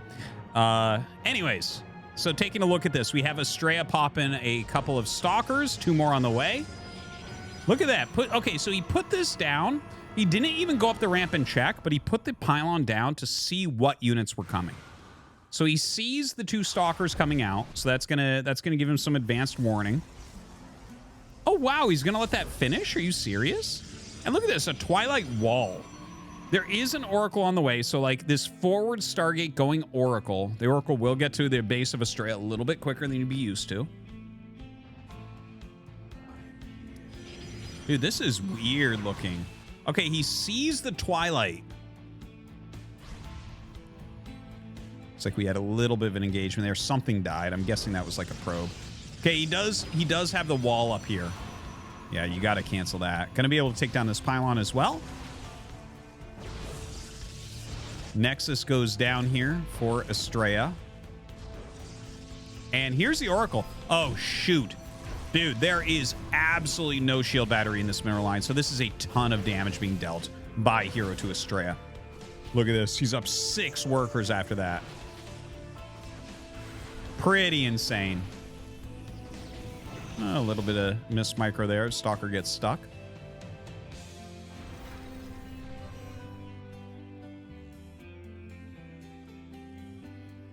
So, yeah, like, for sure, looking at this game, this feels a lot better for Hero right at this moment. That doesn't mean Astrea doesn't have, like, any way to come back. There are some things that he can do potentially here. Like, he's going to get Blink a lot faster than his opponent, so maybe he can do some sort of harassment with it. I'm not sure exactly what he's going to be looking for, whether it's like a Blink up, like an Overwhelm. Those things are kind of uncommon, especially when your opponent has something like an Oracle to keep tabs on your gateway count. Because, like, if you're sitting on 2 gates, you're not going to do it. If you're adding gates, then suddenly they add shield batteries. Hell, you could make a cannon at that point. You start chronoing out a Void Ray, Immortals, things like that. There is a Robo being made. I'm sure an Immortal is going to come out of there very, very quickly. Yeah, the Immortal first here from Hero. And, of course, as long as he's got, like, a shield battery or 2 at the natural, there's very little chance of Astrea really getting damage, but we'll see. He's going across the map. Blink is useful, so maybe he has some potential. It's just when the Immortal comes out, yeah, if you look at that army spread, it's like more workers for Hero and kind of better tech, honestly. You know, once upon a time, the counter when you went Oracle to Blink Stalkers was also going Blink Stalkers, because then you Blink Stalkers plus an Oracle. It was very, very strong, but this Immortal will do the job. Just no real counterattack potential yet. Excuse me. Double Adept here. Gonna go ahead and recall. Ooh! Good move. Absolute worth. Even if those get away, I think that was good. I don't think they will get away. I think he's just gonna get them. Oh, no, 1 got away. Okay. But, yeah, you want to get that Oracle. The Oracle is actually the annoying thing here. So, good recall home. Unfortunately, Astrea is down 10 workers and is not mining for some time. And yeah, it's like there's a lot wrong here. Third Immortal got started. I think we might see a Prism into an attack here from Hero. And that's going to be hard to deal with. If we hadn't had so many probe losses from Astrea, I think he could have maybe gotten into like charge, maybe utilize his mobility as a big X factor here. See, he's trying to get into charge. He's moving out with his Stalker, so he's trying to use his mobility. But it's like he doesn't have quite enough to pull this off. Right? He's lost a lot of probes this game, unfortunately. And early on, too. That's kind of the pain of it. 3 Immortals chunk Stalkers down so fast here as well. Look at this. 3 Immortals just walking towards a big cloud of Stalkers. It like reminds me of a Defiler against anything in Brood War. It's like, yeah, you better run. You better run. I'm very strong. All right, looks like third Nexus is going to go down. The third Nexus is actually quicker here for Astrea. If you're playing against Robo-heavy tech, you actually have to do that. If your opponent is getting quicker bases, like his slower, technically stronger army is going to end up beating you, no matter what. Whereas if you're playing the more mobile composition like this, you take the base because you're threatening attacks and you're on his side of the map.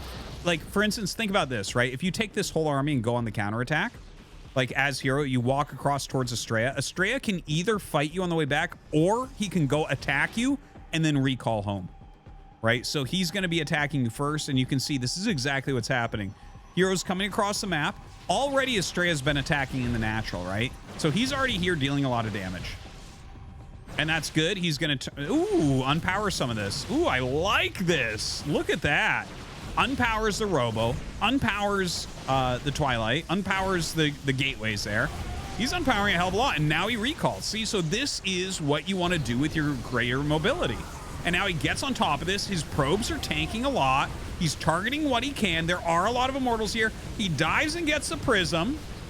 Can Estrella hold this and still have anything left over? Couple Zealots come in.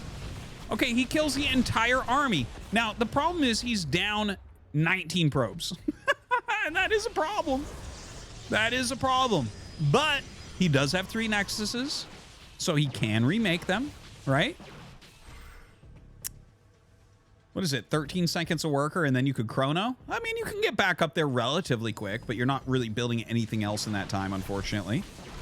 Estrella coming across the map.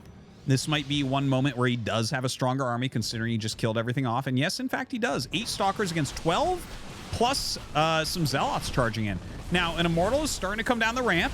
Estrella, oh, is he going to get this? No, he blinks back. He blinks back. He doesn't want to deal with that shield battery. Targeting down the Stalkers as best he can. Oh, dude, the force field is fucking sick. The force field on the ramp is so sick. And he throws another one down. Look at that. That is not going to play here. He recalls instead. But look at that. He recalls into a position where there's nothing to protect it. Dude, Estrella is so good. Damn! Damn! This GSL champion hero there. Estrella gets way behind and fucking schools him like that. My God, Estrella is so good right now. That was sick. Balls up for Estrella, absolutely. Cartwheel emotes. Let's go. That was sick. That was sick. What a fucking badass.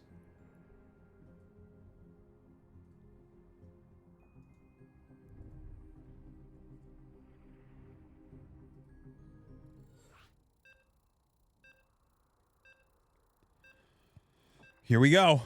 Game 2. Let's see if our underdog hero has any chance against the American. You like that?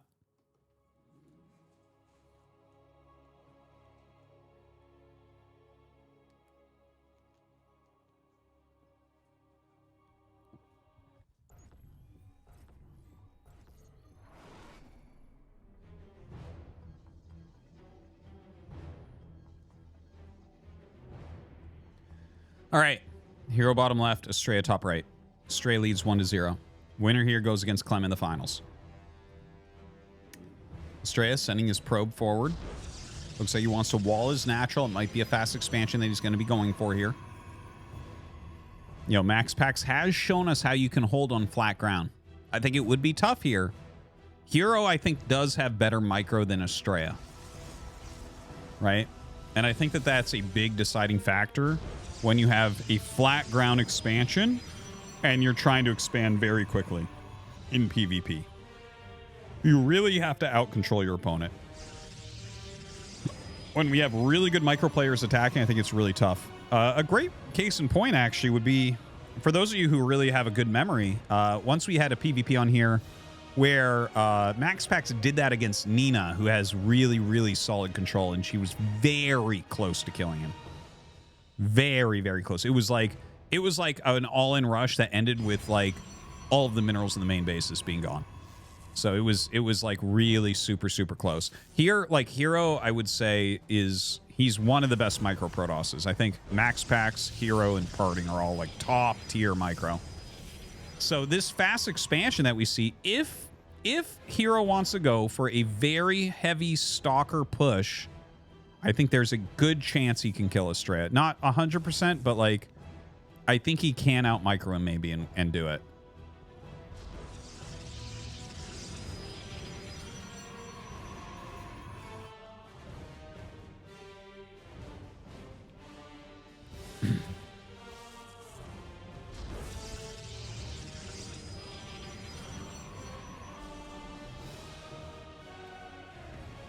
Ooh, I'm excited.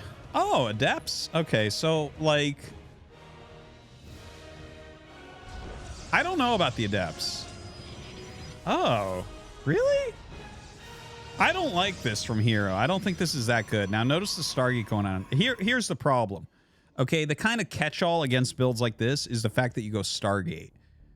If you make Void Rays in general will kill anything robo-based in the early game. Right? So, like, if you, let's say you go Immortals, it doesn't work against Void Rays very well. Let's say you go, like, just Prism and then Stalkers, and you use the Prism as, like, your blink mechanism. Okay, I mean, there's some merit to that. But the standard, like, Shield Battery Void Ray defense is what you're going to be looking at to try to hold that. Anyways, yeah, I don't know. We'll see what Hero's doing, because he's playing it weird. He's got, like, he's going into 4 Adepts, so maybe it's, like, an Adept drop? And he gets a Twilight. A Twilight? I mean, it's too late for DTs, I think. I think if you try to get to DTs, I don't think that works.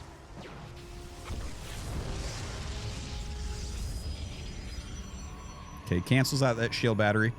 You might be wondering, by the way, why people make a shield battery instead of a pylon in these walls. To plug them, shield battery takes longer to build. So you have longer to cancel, basically. So right now, the Oracle, he actually went Oracle first, and he sees what's going on. All right, let's see this defense. Void Ray is coming, but it's a little bit late. He's holding off on this as long as he can. He's got to get more energy, man. Turning it on, he's only got like a little bit of damage. Okay, runs the probes, doesn't lose that much. A couple more Adepts coming in. Good multitask here from Hero. He's adding in a 3rd gate, by the way.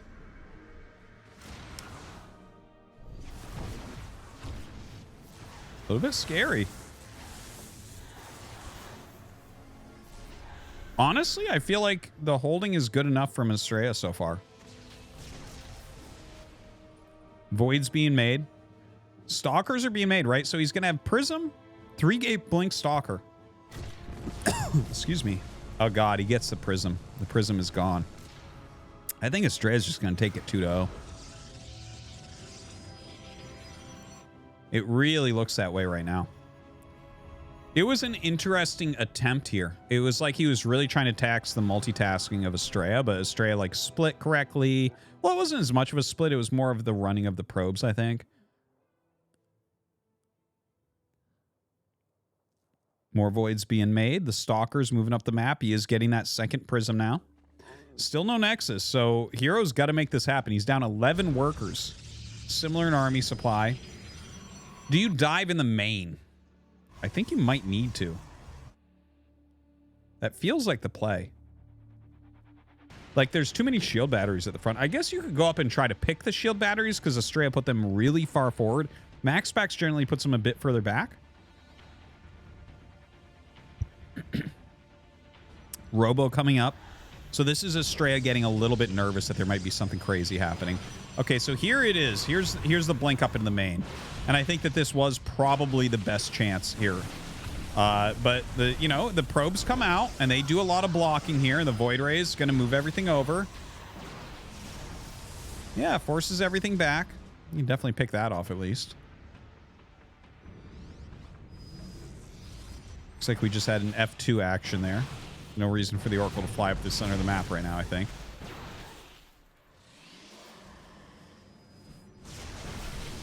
Oh, okay. So the overcharge, does he have the overcharge here? Or does he not have the energy? He's going after that Prism hard, man. Holy crap. And does actually a reasonable surround. Backs up. Still has that healing going on. 3 more Stalkers come in. Hold on. And Immortal pops out. That is going to be a problem. There's the overcharge now. Dude.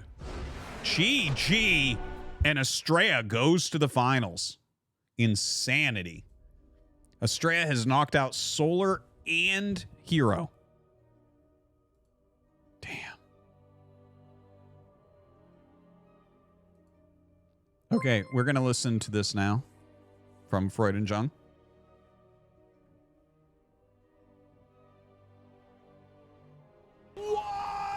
Freud _and_Young cheered. X300, according to the Vision Council of America, 70% of adults experience digital eye strain due to the increasing use of digital devices. Much more than a mere trend, fad, or accessory, gaming glasses provide essential protection against the daily threats that your digital screens pose. Yeah, the Young daily engineers threats. glasses that help reduce digital eye strain and block blue light, providing you with protection that gives you better eyes, better health, and ultimately, a better you. Sounds amazing. Sounds amazing.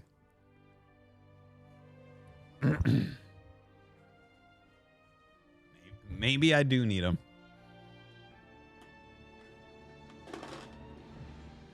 Sun Glove. Yeah, let's talk about Sun Glove while they do the map vetoes. Okay. Well, here's the thing, and gunners are kind of the same for this, okay? Tasis and I used to cast World of Tanks. Okay? Some of you may have heard this before. So we used to cast World of Tanks. We actually really enjoyed it. We enjoyed playing the game. We enjoyed casting the game. It was fun. It was a good time. So World of Tanks have teams of 6. The Korean League World of Tanks. It had a few good teams and then a lot of shitty teams. But it had some good teams. Cow Thief and Pig Thief were on the best team. They were cool. Dude, Cow Thief was fucking cool. Anyways, one of the best teams, they had this guy. The captain of the team was like in his 30s. Okay? And he would go on stage, and he's like the oldest player that we have in the league. And like he looked like he was like cool guy, right? Like just reasonably fit, liked World of Tanks. But on stage, in the studio, inside, he wore sunglasses and he wore a gaming glove. Have you ever seen these gaming gloves? Literally a gaming glove. It's like a weightlifter glove, but they call it a gaming glove. What does that do for you? I don't know. But he wore a gaming glove. So he had sunglasses on and a gaming glove. So I named him Sun Glove. Which was, Tasos thought that was fucking hilarious. But he literally was playing in the studio, doing interviews, in sunglasses, wearing a gaming glove on his mouse hand. Playing World of Tanks, which, by the way, doesn't take a ton of mouse speed and precision. I don't want to insult World of Tanks players. But if you needed a glove, it would not be for this game. Sun Glove, dude. He was a fucking legend. He was an absolute Chad. An absolute Chad.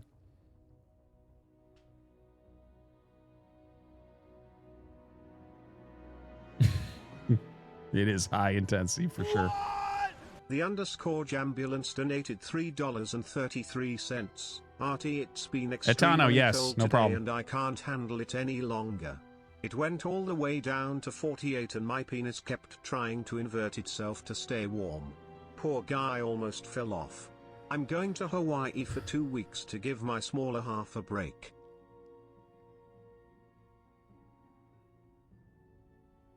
Poor guy almost fell off.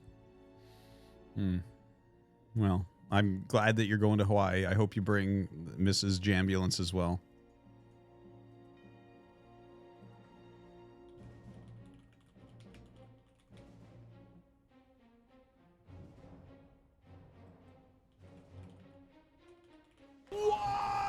XO_E cheered. X300, introducing bottled O2 for gamers, because even pixels need oxygen. Imagine slaying dragons or conquering galaxies without the whole breathless hero thing. It's like a cozy blanket for your lungs. So, next time you're in the gaming zone, take a breather, literally. Your avatar will thank you, and so will your teammates. Because in the end, it's not just a game, it's a breath of fresh air for your gaming soul. Breathe easy, game hard. Sounds amazing. Get me that sponsorship. Okay, so it was like this glove. See this glove? Look at this guy wearing gloves to play Xbox. These guys are such fucking losers. Oh my god. All right, I gotta get ready. We're almost done. I have to play some Brood War in a minute here. Donated $3.33. Oh god, it's so funny. Gets mad when I watch your stream in bed. Apparently it's not good for falling asleep. I'm pretty sure she's one of those Brood War users. Oh shit! You got to get rid of Lady Jams, man. Oh, I'm having a good time tonight. I'm having a good time tonight. Anyways, that's the type of glove that he wore.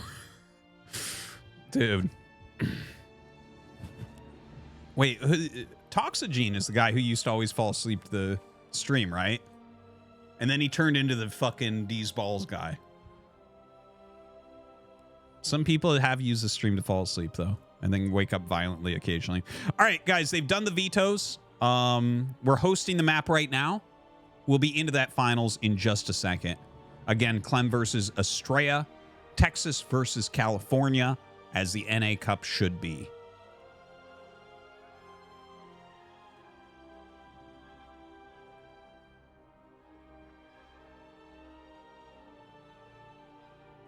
I'm seeing people say that I laugh like Tucker Carlson. I wouldn't know. I've never actually watched him. But thank you, I think. He must have a very smart laugh.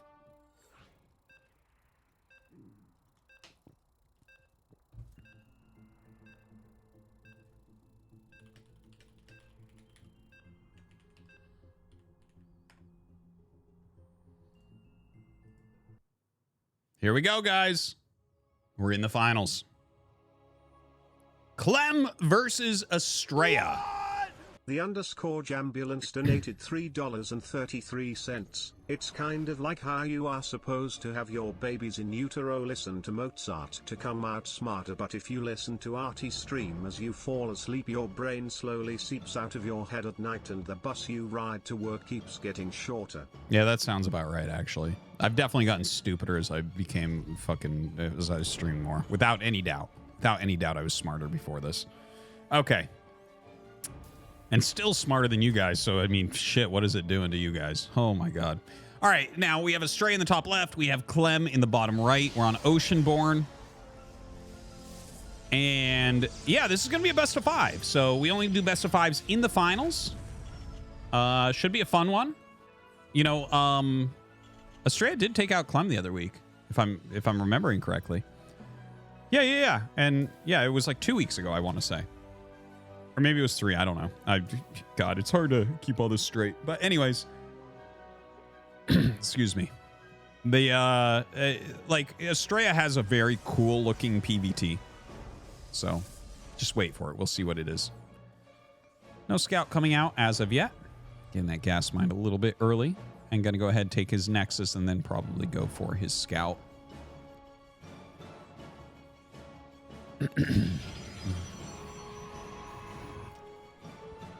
It was last week? Okay, sorry. Dude, I've casted so much StarCraft too that stuff really bleeds in my brain over it.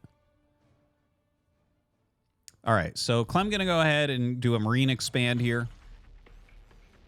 Probably gonna jump up to a factory pretty quickly here. I mean, it could be a reactor, but I don't think so. Yeah, there's the fact.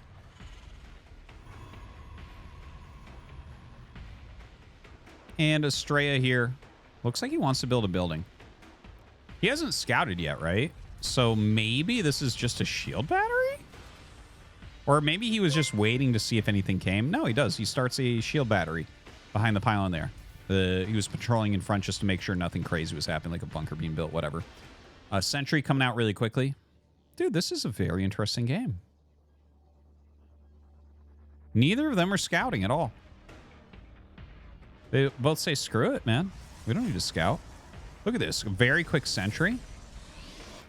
You know, I think that this is a good moment to just mention that a lot of people, like, if you just watch StarCraft and you never got, like, quite good at it, I think it's really hard to imagine how much not scouting with a worker increases your economy. Because it really is substantial. Like, everything will come out quicker.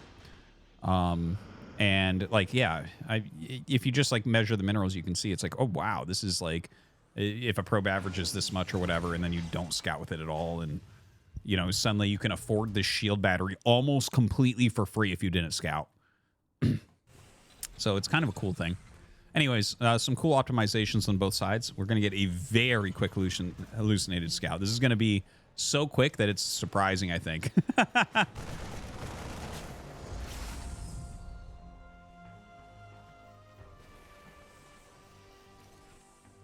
Yeah, well, he gets a ton of intel with it. So, like, it's definitely done its job, without a doubt. We have a tank and medevac on the way. So maybe a little push coming up. That third Nexus, I can't even believe he's making a third Nexus, dude. That is... He made a third Nexus off of a Sentry and a Stalker, I believe. Or maybe it was a Sentry and an Adept. He's, like, making a third off of nothing. One Widow Mine drop going across the map. Guys, you may not like it, but this is what top-level StarCraft 2 looks like.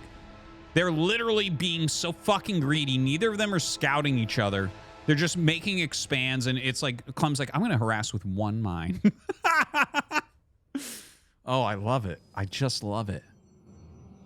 Min-maxing stuff, man. That's the way to do it. That's why Slime Rancher is the third best game ever. Now, in comes this one Widow Mine drop. He's just going to turn around. He doesn't want to lose this. No point. 2 Stalkers sitting in position. But that third Nexus is so fast. Now, Marines and tanks going to start coming out? Like, honestly, here's the thing. This looks like it should work, which is why it probably doesn't. Okay? Now, I haven't seen this build from Estrella literally ever. But when he makes a build, he doesn't make a build that will lose to something like this. So I think what we're going to see here is Estrella fucking smack this attack. I think he's going to smack and Clem's going to be like, what the hell was that? Oh, that was so close to getting what it wanted. Okay, now these 2 Stalkers are going to need to come out here. He has a Sentry. He has an Immortal. Ooh! That is sick. Well, as I say, he probably won't lose this. The Liberator says otherwise, man.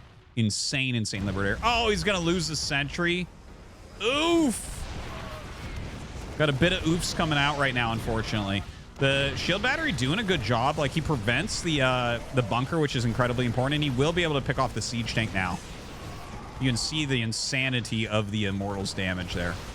So, yeah, you know what? It still works out for Estrella. But I tell you, that the Liberator has done so well for itself. 5 kills on that thing, plus the Mine got a single kill in there. So that is really fantastic from the Liberator.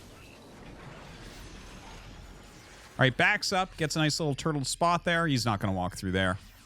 We'll hold it for a moment. Ooh, chasing the Observer, but Estrella does get it away.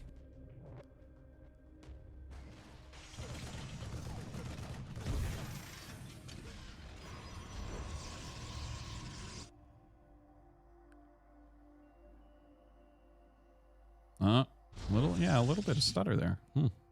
Hopefully that won't remain. We have a double forge coming up here for Estrella. He's got his 3 bases. Charge on the way. Colossus on the way. Stim combat shields +1 for Clem, who is building his 3rd command center on location. He's kept pretty forward on the map. I think he definitely can based on what Estrella's been doing.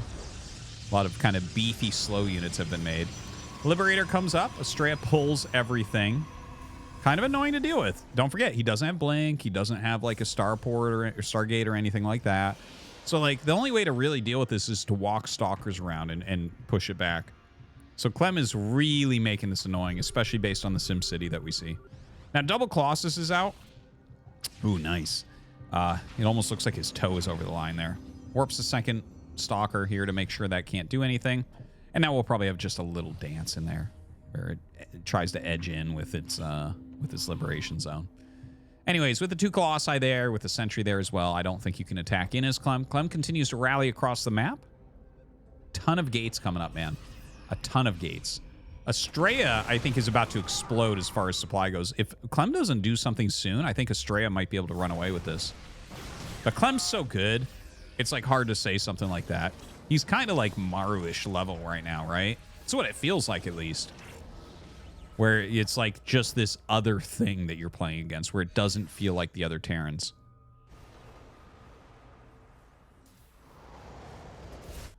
But yeah, with these gates finishing up 1-1, Thermal Lance, Templar Archives, like Estrella is about to be very scary.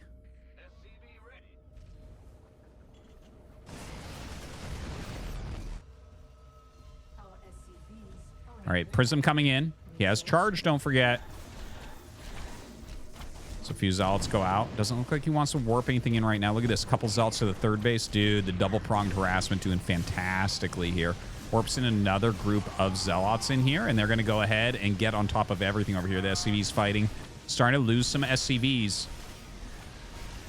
Dude, Estrella, such a god. Such a god.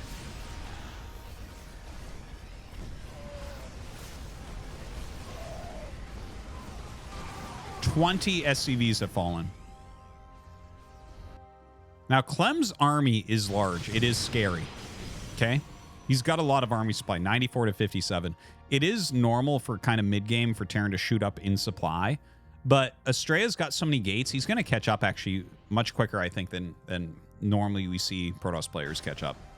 The speed of that third base really making a huge difference this game, I see. Obviously, the Liberator even slowed it a little bit. Imagine if that hadn't happened. My God. Okay, Prism is out here. We have a couple medevacs that are trying to do something. Wow, that's a funny-looking cannon. Is this BGH? What am I looking at? A cannon on the edge of your base like that? You never see that. You never see that. Okay, he sees this. He has double Archon. Oh, dude, look at that. Make a Stargate. Put a fucking Void Ray or Phoenix up there. Don't let him do this. All right, here we go. He has double Archon in here, which is so funny to see. All right, eat some mine shots. Gonna go ahead, back up. Okay, the fourth base gets canceled. That's nice from Clem. At least the two medevacs got something done. Clem, by the way, does have another command center started, so he's actually gonna get his fourth base maybe up quicker than Estrella. At least he does have it started. I don't see Estrella necessarily going to attack quite yet. I think you have to wait for 2-2 to attack for Estrella. But honestly, I think once he gets 2-2, he should attack. Your army's not going to get that much better than Terran. It's not going to continue to scale. Another Colossus on the way. Starts a fourth Nexus, different location. Look at this. Double Archon drop with a Zealot warp in immediately. Clem moving a big army up here. This is really weird, man. Having those Archons in there, how useful is that? Not entirely sure. He does punch in now just before 2-2, unfortunately. Okay, one finishes. +2 attack almost done here as well. We have a counter drop from Clem. Estrella just shredding with those Colossi. Does end up going for the recall play. Ah, I think he lost 2. Yeah, he lost 2 during the recall. Always painful. This drop from Clem in just the perfect location. Ooh. All right, another Robo coming up. A lot of Stalkers being made. At fourth base, almost done. Clem floating to his fourth base. I got to tell you, this is wild to me how well Clem has done. Really, it is. It feels like Estrella has done many good things this game. You know, obviously that attack, it started on 1-1. It didn't do perfectly. The Archon drop, I'm not entirely sure of. And now Clem just running forward and killing everything, man. Just absolutely brutal. Picks off a lot of the key units here. You know, he didn't have enough charge lots to really stop that from occurring, unfortunately. He lost a lot of units across the map on his own attacks. Right now, they're both on those same worker counts. The technicality, without any doubt, is much better for Clem right now. He has his fourth base. He's dropping some mules. We got to get probes over there. 4 Estrella, 4 probes at a time right now. Disruptor's coming out, so we're kind of entering that point of the later Protoss game where it's going to be more Zealot, Stalker, Disruptor. But you need to have a lot of Disruptors to make them work, especially against someone really good at micro like Clem. You know, he's going to be able to dodge Disruptor shots quite a bit. So you have to have enough that it's like kind of endless. Not exactly endless, but you know what I mean, right? Like 2 Disruptors is not that scary. 6? Okay, we're getting somewhere with 6, right? Okay, well, that's solid. Get some mines. Always nice to pick off some mines. Yeah, gonna pick up that one as well. Good kills, good kills.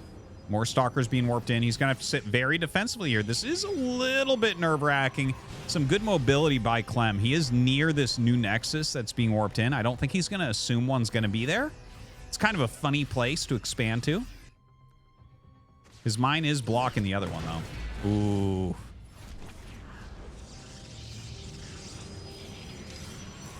All right, Widow Mine drop. Kind of annoying, but he is making a cannon to try to help deal with that.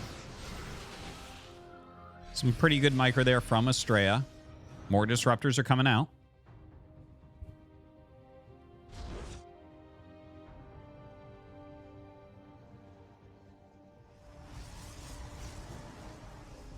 Estrella now finally does eclipse the supply of Clem once again.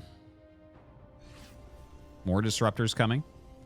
A lot of racks is being added on. You can see that Clem has been a little bit more efficient this game. Ooh! We missed that one, but it looks like we had a good disruptor shot.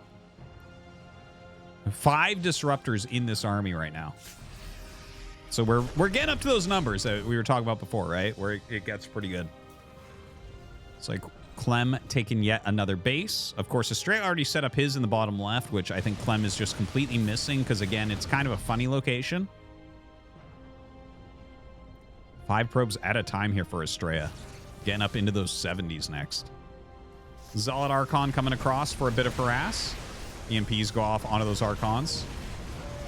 Oh, look at that. The Archons actually catch the Vikings a little bit. And, I mean, they're dealing some damage to those SCVs. You normally don't see this, though. Like, Zealot Archon as the harassment force as opposed to just Zealot.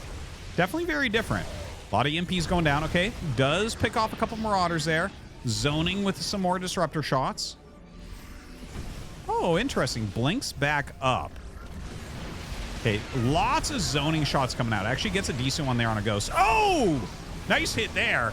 And in fact, oh my god, I can't believe he didn't get that one. Somehow Clem targets that one down. Clem GG's and Estrella will take game number 1. Could somebody please message the Starcraft Reddit? A Protoss player just outplayed Clem in PvT. But hold the fuck on. I was told that Protoss has nothing that can work in the late game. I was told this. So what the fuck did we just see? Well, Clem must be bad then. Wait a minute.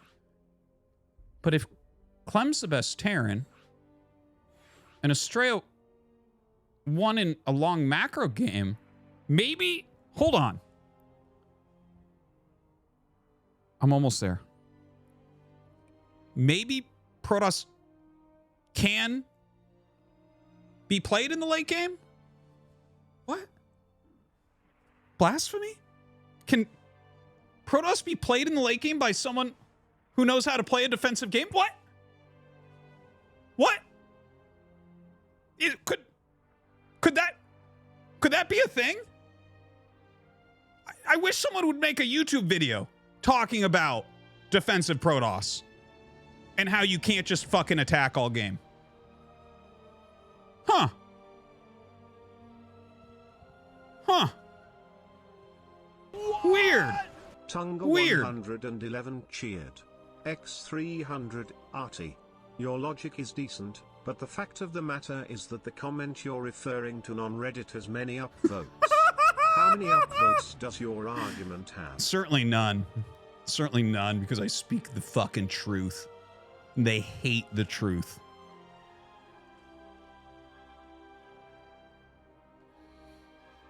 Yeah, but what about the fact, Artosis? You know, I made that video about Protosses just need to actually learn how to play defensively if they want to win championships and shit. If they want to win games. And, like, I literally point this out. And most of the comments are really people trying to explain to me that Protoss units suck and can't be used in the late game. Well, Estrella has something to tell you. Holy shit. Look at that. Isn't that crazy?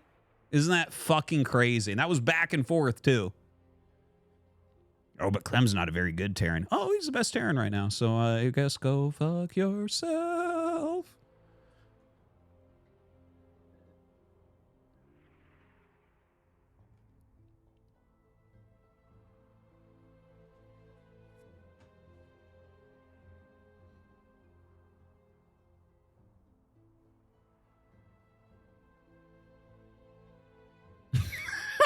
Echo, what's up, man?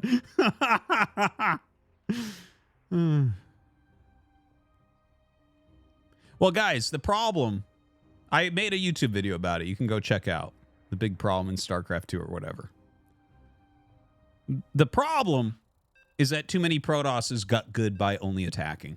Learn to fucking defend, bros. All right. Let's go in our next game.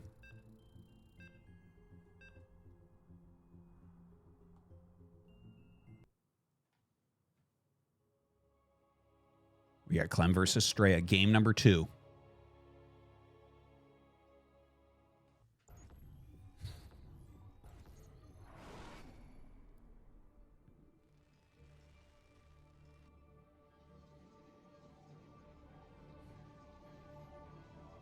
Too many tools and gimmicks, never had to learn. Unlucky. Exactly. Actually, exactly.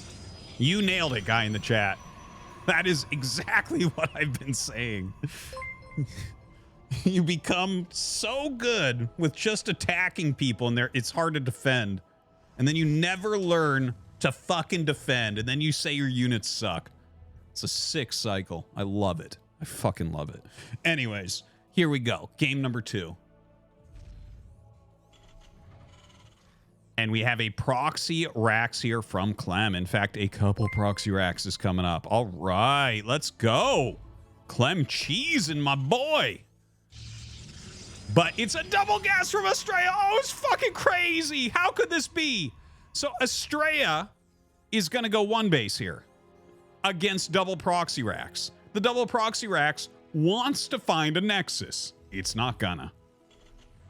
Are you really trying to cheese a North American Protoss player? Clem? Come on now. North America, they don't get cheesed. And if they do, they're so used to it. You're not going to beat them with cheese, not from Europe. These +3ers from Europe, man. Always getting +3 attack upgrades. You're not going to be able to cheese out our North American Estrella. Okay. Zealot walks out. Clem sees. This is funny because, like, the units are leaving for Estrella. Like, this could go very wrong for Estrella, too. I'm, like, making a lot of jokes here, but, like, if you just show up in his base with 6 Marines and 2 SCVs, it's like, well, shit can go wrong for Estrella for sure. Like, you definitely want to be doing a 1 base build here, but this could be really bad. Look at this. Look at this. Okay. He recalls the Zealot, right? Okay, for the flank. There you go. There you have it. Okay, okay, okay. Honestly, even snapping the SCV's neck might be a decent play. Okay. Ooh, loses that Adept. But you know what? He's pulled so well here. He's pulled so well. What has he done, chat? Defend. Oh, my God. Protoss can defend as well as attack? Oh, my God. That's crazy. Okay, so a Void Ray on the way. Oh, my God, a Void Ray. I love it. I love it. But there's a Cyclone for Clem, so I guess we'll see how that's going to end up going down. Zealot popping out here. Taking a little bit of damage. Going to run back. Oh, another unit coming. He has to be careful about that. Okay, it's a shade. Well, he's shading through it, rather, is what I'm saying. And are we going to have some shield batteries here? Some shieldy bats going down. He's going for it, man. Let's see now. Where is the Cyclone? Did the Cyclone leave the base? Yeah, I believe it did. Yeah, the Cyclone is actually out of the map. Okay, so Cyclone coming back.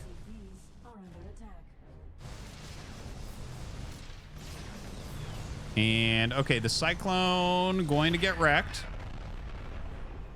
Shield battery almost done. Almost done. Gonna need to make a Viking here, I think. I think Estrella is going to go up 2-0, man. It looks that way. All right, Marines are coming back home. Look at this. He doesn't turn this on. I feel like a lot of players would have. I think he's just waiting for the next unit. Nomadic _ cheered. X300, Clem doesn't have a 100% win rate. So, therefore, the game is balanced. Thanks RT, mind blown, mind blown, mind blown, mind blown. I'll talk about you later. My fucking internet friend who's so stupid. All right, so Estrella right now is kind of crushing through here. Like, his Void Rays are not going to be stopped, I don't think. Look at this. Ooh, trails that Viking for a moment. Does have to back up and get rehealed, though. Yeah, his Adepts tanking quite a bit. The SCVs, good job coming out to fight. Yeah, gets that as well. And a third Void Ray comes up. So that's going to be it. GG. Estrella goes up 2-0. Hey, so Nomadics SWFA. Did you know that taking what I say and rewording it some way that I didn't mean and then saying it sarcastically is not actually how you win an argument? Now, I know that you're a Reddit user because that's basically what they do on that website. But that's not actually how you win an argument, and that's not actually how you prove anything. So you should probably get off social media and read a fucking book and learn how to actually argue about things. Thank you very much. You know who donated $3? FPS games require intensive map knowledge and mastery of movement mechanics. Neither of which transfer between different games because they are fundamentally WASD are different in every completely game. different. Aim is important, but nowhere near as important as the other two. Yeah, I use arrow keys in one FPS, and when I had to use WASD in another one, I just couldn't figure it out. It was crazy. All right, we're going into game number 3. We have Clem against Estrella. 3, 2, 1. No.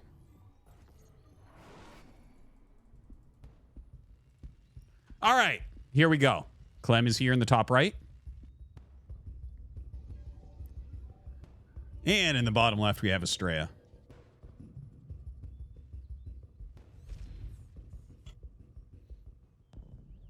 Ooh, we're going to have Clem do a little bit of cheesery again. Maybe.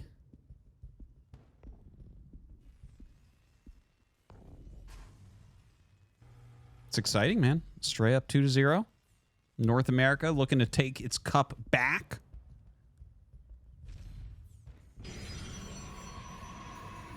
Down goes the gateway.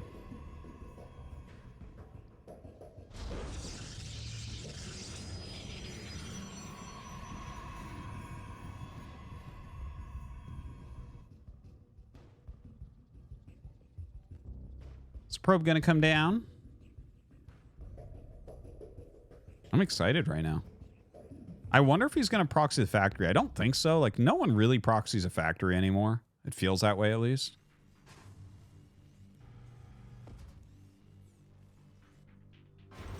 How excited from 1 to 10? I'm at a 4 right now because I already know Estrella is going to win this series. This is pre-recorded, guys. And Estrella ends up winning. He ends up winning 3-1. He loses this game to this rush.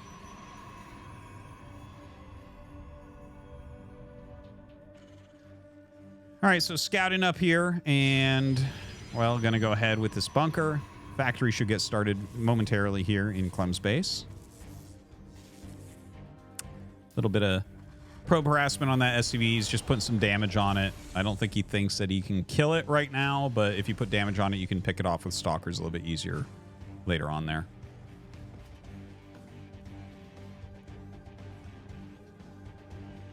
Stalker is on the way. Shield battery comes up. Kind of a funny shield battery location. Probe's still alive in that main base. Okay, Stalker comes out. Ooh, loses 2 probes. 2 probes was the standard of what you could lose against Proxy Reaper at one point in the game. I think nowadays people have gotten a little bit better. It's not that common.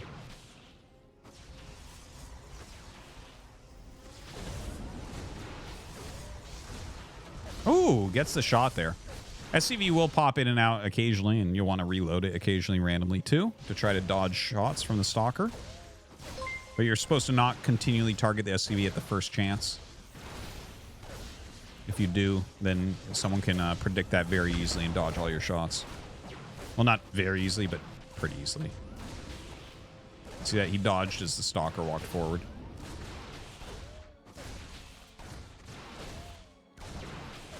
Oh, he's going to take some hull damage here. Uh-oh. No way out for this dude. Go for some disruption here on the probes. Twilight gets made.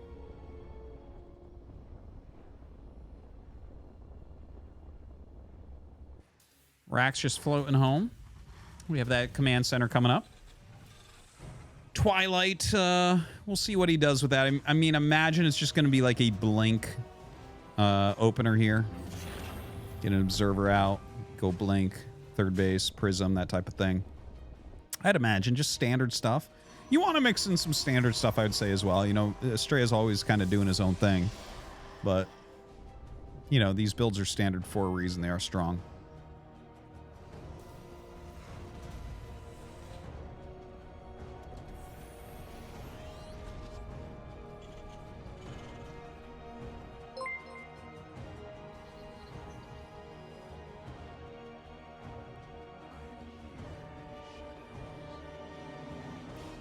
All right, Estrella sees the incoming medevac. It does have the one mine drop. Once again, I'm loving seeing that.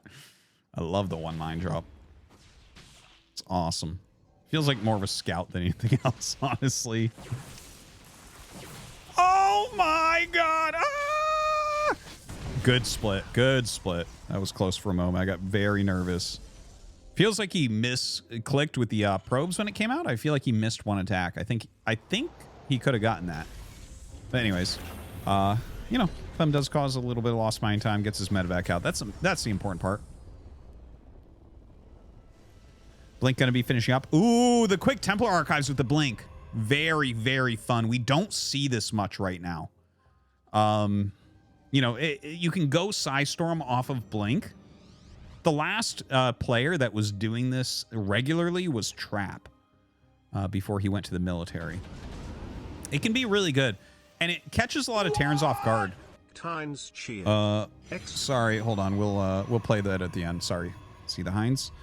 Third Nexus on the way, but yeah. So basically, Ghost Academy generally is slightly later tech, and if you go for like really quick Storm with Templar Archives, now I don't know that that's what he's going to do. Okay, there it is. It makes the most sense here, but a lot of times you catch them off guard where they just don't even expect it. Now we have this Raven flying around looking for some damage.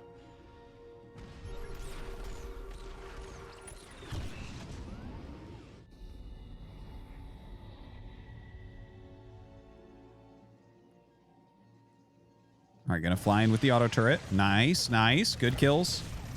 2, 3 maybe. Woo! Very close. All right, gets 2 kills there. Pretty reasonable. Another one. Another 2. Nice. Really well done by Clem. Good harass.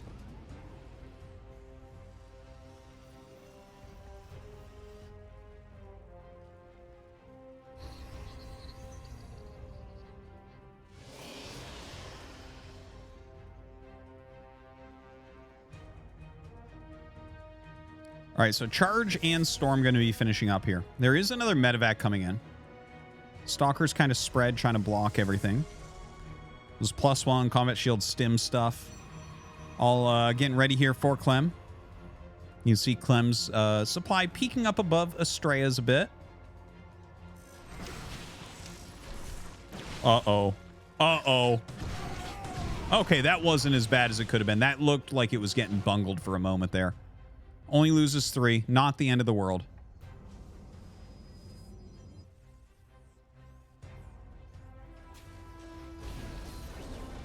Forge coming up. A couple of High Templars in there. 3 with the army as well. This is going to be kind of fun here to see how these storms do. Because again, this is not too popular right now. People are much more into Robo. Nice blink forward there. Reduces that army size slightly. Gonna back up, gonna back up.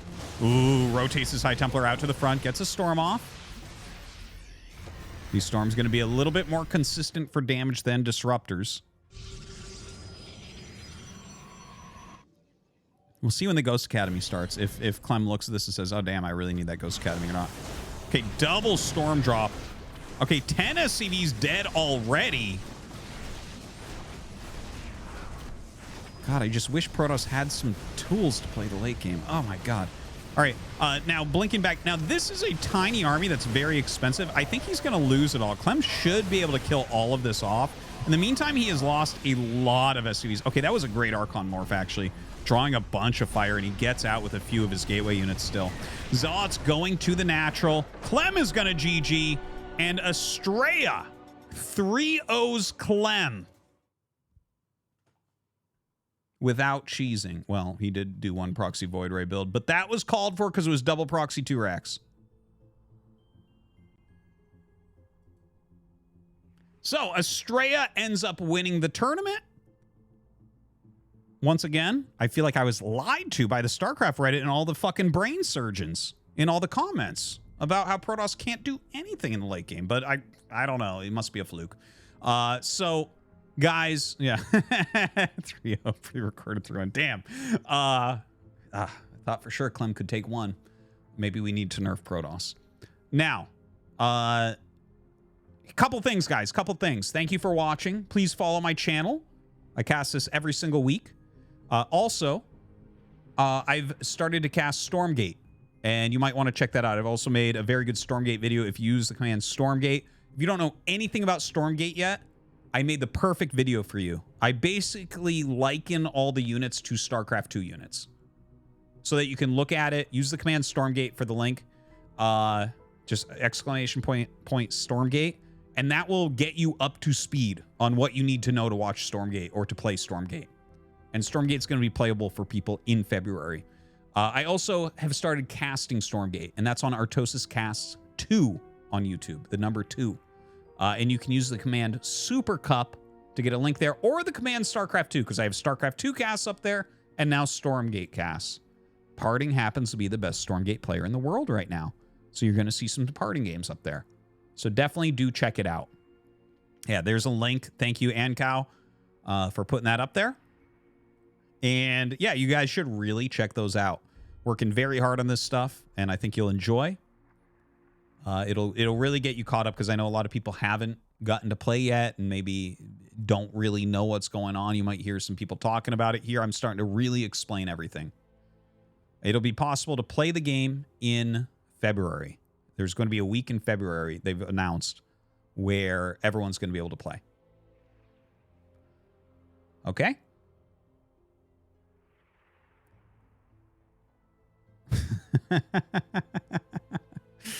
Okay, so another thing, a big thank you to Mapu for being our observer tonight. You can use the command Mapu to follow his stuff.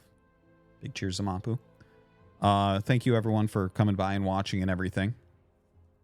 This has been fun. It was actually a very fun tournament tonight. This was one of the more fun nights for me personally, casting. I don't know. It was just good times. Good times. You guys were good sports. I'm going to play the donos in just a second here. What? Nomadics_for cheered. X300. Hey, robot. Hey, robot. Hey, robot. Hey, robot. Hey, robot. Hey, robot. Hey, robot. Hey, robot. Hey, robot. Hey, robot. Tell Artie I may have been trolling. Like the internet does. What? Internet Degenerate donated $3.33. It's fine. When you were pursuing a career in StarCraft, did you experience any anxiety around not making it and failing, and if so, how did you deal with it? Asking because I am graduating with a tech-related diploma under the shadow of mass tech-related layoffs. Yeah, dude. No, absolutely. I mean, I can't tell you how many nights, like, okay, so basically my history, I started playing very early, wanted to get good, practiced really hard all the time. I practiced harder than anyone in the foreign scene. Like from 2004 onwards, I was playing as much as Korean pros. And dude, there were nights, because I switched my sleep schedule. So I would play all night with Koreans and sleep during the day. So I was fucking up my life, had no friends, I just I felt like a pile of shit. And there were so many nights where like I would lose too many games in a row and I would fucking just walk over to the corner of my room. Canadian Iodine. Hold on. I would walk over to the corner of my room and just fucking cry. This is me in my early 20s, just fucking sobbing because it's like I'm trying so hard and I can't do it.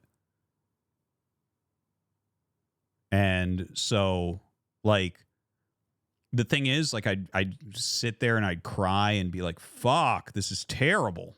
And, then I would pick myself up and get back to work.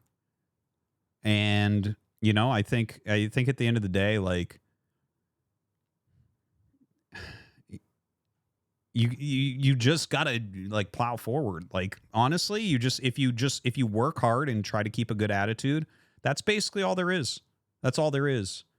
And look, as far as anxiety, and I think it was like Bruce Lee that said this, if I'm not mistaken, but it's like anxiety is the fear of a future change in your status, right?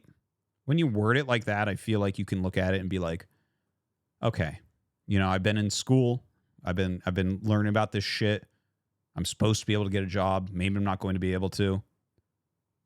For every Artosis, there are 99 nerds that didn't make it. Well, none of those 99 worked as hard as me. So in this case, like, I guess you could say that, but definitely they didn't work as hard as me. But if you just don't give up, if you just work hard, good things can happen to you. And I mean, you gotta keep focused. You gotta keep going. I mean, it sounds trite and everything, but it is true. If you just put the fucking work in, sometimes you got to eat shit for a while to make it. That's for sure. Good luck.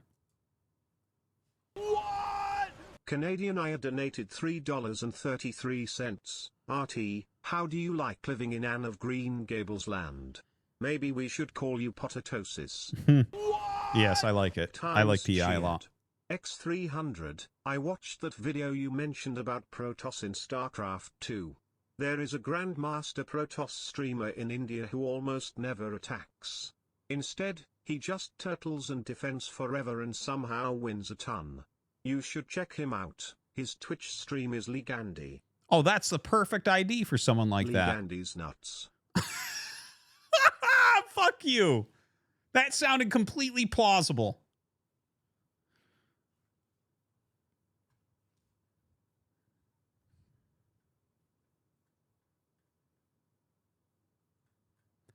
Okay, and we got to play this. Konnichiwa, Goku desu. 3, 2, 1 でSuper Saiyan 人になります。アップアップアップメバファーサヤ Fuck, why did we play this?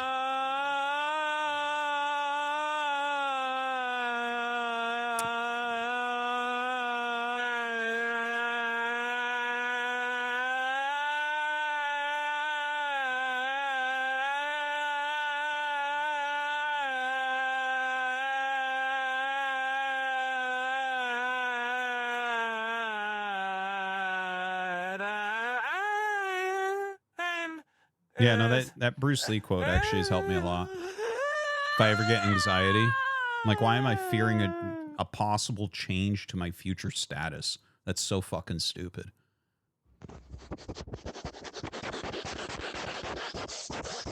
Three of her fingers. Yes, I'm aware, guy in the chat. I'm going to send everyone there in a minute. Oh, excellent. I lost three of her fingers. It's so annoying. It's so annoying. I lost my tasteless. Haha, COVID taste, losing taste. Three of her fingers.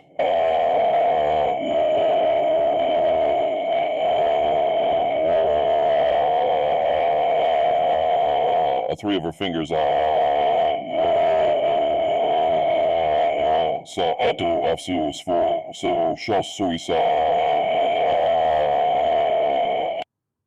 I see some I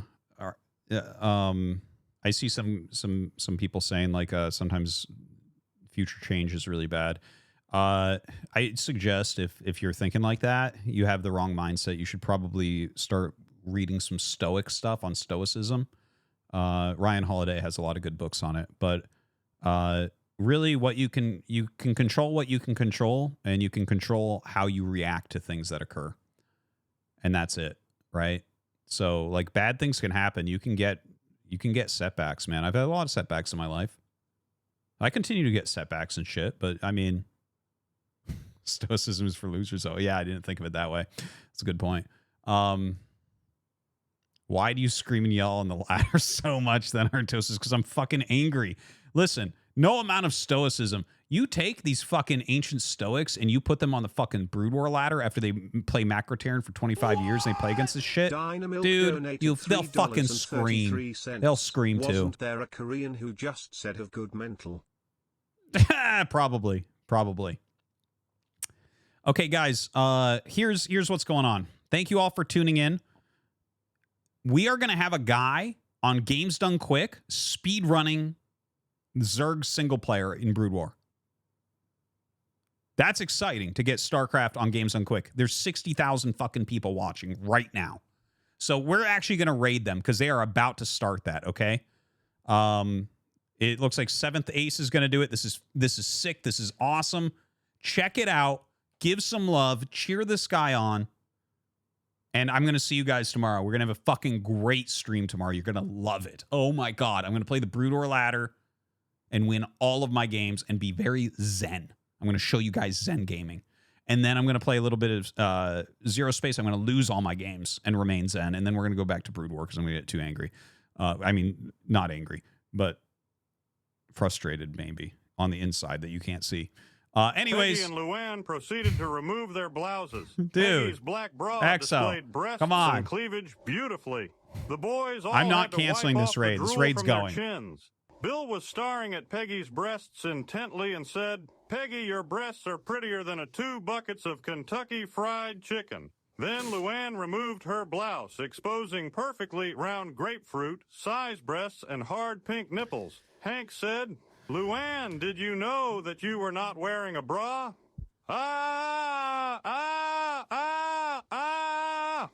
All right, guys, thank you for coming. Enjoy this StarCraft speed run. We'll see you tomorrow.